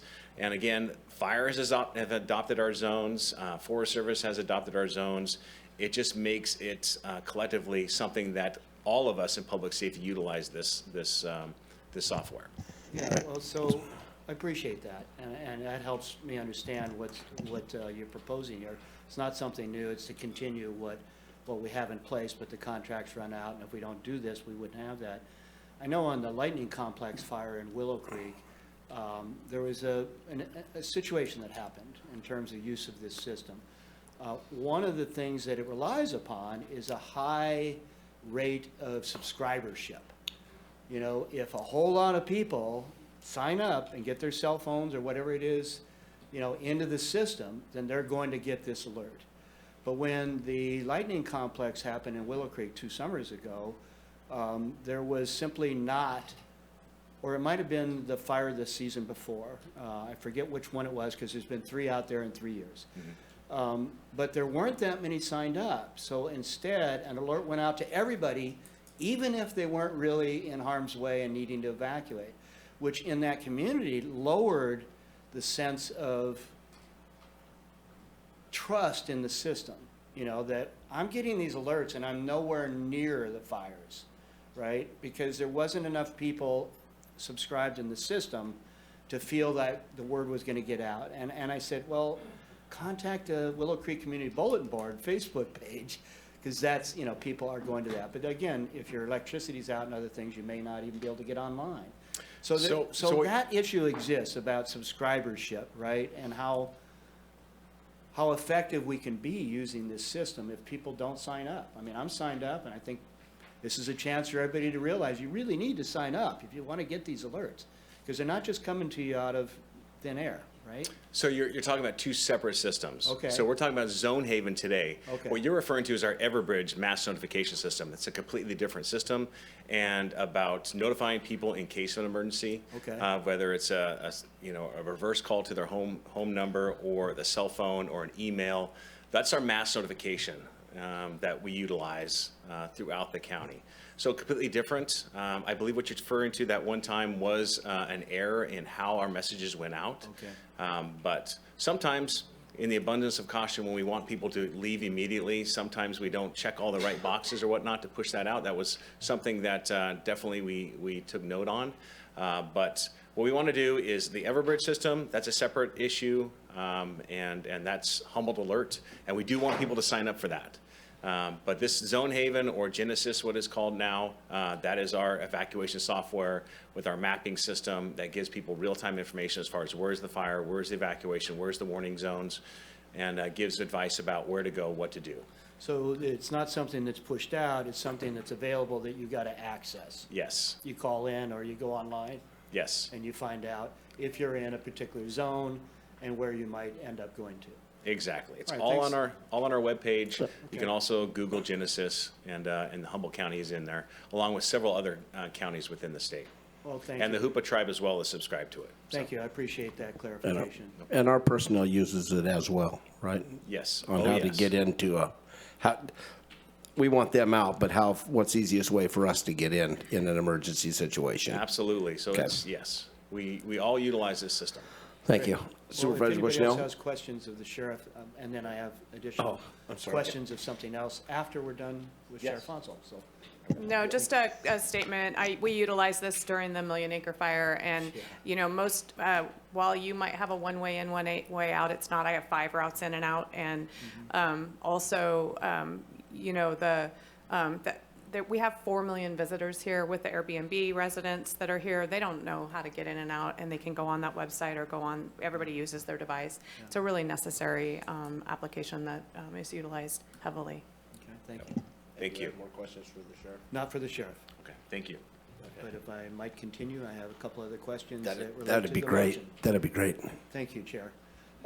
So in addition to these 5 projects and the funding there, along with the $800,000 or so reserve, and along with the $45,000 that is in the motion to try and figure out where that might go, there are additional funds as well that we allocated in the 3-year plan, right? And Kamal Ambulance, 3 years in a row, here's the base amount.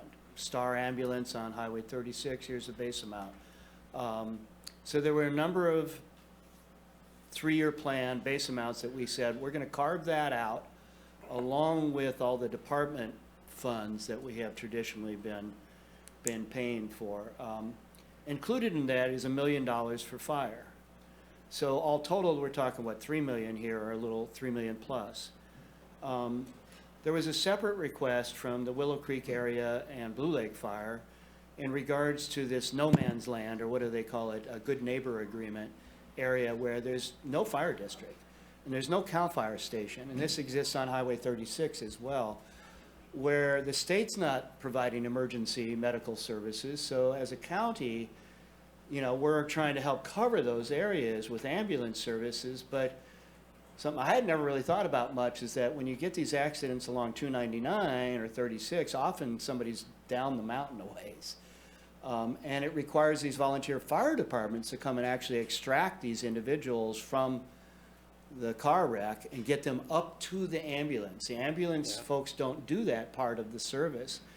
In an urban area, there is such a coverage of emergency medical services that it's simply not an issue. But in rural areas like Humboldt, It's really becoming a really big issue. And for a number of years, we did, through Measure Z and the Fire Chiefs Association request, provide substantial funding for the coverage for Blue Lake and for Willow Creek to respond.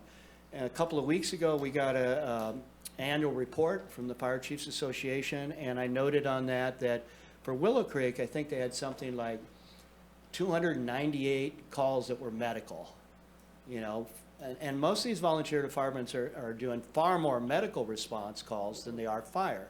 That's kind of a trend that's been happening. So that was a separate request, I think, from Blue Lake and Willow Creek that didn't rank very high. I think it's way down the list, although it's ranked, what, 8? Or is that application number 8? At any rate, it's way down the list. Application and the number 8. request was, what, $216,000. Without that funding, both those departments are basically saying that they don't want to leave anybody in harm's way and not respond, but the response to these areas without any funding is straining both those departments and other departments that have similar positioning on Highway 36. It's straining them because you have total volunteer departments for the most part. Willow Creek's lucky enough to be paying for their chief now, part-time. But it's primarily volunteer services. And when they are responding to all these areas without any funding for the department to do that, it puts a strain on these volunteers to where they're leaving their paid jobs to go do this volunteer work for our community. And it's putting a huge strain on them, which is already huge because of the lack of volunteers in our communities for many reasons. So I'm very concerned about that. And if it were up to me, I would probably reduce the $3 million that are allocated for the Fire Chiefs Association. Not that I want to reduce funding for anybody, frankly, but this is a big hole, and I would probably pull $216,000 out of that $3 million plus and put it here, because how else are they going to do that? Now, we're also I'm not just sitting here to try and support this one-time allocation. Sibel Emmett and her team under Public Works staff, Hank Seaman in particular, have been doing tremendous work with not only our Fire Safe Council, but helping to consolidate fire departments in southern Humboldt, getting new assessment districts to try and help support that. In northern Humboldt, we're doing the same thing.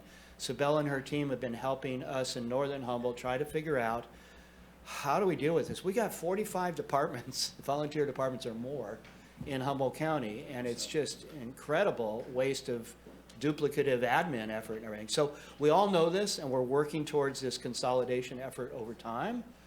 And that's really the long-term solution to some of these things. And it's also funding from the state to help cover these state responsibility areas where there's these voids, you know, and stuff. But that's, again, longer-term stuff. But in the short term, I would very much like to see this board consider amending the motion that's on the table to provide support to Blue Lake and Willow Creek for that coverage. But that's me.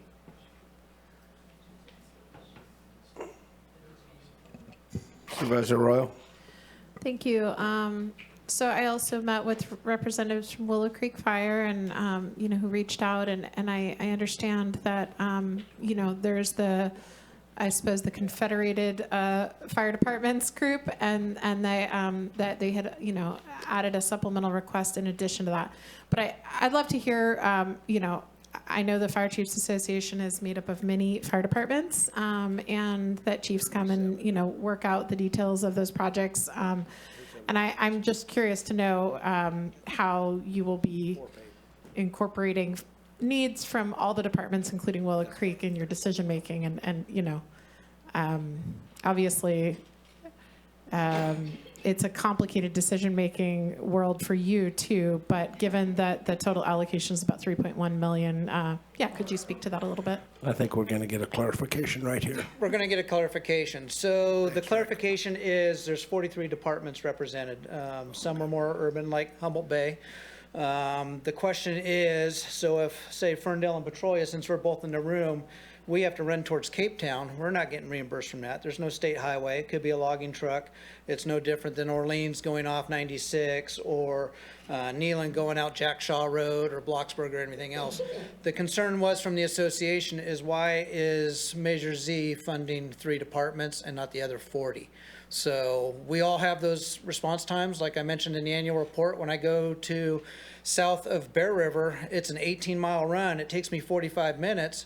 We have no legal obligation to be there. CAL FIRE's not going to be there. We go there because they're friends, neighbors, no different than Chief Smith does out Willow Creek and the chief from Blue Lake do. It's what we do, but we're not getting beat up on it or reimbursed on it either. And we're, on these 2-track roads like everybody else. So with limited funding, and I'll let Chief Smith elaborate, it was everybody has these out-of-district responses. Like if you remember on the annual report, there's a big block. A majority of Humboldt County is not covered by any district or any fire agency. Wildfire, CAL FIRE is responsible for, yes. Anything else, it's clearly optional. So that's why the applications, we're not asking for that anymore. Measure Z, the pot's dwindling. We have to make cuts on the fire side too. Our ask this year is so big because it's 2 years worth of equipment because, obviously last year. So, and we reduced that second set of turnouts that's OSHA mandated. That was our cut for this year. So, but for as far as the out of district response, we're all going out of district. This was just something that was funded in the past, and with cuts having to be made to Measure Z and all the funding, we got to start prioritizing. So why, benefiting 3 departments, and I feel for them. They got a tough job. We do the same job just in a different spot. Decisions had to be made, and that's where it was on the chief's side. And I'll let Chief Smith elaborate from Willow Creek. Hey, I'm Chief Samantha Smith, Willow Creek Fire. So initially, the out-of-district was an agreement made between Blue Lake, Willow Creek, Neyland, and the CAO's office. It was prior to Measure Z. And when Measure Z was passed, that was pushed into the Chiefs Association allotment. And so for the last 8 years, that part of the Chiefs Association has come to us as an out-of-district fee. When we discovered we weren't going to be getting that this year, we're currently responding for no reimbursement. We went to the CAO's office. We spoke with Supervisor Wilson, Supervisor Madrone, and we're trying to find some other funding that is not Measure Z for this area, including the state, and we're looking at legislation. We're trying other things, but basically we were told by those supervisors and the CAO's office that we needed to exhaust the Measure Z option first. At all of those meetings, I said, I do not want this out of district to come out of the Fire Chiefs Association allotment, because that's for equipment. That's to keep our people safe. That's to keep people safe when they come to your house. That allows them fuel to come to your house. So this out of district payment cannot come out of the fire district or the fire chief's allotment. We would still like to continue to have discussions with Madrone, Wilson, the CAO's office to see if there's other funding that can be made available, or if you guys can put a fire department in Redwood Valley, or make an agreement with CAL FIRE to have a fire department in Redwood Valley. We simply cannot continue to cover that with our expenses and with our volunteers. So that's where all this comes from. Thank you. And I'm going to say this, and I've said it probably 20 times. We're talking state highways. I mean, right. Rick has probably gone to at least 50 accidents on Fernbridge alone. I mean, and what I'm saying, those are state highways. The state, I mean, I love the murals. I love everything they're painting and everything else and stuff like that. But this is something that's happening on their highway. So this is a accident in their making, not their fault, but they've provided the highway. Right. Well, it seems to me you should be able to talk to our state officials and say, could we get some sort of reimbursement for making calls? Because basically you're doing cleanup, which is saving the fuel from getting into the asphalt and tearing that up and everything else. It seems to me the state should be covering part of that, but that's just me. And to clarify, it doesn't just include the 299. There's No, 120 square miles. So we're going to medicals up Bear Road. We're going to smoke checks on Bear Road. You're going to Highway 1. I understand, but the stuff that happens on the state like highways. CAL FIRE and the ambulances are also doing. So yeah. All right, thank you. Supervisor Bushnell. Just thank you for clarifying, because I was under the assumption from the meetings that you didn't really want the money coming from Measure Z. Right. Yeah, so thank you for clarifying. Yes. You don't want Thank 40 you. other stations mad at you. Well, no, I support the Chiefs Association. We No, I all understand. need gear. I've got half-naked people running around, so There you yeah, go. we need PPE. All right, Well, thank you. both for those clarifications. Can And I- if I can could I- wrap up my comments and questions and say, I think it'd be great to have an agenda item for this board to consider sending a letter to our state representatives, really highlighting how critical this out-of-district response is for all of the departments here in Yes. Humboldt. And I think that's something that we could put some weight behind. We're going to be continuing to meet, Supervisor Wilson, myself, CIO's office, Sibel Emmett, and others, and trying to figure out other solutions. But thank you both for clarifying. It really helped me out a lot. Thanks, Chief. Thanks, Rick. Chief Rick. You're done. Supervisor Bushnell. I just would like, three of us have a 8-hour drive, and so if we could wrap things up, we still have another agenda item, it would just be really great. And I know that you guys want to talk about what to do in the future with the Measure Z, so maybe we could just, I didn't add that to the motion, and I know, but I trust the CAO's office to bring that back, and that we could have that discussion. I'm not trying to push anybody, but it is 4:02, and going to Yosemite, and that would be great to get on the road. So, if we could. Supervisor Wilson. I concur with that. I do want to say that I think it is a separate issue. What we're talking, now we're kind of bifurcating again these two different issues of these service areas, and some might imagine that the insurance companies might actually cover some of these things when a car accident occurs.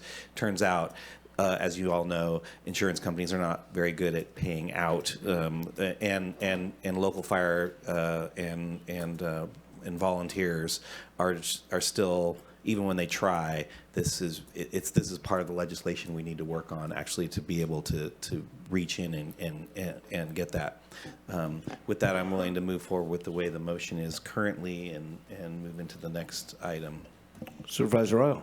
Want to make one brief comment. I've asked the HCOG director about this, and since you are a rep to HCOG, I want to raise it here. And since I am not, but I go to those meetings as in my HTA capacity, there is a funding stream through a license plate fee for the SAFE program, something about freeway emergencies. It's an acronym, but that funds call boxes and CHP patrols. But I was asking if it could also fund any additional response. And so Beth Burke is looking into that. And so it'd be a good item for our HCOG rep to know about, to be able to follow up on.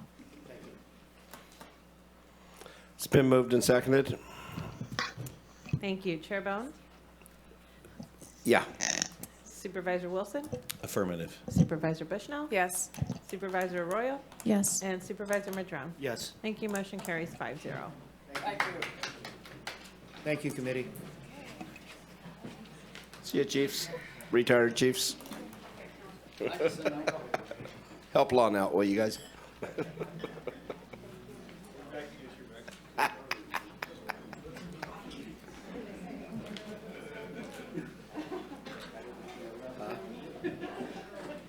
He does that to antagonize you. Get that fired.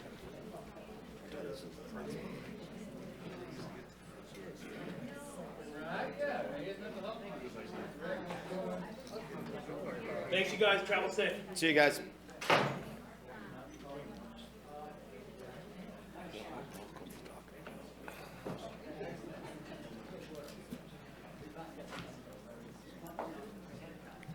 All right.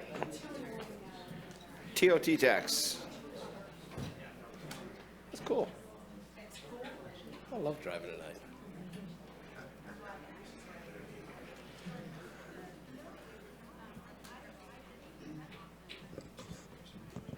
Is she going to start this, or are you? I will take it away then. I wasn't just going to let you sit there this time. Tracy, do you have the PowerPoint? Whoa. Do you have the PowerPoint? Ah, you're on it. Thank you. You're doing fine. Good afternoon, Chair Bohn and members of the board. My name is Jessica Maciel, Deputy CAO with the County Administrative Office. Today, we will be considering the allocation of Measure J, transient occupancy tax funds for fiscal year 2024-25 and possible future year funding. Just a little background really quick. Measure J increased the TOT tax by 2% from 10 to 12% and added RVs and campgrounds. The board established the TOT work group to consider the allocation of these additional funds. The work group returned to the board in February 2023 with 3 funding proposals, each prioritizing a different sector, for a total funding of $880,000 for fiscal year 23-24.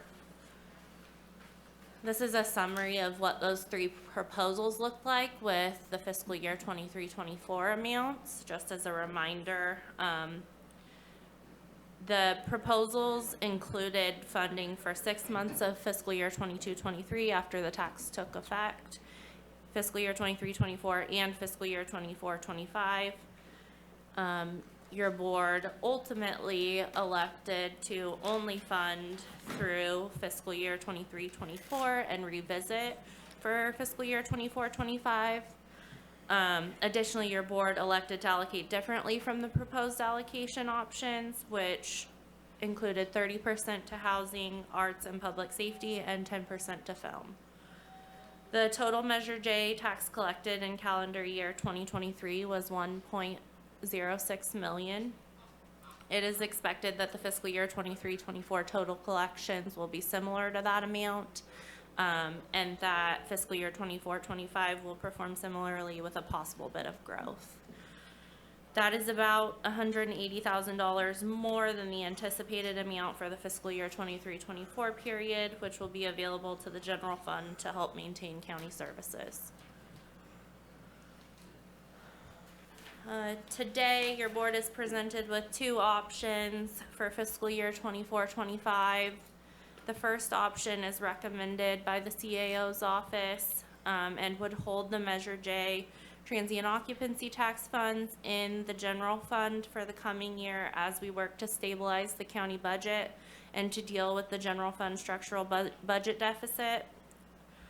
This option prioritizes maintaining county services. Should the funds not be needed by fiscal year 26-27, the funds could be repurposed consistent with prior board direction. Option 2 would include allocating the funds for another year. Staff recommend that if you choose to go this route, that you hold the allocations at the $880,000 and that you change to set amounts rather than percentages. In addition, the Economic Development Division of the CAO's office has been administering the contracts with the outside agencies with no associated funding source to administer those contracts. So as we have previously reported, their funding does not support this any longer, and staff recommend a 10% administrative allocation to economic development if you go that route. And finally, your board could also choose to provide staff direction on use of funding for future years beyond fiscal year 24-25 today if you so choose.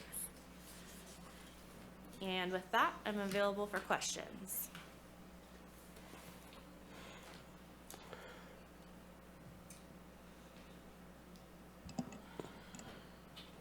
Guess we don't have any. I'll take public comment, though.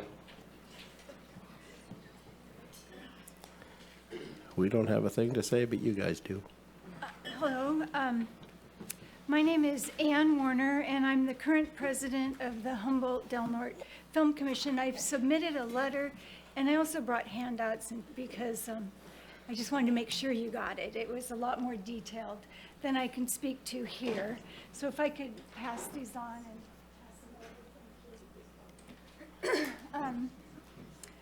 so I'm not going to repeat anything that I put in my letter, but I do want to share that I'm advocating for option number 2, which maintains the funding from the previous years.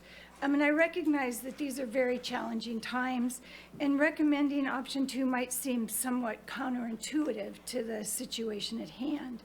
But economists have studied film tourism, and they have shown and demonstrated that the economic benefit from film tourism might be much higher, or optimized to be much higher than the original influx of revenue from the production itself. It's been shown in research, and the researcher was Westbrook, that film tourism, after a successful film has peaked at the box office, has been demonstrated to show a 54% increase in tourism over 4 years following the release of the film. The Forest Moon Festival, which is the primary activity related to this funding, because of its decentralized structure, it has the ability to reach businesses throughout the county. And currently, the Forest Moon Festival has 40 vendors signed up to be vendors at this festival, and 24 of those vendors are local Humboldt County businesses. We want to thank you so much for your support of the Film Commission over all these years, and just request that you continue to have faith in the ability of film tourism and the film industry to lift the economic profile of Humboldt County. Thank you. Thank you.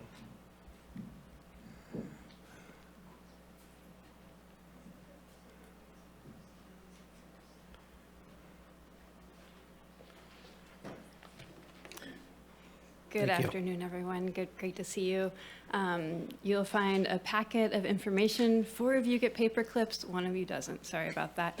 And that packet of information is from the Humboldt Creative Alliance, reporting on the amazing work that's been done thus far with the investment into the arts and culture sector through the transient occupancy tax.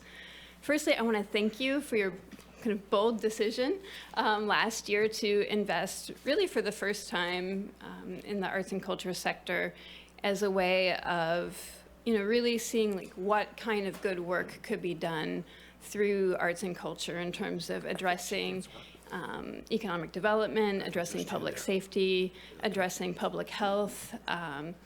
And, I think your investment is yielding results. I also want to say that this investment, like other investments outlined in option 2, really does yield benefits to the transient occupancy tax. So you can see it as an investment in the people who are in your community and their well-being, but also a commitment to growing the transient occupancy tax to then further support dollars in Humboldt County.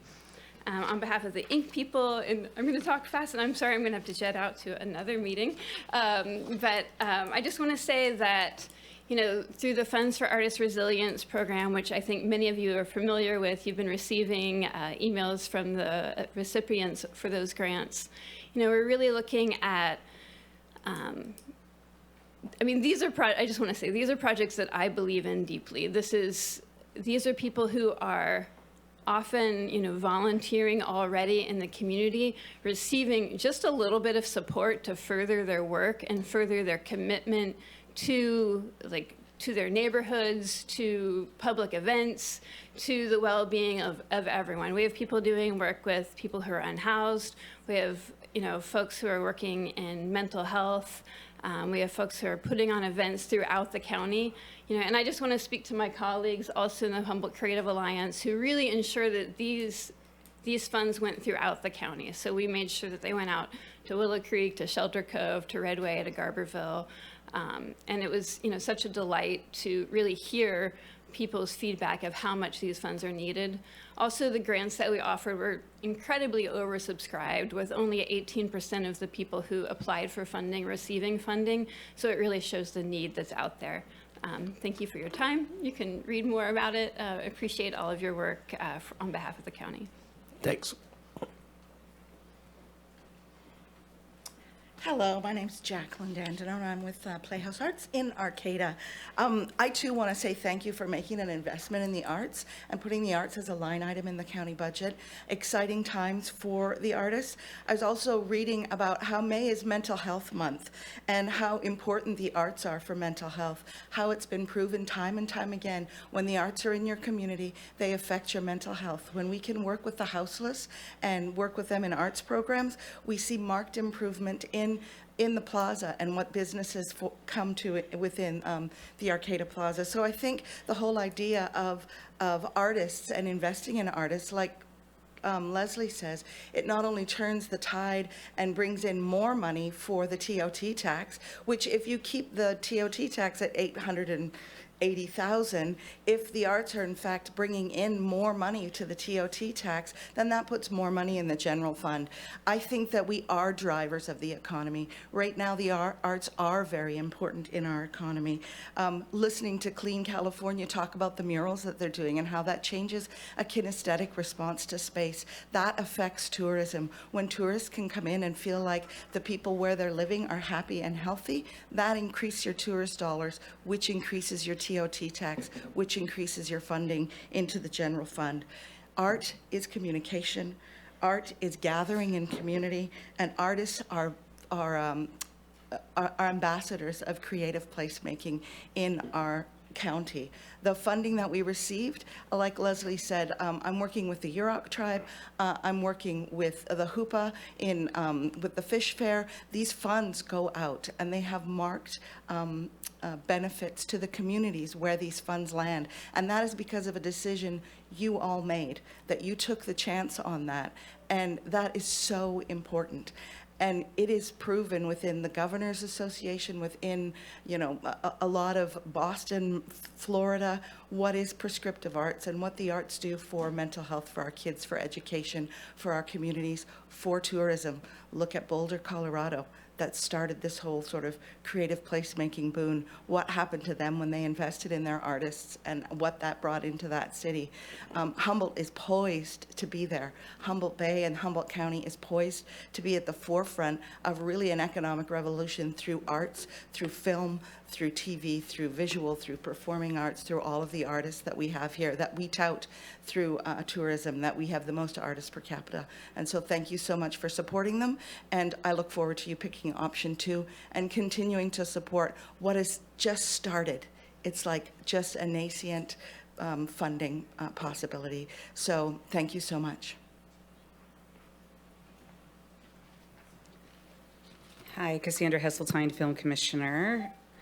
And I just read on May 5th that California's tourism hit a new record high of 150.4 billion, which was amazing. So obviously we do the Forest Moon Festival. Why Star Wars? I've given you some of these stats before. 62% of Americans are fans of Star Wars. That is 207 million people, spanning from the ages 4 to 7. And Return of the Jedi is the #2 favorite movie in the series.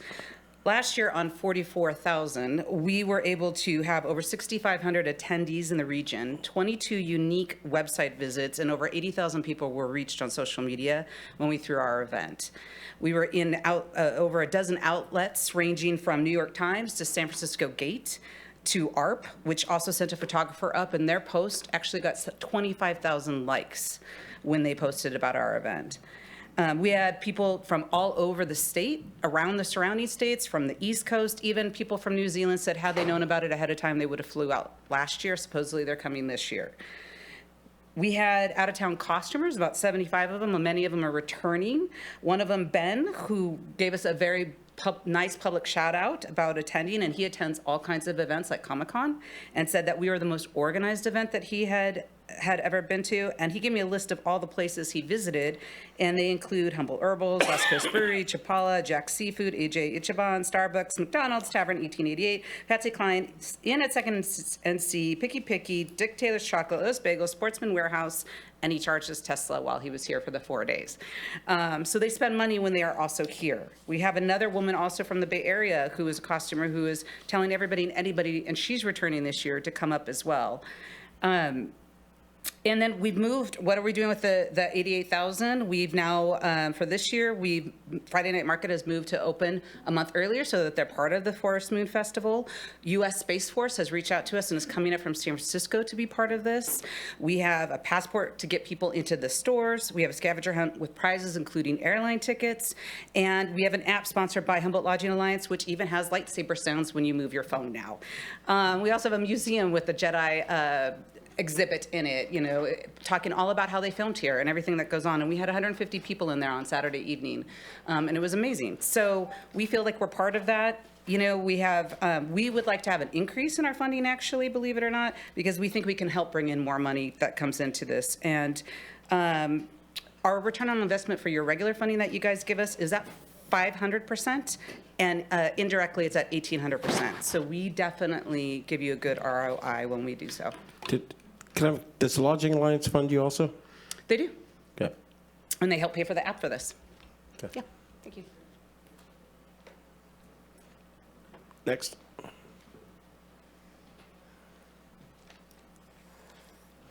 Good afternoon, Supervisors. Thank you for this opportunity to comment on the allocation of Major J funds. My name's Julie Benbow, and I'm here representing the Humboldt County Visitors Bureau Board of Directors. And this meeting is really timely because May is California Tourism Month. And the good news is that tourism is doing great in Humboldt County and is doing great things for Humboldt County. Tourism's the only consistent non-resident revenue generator for the county.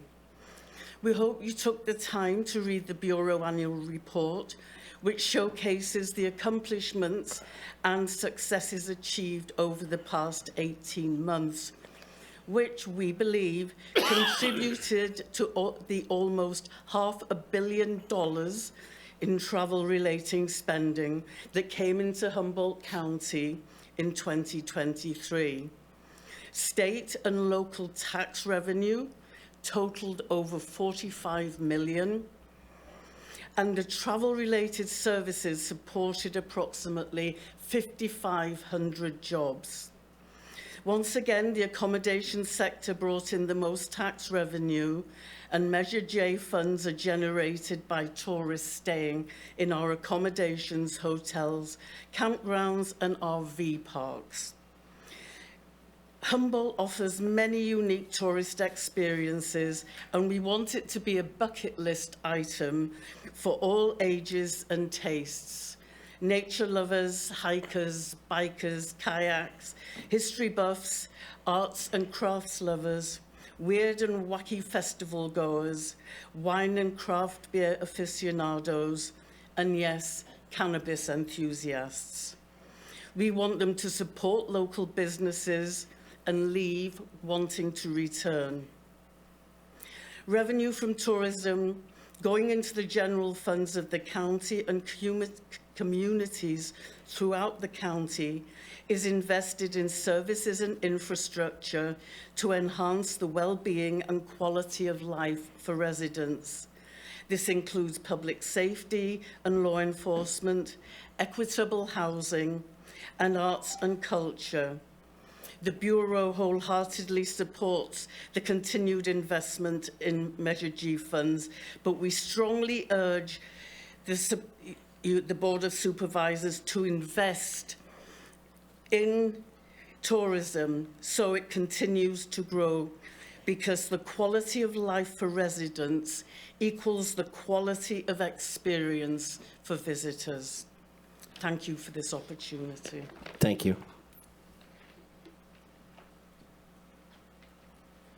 Ken.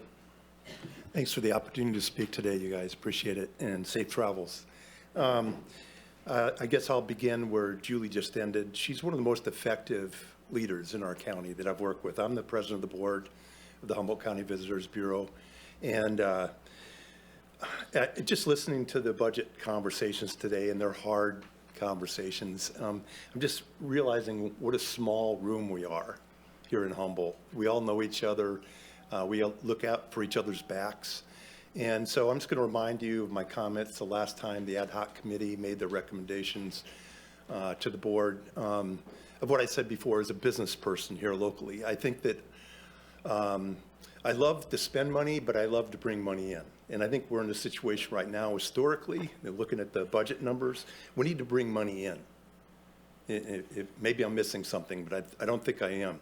So you're looking at return on investment of dollars spent on our budget. Can we get a return on those investments? And I would suggest that tourism, I know you've received the annual report from the HCVB. If you haven't read it, please pay attention. It's really geographically very diverse. It represents all parts of our home here in Humboldt. It brings people from Germany and Italy and France and Southern California and a lot of other places to see our brand and what we do. But I think that what Julie said before, I think is so important. It's really about quality of life too. If we get more money in, we can spend more money to improve the quality of life for our residents here. I think that we have at the board of directors for the Bureau a very diverse group. We're tribal represented, we're geographically represented, but more importantly, we have a talent set of people that manage brands and marketing programs from College of the Redwoods to Cal Poly Humboldt to the private sector. And every time when we meet and we talk about how we can expand our brand out into the world, I'm reminded that we have so much talent here. And so a lot of people don't know what makes tourism work, but this board of directors from the Visitors Bureau right now knows, and they understand the metrics.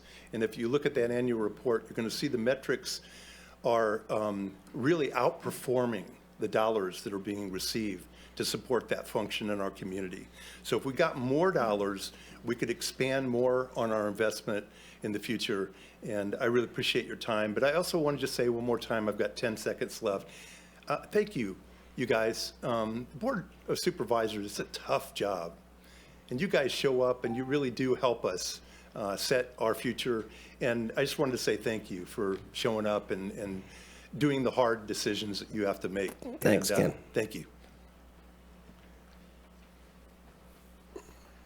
Hi, my name is Emily Remy. I am graduating from Cal Poly Humboldt this Saturday with my degree in English education, and I plan on becoming a... Where do you get to graduate at? Blue Lake.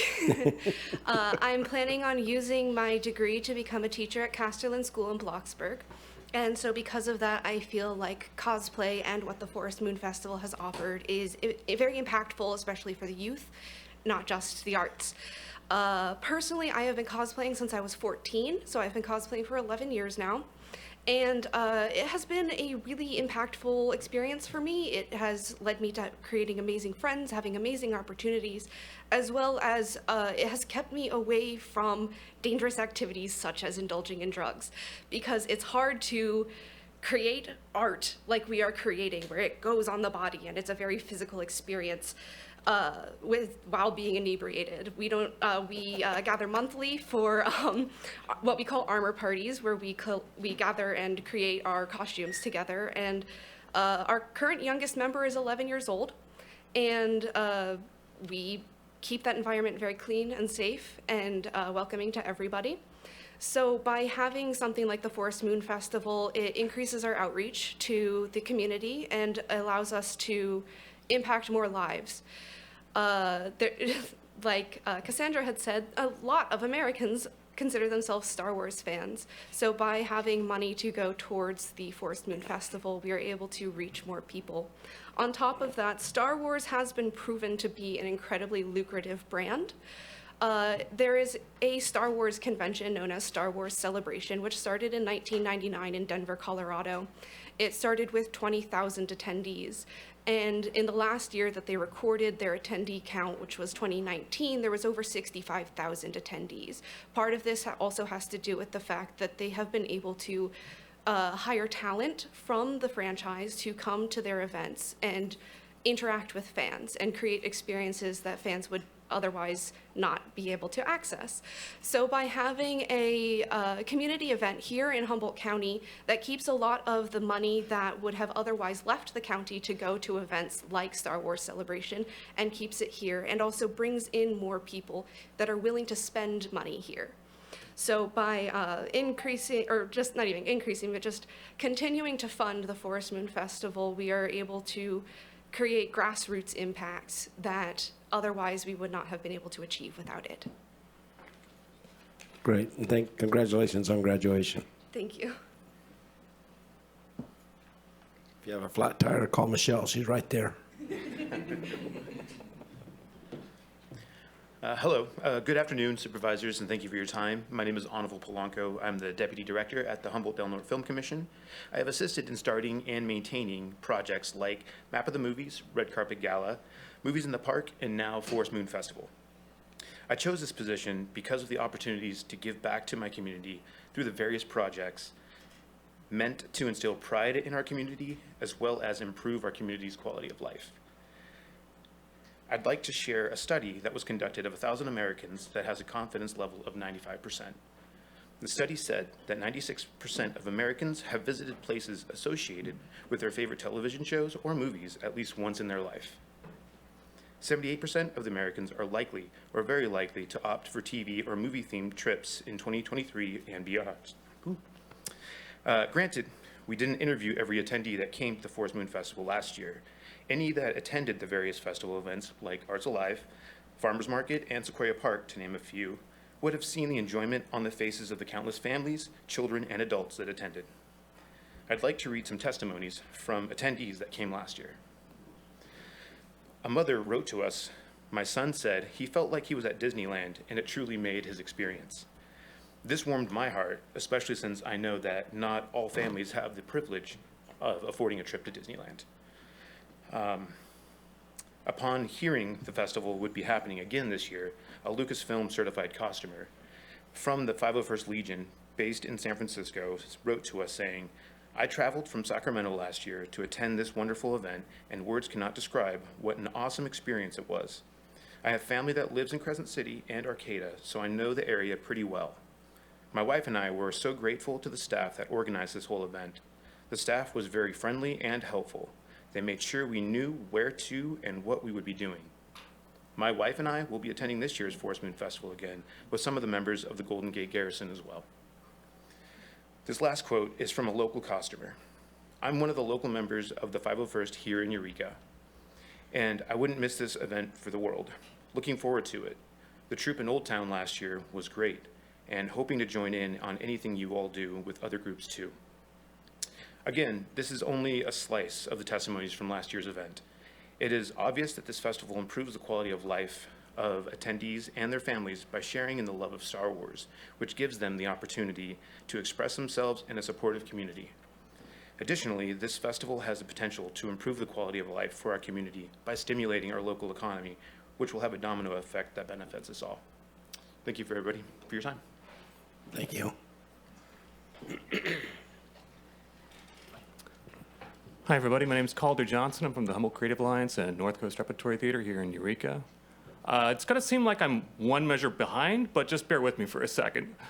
So a couple months ago, I had a representative from CAL FIRE come out to my house, and they just showed up unannounced, but they did a really nice report for me. They said, "Hey, you've got brush all around your house. You really should remove that. And if you remove it, we'll probably be able to save your house if a fire happens." And I was like, wow, thank you. I really appreciate that. That's really incredibly helpful, and was also an incredible example of CAL FIRE doing something preventative and upstream, right? And we've been spending a lot of time talking about downstream emergency services today. And those are really hard decisions to make, and I don't envy you having to make those decisions. I really don't. My dad used to fly for CAL FIRE back when he was CDF. He died in action thanks to faulty equipment, B-52, which had been retired years ago. I had a friend of mine who still is in a coma from when he was 16, accident on 299. So, yeah. These are incredibly vital, important emergency services we're talking about. And they're also all downstream services. They're emergency services. And now when we start talking about arts, culture, events, gatherings, all this sort of stuff here. This is stuff for a decade now. We've seen the data showing how much of an effect this has on mental health, physical health, social health, community well-being. Prevent suicide, just to name one concrete example. This is an upstream prevention. This is a service. And I know that there are a lot of difficult decisions you all have to face right now. But all I would ask right now at this moment is that all of these things we've just talked to you about are included under this umbrella of services, because they are. And then we just have to make the difficult decision of how to best serve everyone in our community. And I really appreciate all of the hard work and hard decisions you put into that. I appreciate that very much. You have a wonderful day, and safe travels. Thank you. How's it going? My name is Mark McKenna. I'm here to talk also in support of the Forest Moon Festival. Last year I attended not only as a Star Wars fan, but as the official photographer for the event. And we've all talked about the money that comes back and that it's an investment. But the sheer joy of the people that attended is easy to see in the photos. And that's something that I got to witness firsthand and to speak to people. I also see that if the funding continues for this, that we can make this bigger, and I'll continue to work and be part of that. So I just want to keep this short and sweet and say, these are not the cuts you're looking for.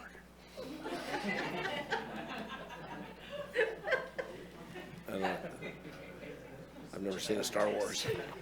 I've never seen Hi, my one. name is Jay. I'm an admin at the Film Commission, and I helped set up the museum for the indoor exhibit that we have currently. And honestly, I was one of the 38% that was not a Star Wars fan before working at the Film Commission, and I have to say I am definitely converted to the 62%. Just hearing about the stories from the locals that helped work on the film 40 years ago, and still how much joy it brings to them, brought me so much joy just to see how much pride they had in just living here in the Redwoods, and to see how much it brought to to their lives, and just helped the mental health of basically Crescent City and here down in the Cheatham Grove. I want to say it's been awesome to see the support of the community partners for the festival, and I believe you received letters in support from Arcata Chamber, Eureka Chamber, Susan Seaman, Arcata's Farmers Market, the Sequoia Zoo, and local professional Lucasfilm customers. Thank you for your consideration for our funding. Thank you.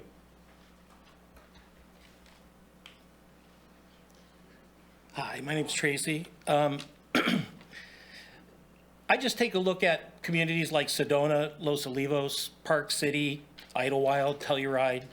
Why are these small remote places booming? I'd like to focus on the tourism cornerstone for all of these places, festivals. I look at Telluride, in the middle of nowhere, extremely difficult to get to, no flights within hours without a private plane, but yet huge tourism. Why? Festivals. 20 festivals, in fact, each week from May through October. Now, don't get me wrong, we've got great festivals here, but we need more, especially festivals that aren't just for locals, but have the power to motivate visitors to travel here.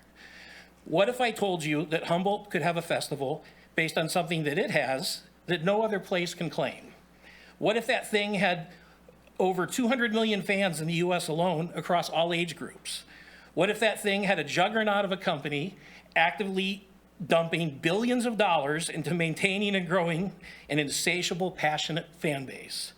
A fan base that travels internationally, dresses up in costumes, and is dedicated at a deep-rooted emotional level. That festival is the Forest Moon Festival. It's built around our unique role as the only filming location for the Forest Moon of Endor, home of the Ewoks. With limited staffing and resources, it was a success by all accounts in its first year. And I just want to encourage you to continue supporting it, because not only does it support local tourism, it also helps fulfill Measure J's focus on supporting the arts. The festival supports local artists by creating venues, marketing, and an opportunity to tap into the passionate fan base that attends the festival from across the globe. So thank you, and please continue to support it.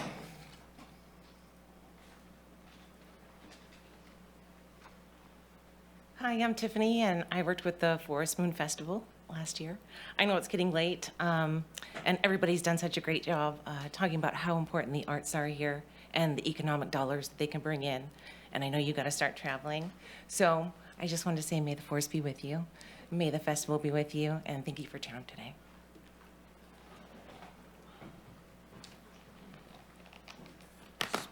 Good evening. You know, this is a tough decision.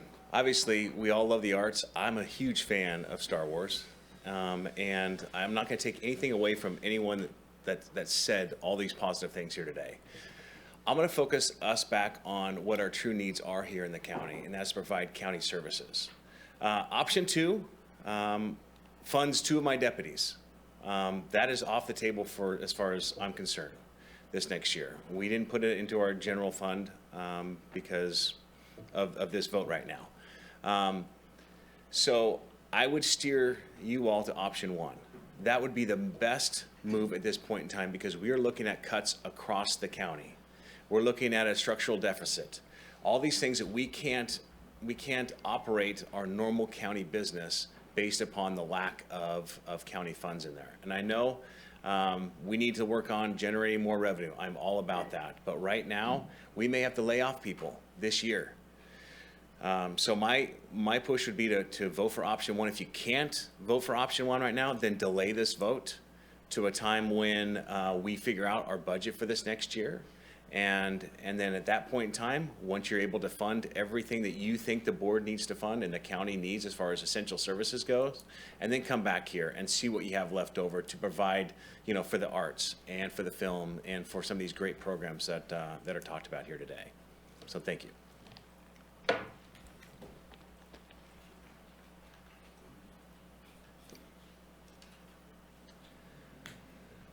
Hi, everyone. I'm Chuck Leishman. I work with the Humboldt Lodging Alliance, and I'm here just basically to say that I support all these people who you've just listened to. I think that the amount of money invested into recruiting visitors to Humboldt County is never wasted. And from county services, which are always in need for more funding, to the tourism services that all of us offer, HLA looks to assist and provide funding for events, especially events that draw people from out of town. So in a bigger picture, when you think of all this, effort to bring visitors to Humboldt County, then I would say more is better than less in terms of investing. So thank you. Thanks, Chuck. Bring it back to the board. Chair Bohn, Seeing no one else. Do you have a phone call? Speakers in Zoom. I have Please. one now. Caller 4874, *6 to unmute, and you'll have 3 minutes.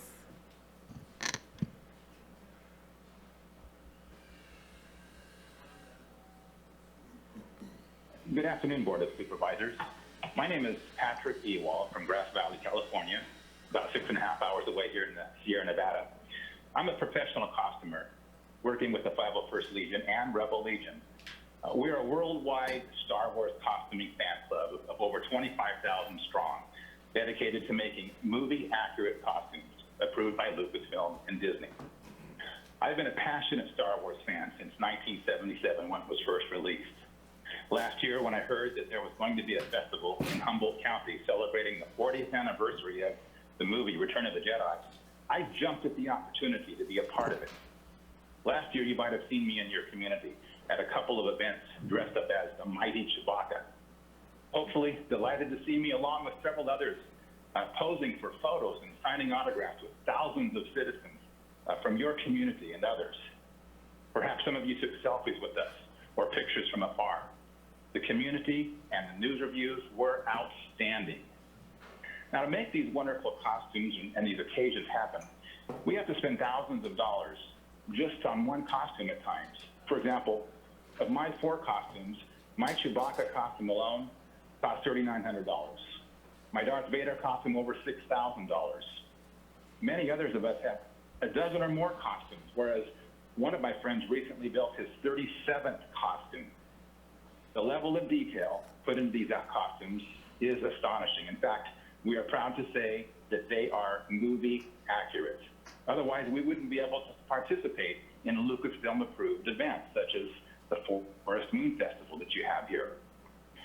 Now, it's not my point to gloat about our costumes to impress upon you what we spend, but that we are really professional costumers, not just cosplayers goofing around at a Comic-Con. We take our craft very seriously when we come into your communities. Some of us travel many hours and hundreds of miles just one way to help make these events like the Forest Moon Festival a premier event for your community. In a world that's so divided, and even at your county level, Star Wars has no borders or race discrimination. It unites people of all ages. Our appearances are done solely out of charity. We never charge or get reimbursed for our expenses for what we do. So here's the question I have for you. If we are willing to continue to come to your community to perform, will you be willing to continue this tradition for your businesses and community? I'm sure you will value the revenue that we and other visitors bring to your community during the festival. And finally, time doesn't permit me to say enough about the organizers of this Forest Moon Festival. But what I will say is they care. Their compassion that they have, that your festival organizers have shown, Thank you. has been. Thank you. Anybody else online, Nikki? I'll bring it back to the board.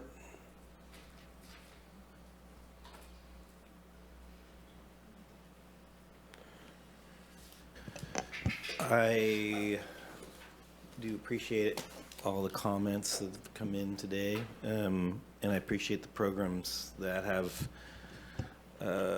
been happening throughout our community. And I appreciate the sobering words of Sheriff Hansel and our staff in regards to our budget. And the realistic projections that we have in terms of like where we're going to need to really make cuts and think about what we have in terms of investments. I think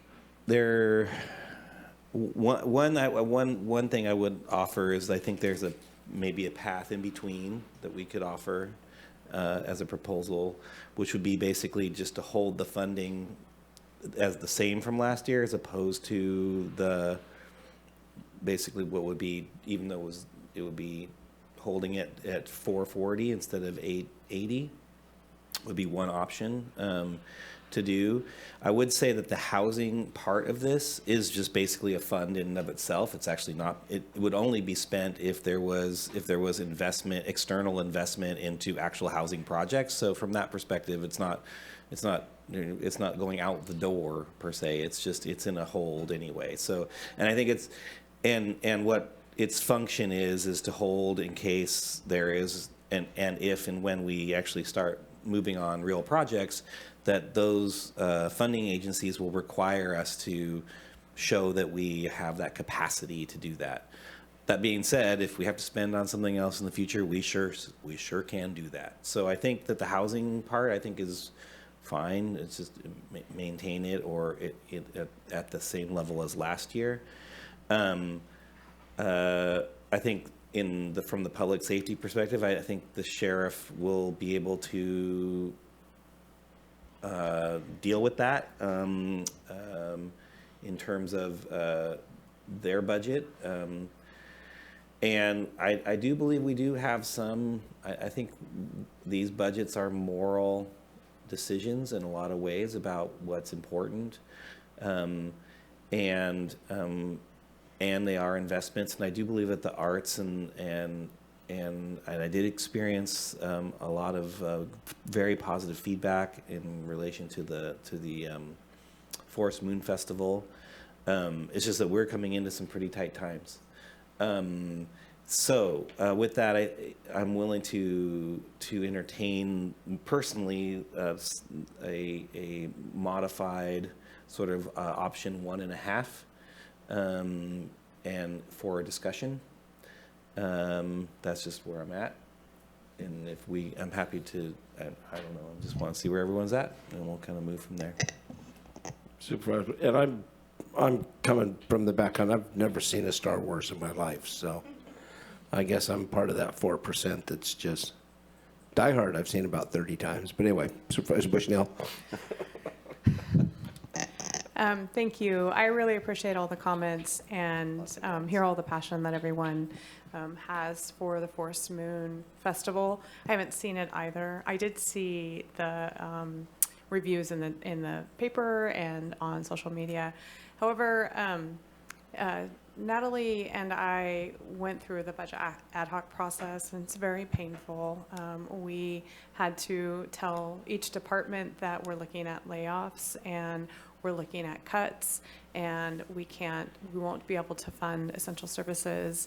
And while I do think and know that the arts are so important to our county, I am leaning towards option one, and I'm going to apologize all over myself because fiscally, I just can't right now, knowing that we have budget talks in less than a month, and we're going to tell people no. That they can't fund their departments, and it's just so difficult. I am looking forward to the discussion from this board, but I just know that we're just in really tough times, and I don't want people to have to lose their jobs, and we're already looking at that right now. So that's just where I'm at, but I'm happy to hear discussions going forward. Supervisor Arroyo. Yes, those were difficult meetings with our departments, and I think the writing is on the wall that in the coming years we're going to have to make some very different decisions, and that that's already beginning now. And that said, I'm interested in talking about a hybrid option, and maybe if we don't have the bandwidth for this today, maybe this is something that we do decide at a later meeting, because I know people have to get on the road, and kind of coming up with any alternative besides the two staff presented alternatives is a lot of kind of back and forth. But I want to emphasize that I think there's a real benefit to, our tourism is clearly a critical part of our economy. People coming to festivals that are popular, leveraging what we have that's unique here, the redwoods and everything connected to it is key. And I will say, I spend a lot of time at arts and culture events, and I talk a lot to people who are visiting the community, who could go to Muir Woods to see the redwoods, or they could go to somewhere else, and obviously it wouldn't be as spectacular, but they could choose to spend their tourism dollars somewhere that's easier to get to, and so then they're evaluating our community based on what makes it unique and special, in addition to the coast and redwoods, which are big factors in how people are drawn here and spend their precious dollars here.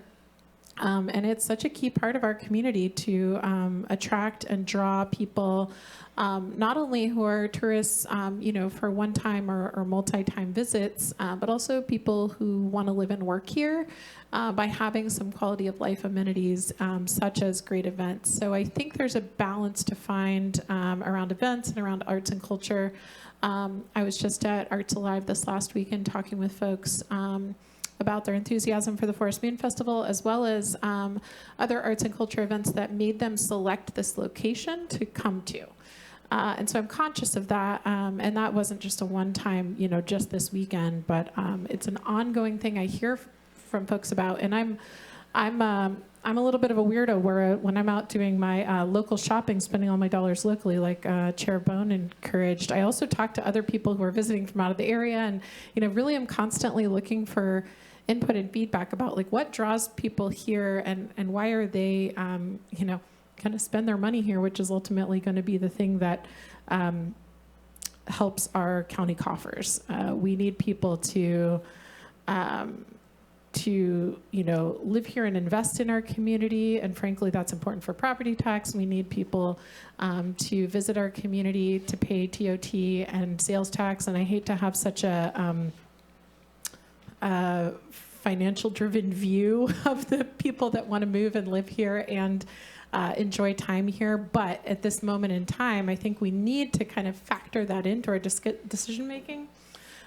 so that we can improve our prospects in the future. And I do see the benefits that investing in cultural activities has borne, frankly, based out of my experience in Eureka and my experience with the county. And so I'm interested in trying to find that balance about how we make those investments in something that can return funds to our coffers, to be frank, as well as, you know, how we honor the fact that we're going to really be facing a lot of pressure to allocate minimal funds as judiciously as possible. So I would be interested in actually deferring this and coming up with you know, perhaps some other alternatives so that we can all be more present in the conversation. Supervisor Wilson, then Supervisor Bushnell, and then Supervisor Madrone. I just also really wanted to acknowledge the passage of Measures J and the efforts around the arts community in the promotion of getting that passed and the trust and the enthusiasm that was put forward during those efforts, and I think if we were to just completely defund or pull the rug out from that particular sector in relation to this funding or this funding stream, I would want us to be cautious and thoughtful about that, because we're going to be asking, you know, it looks like we're going to be, you know, and think about Measure Z and how we talk about that oftentimes. We talk about, like, well, in Measure Z, when it was advertised and talked about and who was promoting it and those sorts of things, and we lean back on that. And I would say that the arts community did a lot of work around this. And so I want to make sure that we are continuing to be supportive of that, and that they're supportive of this community. And so I want to make sure that that's real, because we're going to be doing another, likely, I mean, it seems like we're moving in a direction of making another request to the community, and I want to make sure that people feel that there's some faith in that. So those are my thoughts. I kind of put on the table what I thought might get us done today, but if we want to come back, I'm fine with that too. You know, we had this conversation as an ad hoc and with the group, and you know, there was a lot of conversation around maybe hanging on to those funds for a little bit to see where we would be, and to not get the monies out there where people are dependent on it like this, to see where our budget would be. And we as a board continue to kick the can down the road, and we're doing that again, and we do it often, and not have the realization that we are in trouble. And I don't want to not fund the arts community. I don't want to not fund anybody. I didn't want to not fund anybody on Measure Z today. It's a terrible feeling, but it also, in the community, hear the comments about, what are you doing? You have no money, and why do you keep funding things? I just heard someone spent $30,000 on a costume, so there probably is some money out there that could, you know, help fund the Forest Moon Festival. You know, that sounds like hundreds of thousands of dollars spent on costumes, and I am willing to, you know, have the talk with the board, but I also think that we are kicking the can a lot, and there will be a time not too far off where we have no money and there is no choice, and we'll be laying off our employees. And that's a pretty terrible feeling when people can't pay their bills and they don't have a job. And that choice is coming pretty quick as we keep kicking the can. Supervisor Madrone. So I have a couple questions and then a couple comments. Looking at the staff report, there's two options. One, don't spend anything right now. Of course, other hybrids have been suggested, like let's visit it after the budget session. And then option two is let's spend some money now. And then there's three proposals, 1, 2, and 3. Proposal 1 at any rate. And then there's 3 years shown here for these items, and it looks like year one was 22, 23, it says here. And then year two is 23, 24. So are those the amounts we've allocated in the last 2 years? And how could they be? Because they vary between the 3 different proposals. So I'm confused by that. Yeah, the 3 proposals were the original 3 proposals provided by the work group. And your Last board year, did, or- yeah, last year when you originally allocated the funds in February of last year. And your board elected to go a different route besides one of those proposals. So what? So we did 1 year last year, and that would have been 23, 24? So it was The a middle? half a year in 22, 23 because the tax went into effect January of 2023, and so it was a half year for 22, 23, and then 23, 24 for a whole year. Okay, so these numbers aren't exactly what we actually did. They were in the original proposals. No, what you actually did, if you scroll down in the staff report, there's a table of what you ultimately decided on. And just real quickly, how much was that for? It was 880,000 total with 264,000 each to housing, arts, and public safety, and then 88,000 to film. Okay, okay. You know, we do have a tight budget. I also appreciate Sheriff Hansel's comments, and as he said, he's already made plans for not having any more money from this account at this point. So I would take that off the table, but, you know, you got to Just clarify a Yeah. point on that. That will be in the form of an additional funding request for general funds, so. Right, understand. Yes, but. So, but I mean, I absolutely agree that you've got to spend money to make money. And even when you're in really tight times, that's exactly when the money you spend, there's money you spend that you get almost no return for. It's just putting money out there. There's money you spend that you get return for, and it also may even reduce other costs, right? So looking at those from a budget perspective, I don't think spending nothing is necessarily the wisest thing to do. In a budget crunch. I think people have made great arguments here today about how much money comes in by supporting the arts, tourism, and film. So if it were up to me, I would just do a 1 year allocation for arts, tourism, and film. If there is a need for housing money because there's suddenly this opportunity for a housing grant, then we could visit that at that point in time. As was mentioned, this is just money that would go into the Housing Trust Fund for the county, but it's not for a specific project at this time. So I would just fund those 3 for 1 year, and I would fund it at, if we funded those 3 at the same amount we funded last year, what would that be?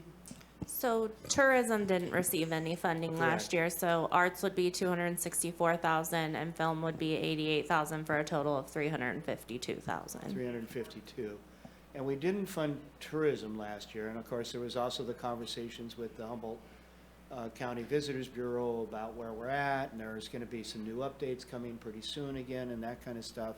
And there was a lot of questions around that whole thing. But I mean, in general, I would be supportive of funding for 1 year for definitely arts and film, and tourism, I'm sitting on the fence about, but I do think these things do bring in a lot more money than we'd be spending. And so I think it'd be foolish not to spend the money, frankly, if we're really looking at this from a budget perspective. Anyway, I've said what I thought I think would be the way I would probably try and craft it. But it would just be a 1 year, one-time thing, because we really do need to revisit these things. Anyway, thank you. Supervisor Rowe. Thank you. I want to first say that I also recognize that arts and culture are about more than just making money. But under the circumstances we're in right now, I would like to focus the conversation to some degree on that as we consider this, whether we do it today or we do it another day. Just because I think we need to be really strategic about the investments we're making and ensure that there's a return on investment. Otherwise, I think it will be, frankly, too, I think we will we're already feeling immense pressure around budgetary allocations, but it's very difficult to articulate the rationale under these particular budgetary circumstances if we're not also using that lens.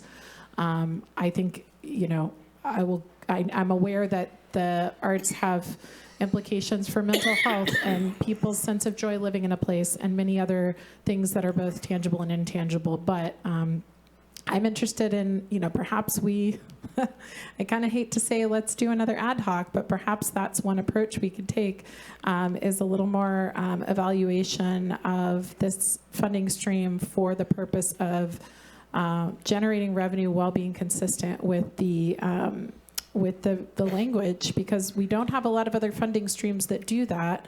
We've reined back a lot of other expenses around tourism and around generating revenue. We've kind of sat through every single budget meeting and told our departments there's no clear,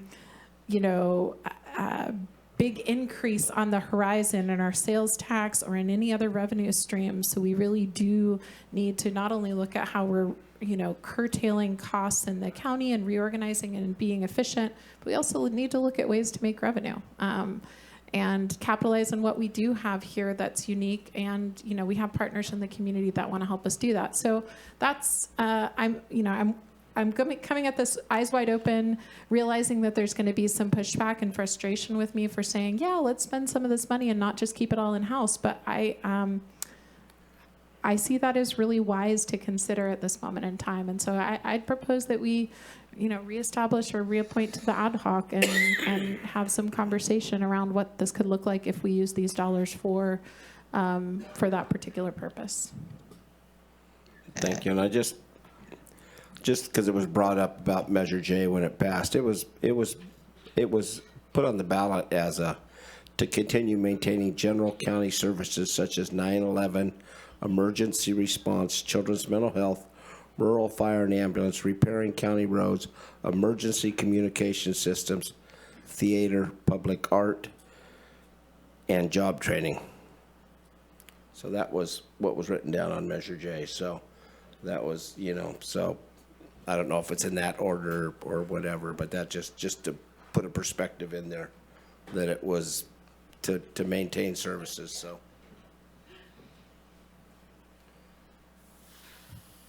Was that a motion? Sure, I'll move that we establish an ad hoc and I'll volunteer to serve on it.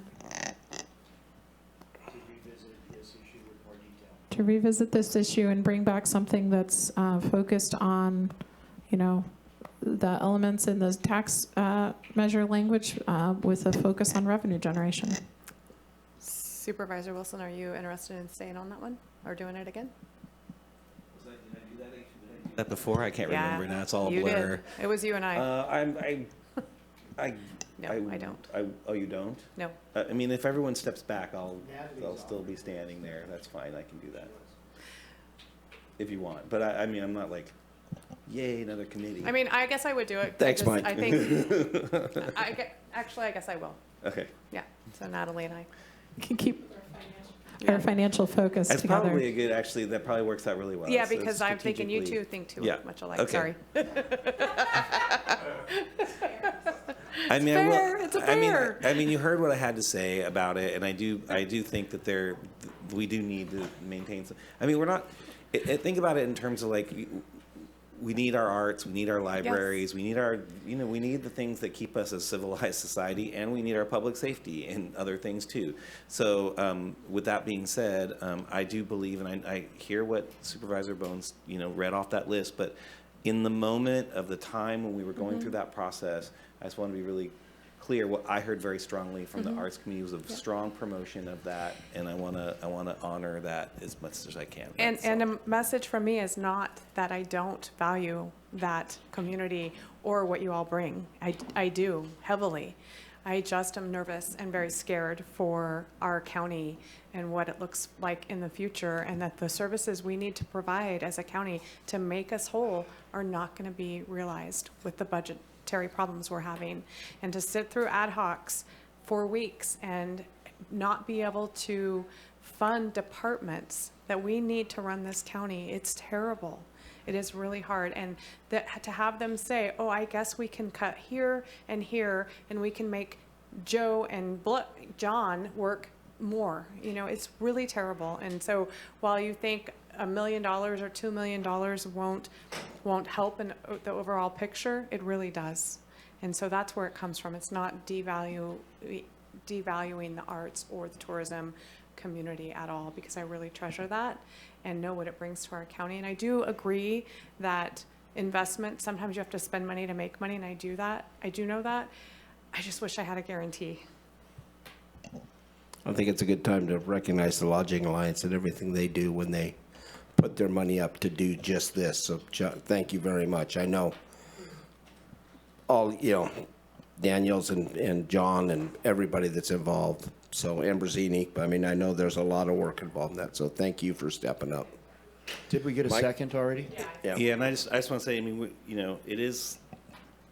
it's almost, I don't know what the word is, but it's like, this is the point where we start doing the backflips around budgets, is when we talk about arts and those sorts of things. And we don't do it as much for other stuff. I mean, we had, utilities increases for the vets halls and other things like that. We didn't get into this deep conversation about, I'm just saying we prioritize where and when and where we have these conversations. And so and I'm just adding that on the list. That's just one example. There's a whole host of other ones, and we have to be thoughtful about Sure, but we were contractually obligated for the utilities for vets halls. I just want to put that out there. We created a new contract is what we did. So it was a discretionary decision on our part. So that being said, I'm only using that as one example. There's many others. So I just want to, say this will be the first, I suppose. Thanks. Nikki? Thank you. Chair Bohn? Sure. Supervisor Bushnell? Yes. Supervisor Wilson? Yes. Supervisor Arroyo? Yes. And Supervisor Madrone? Yes. Thank you. Motion carries 5-0. I will try to watch a Star Wars before the next meeting too. So I mean, which one? Return of the Jedi. We play it in our office. Watch it there. I ran the fuel on one of them back in the 80s, but whatever. So anyway, thank you guys. Thanks, Chuck. I do love the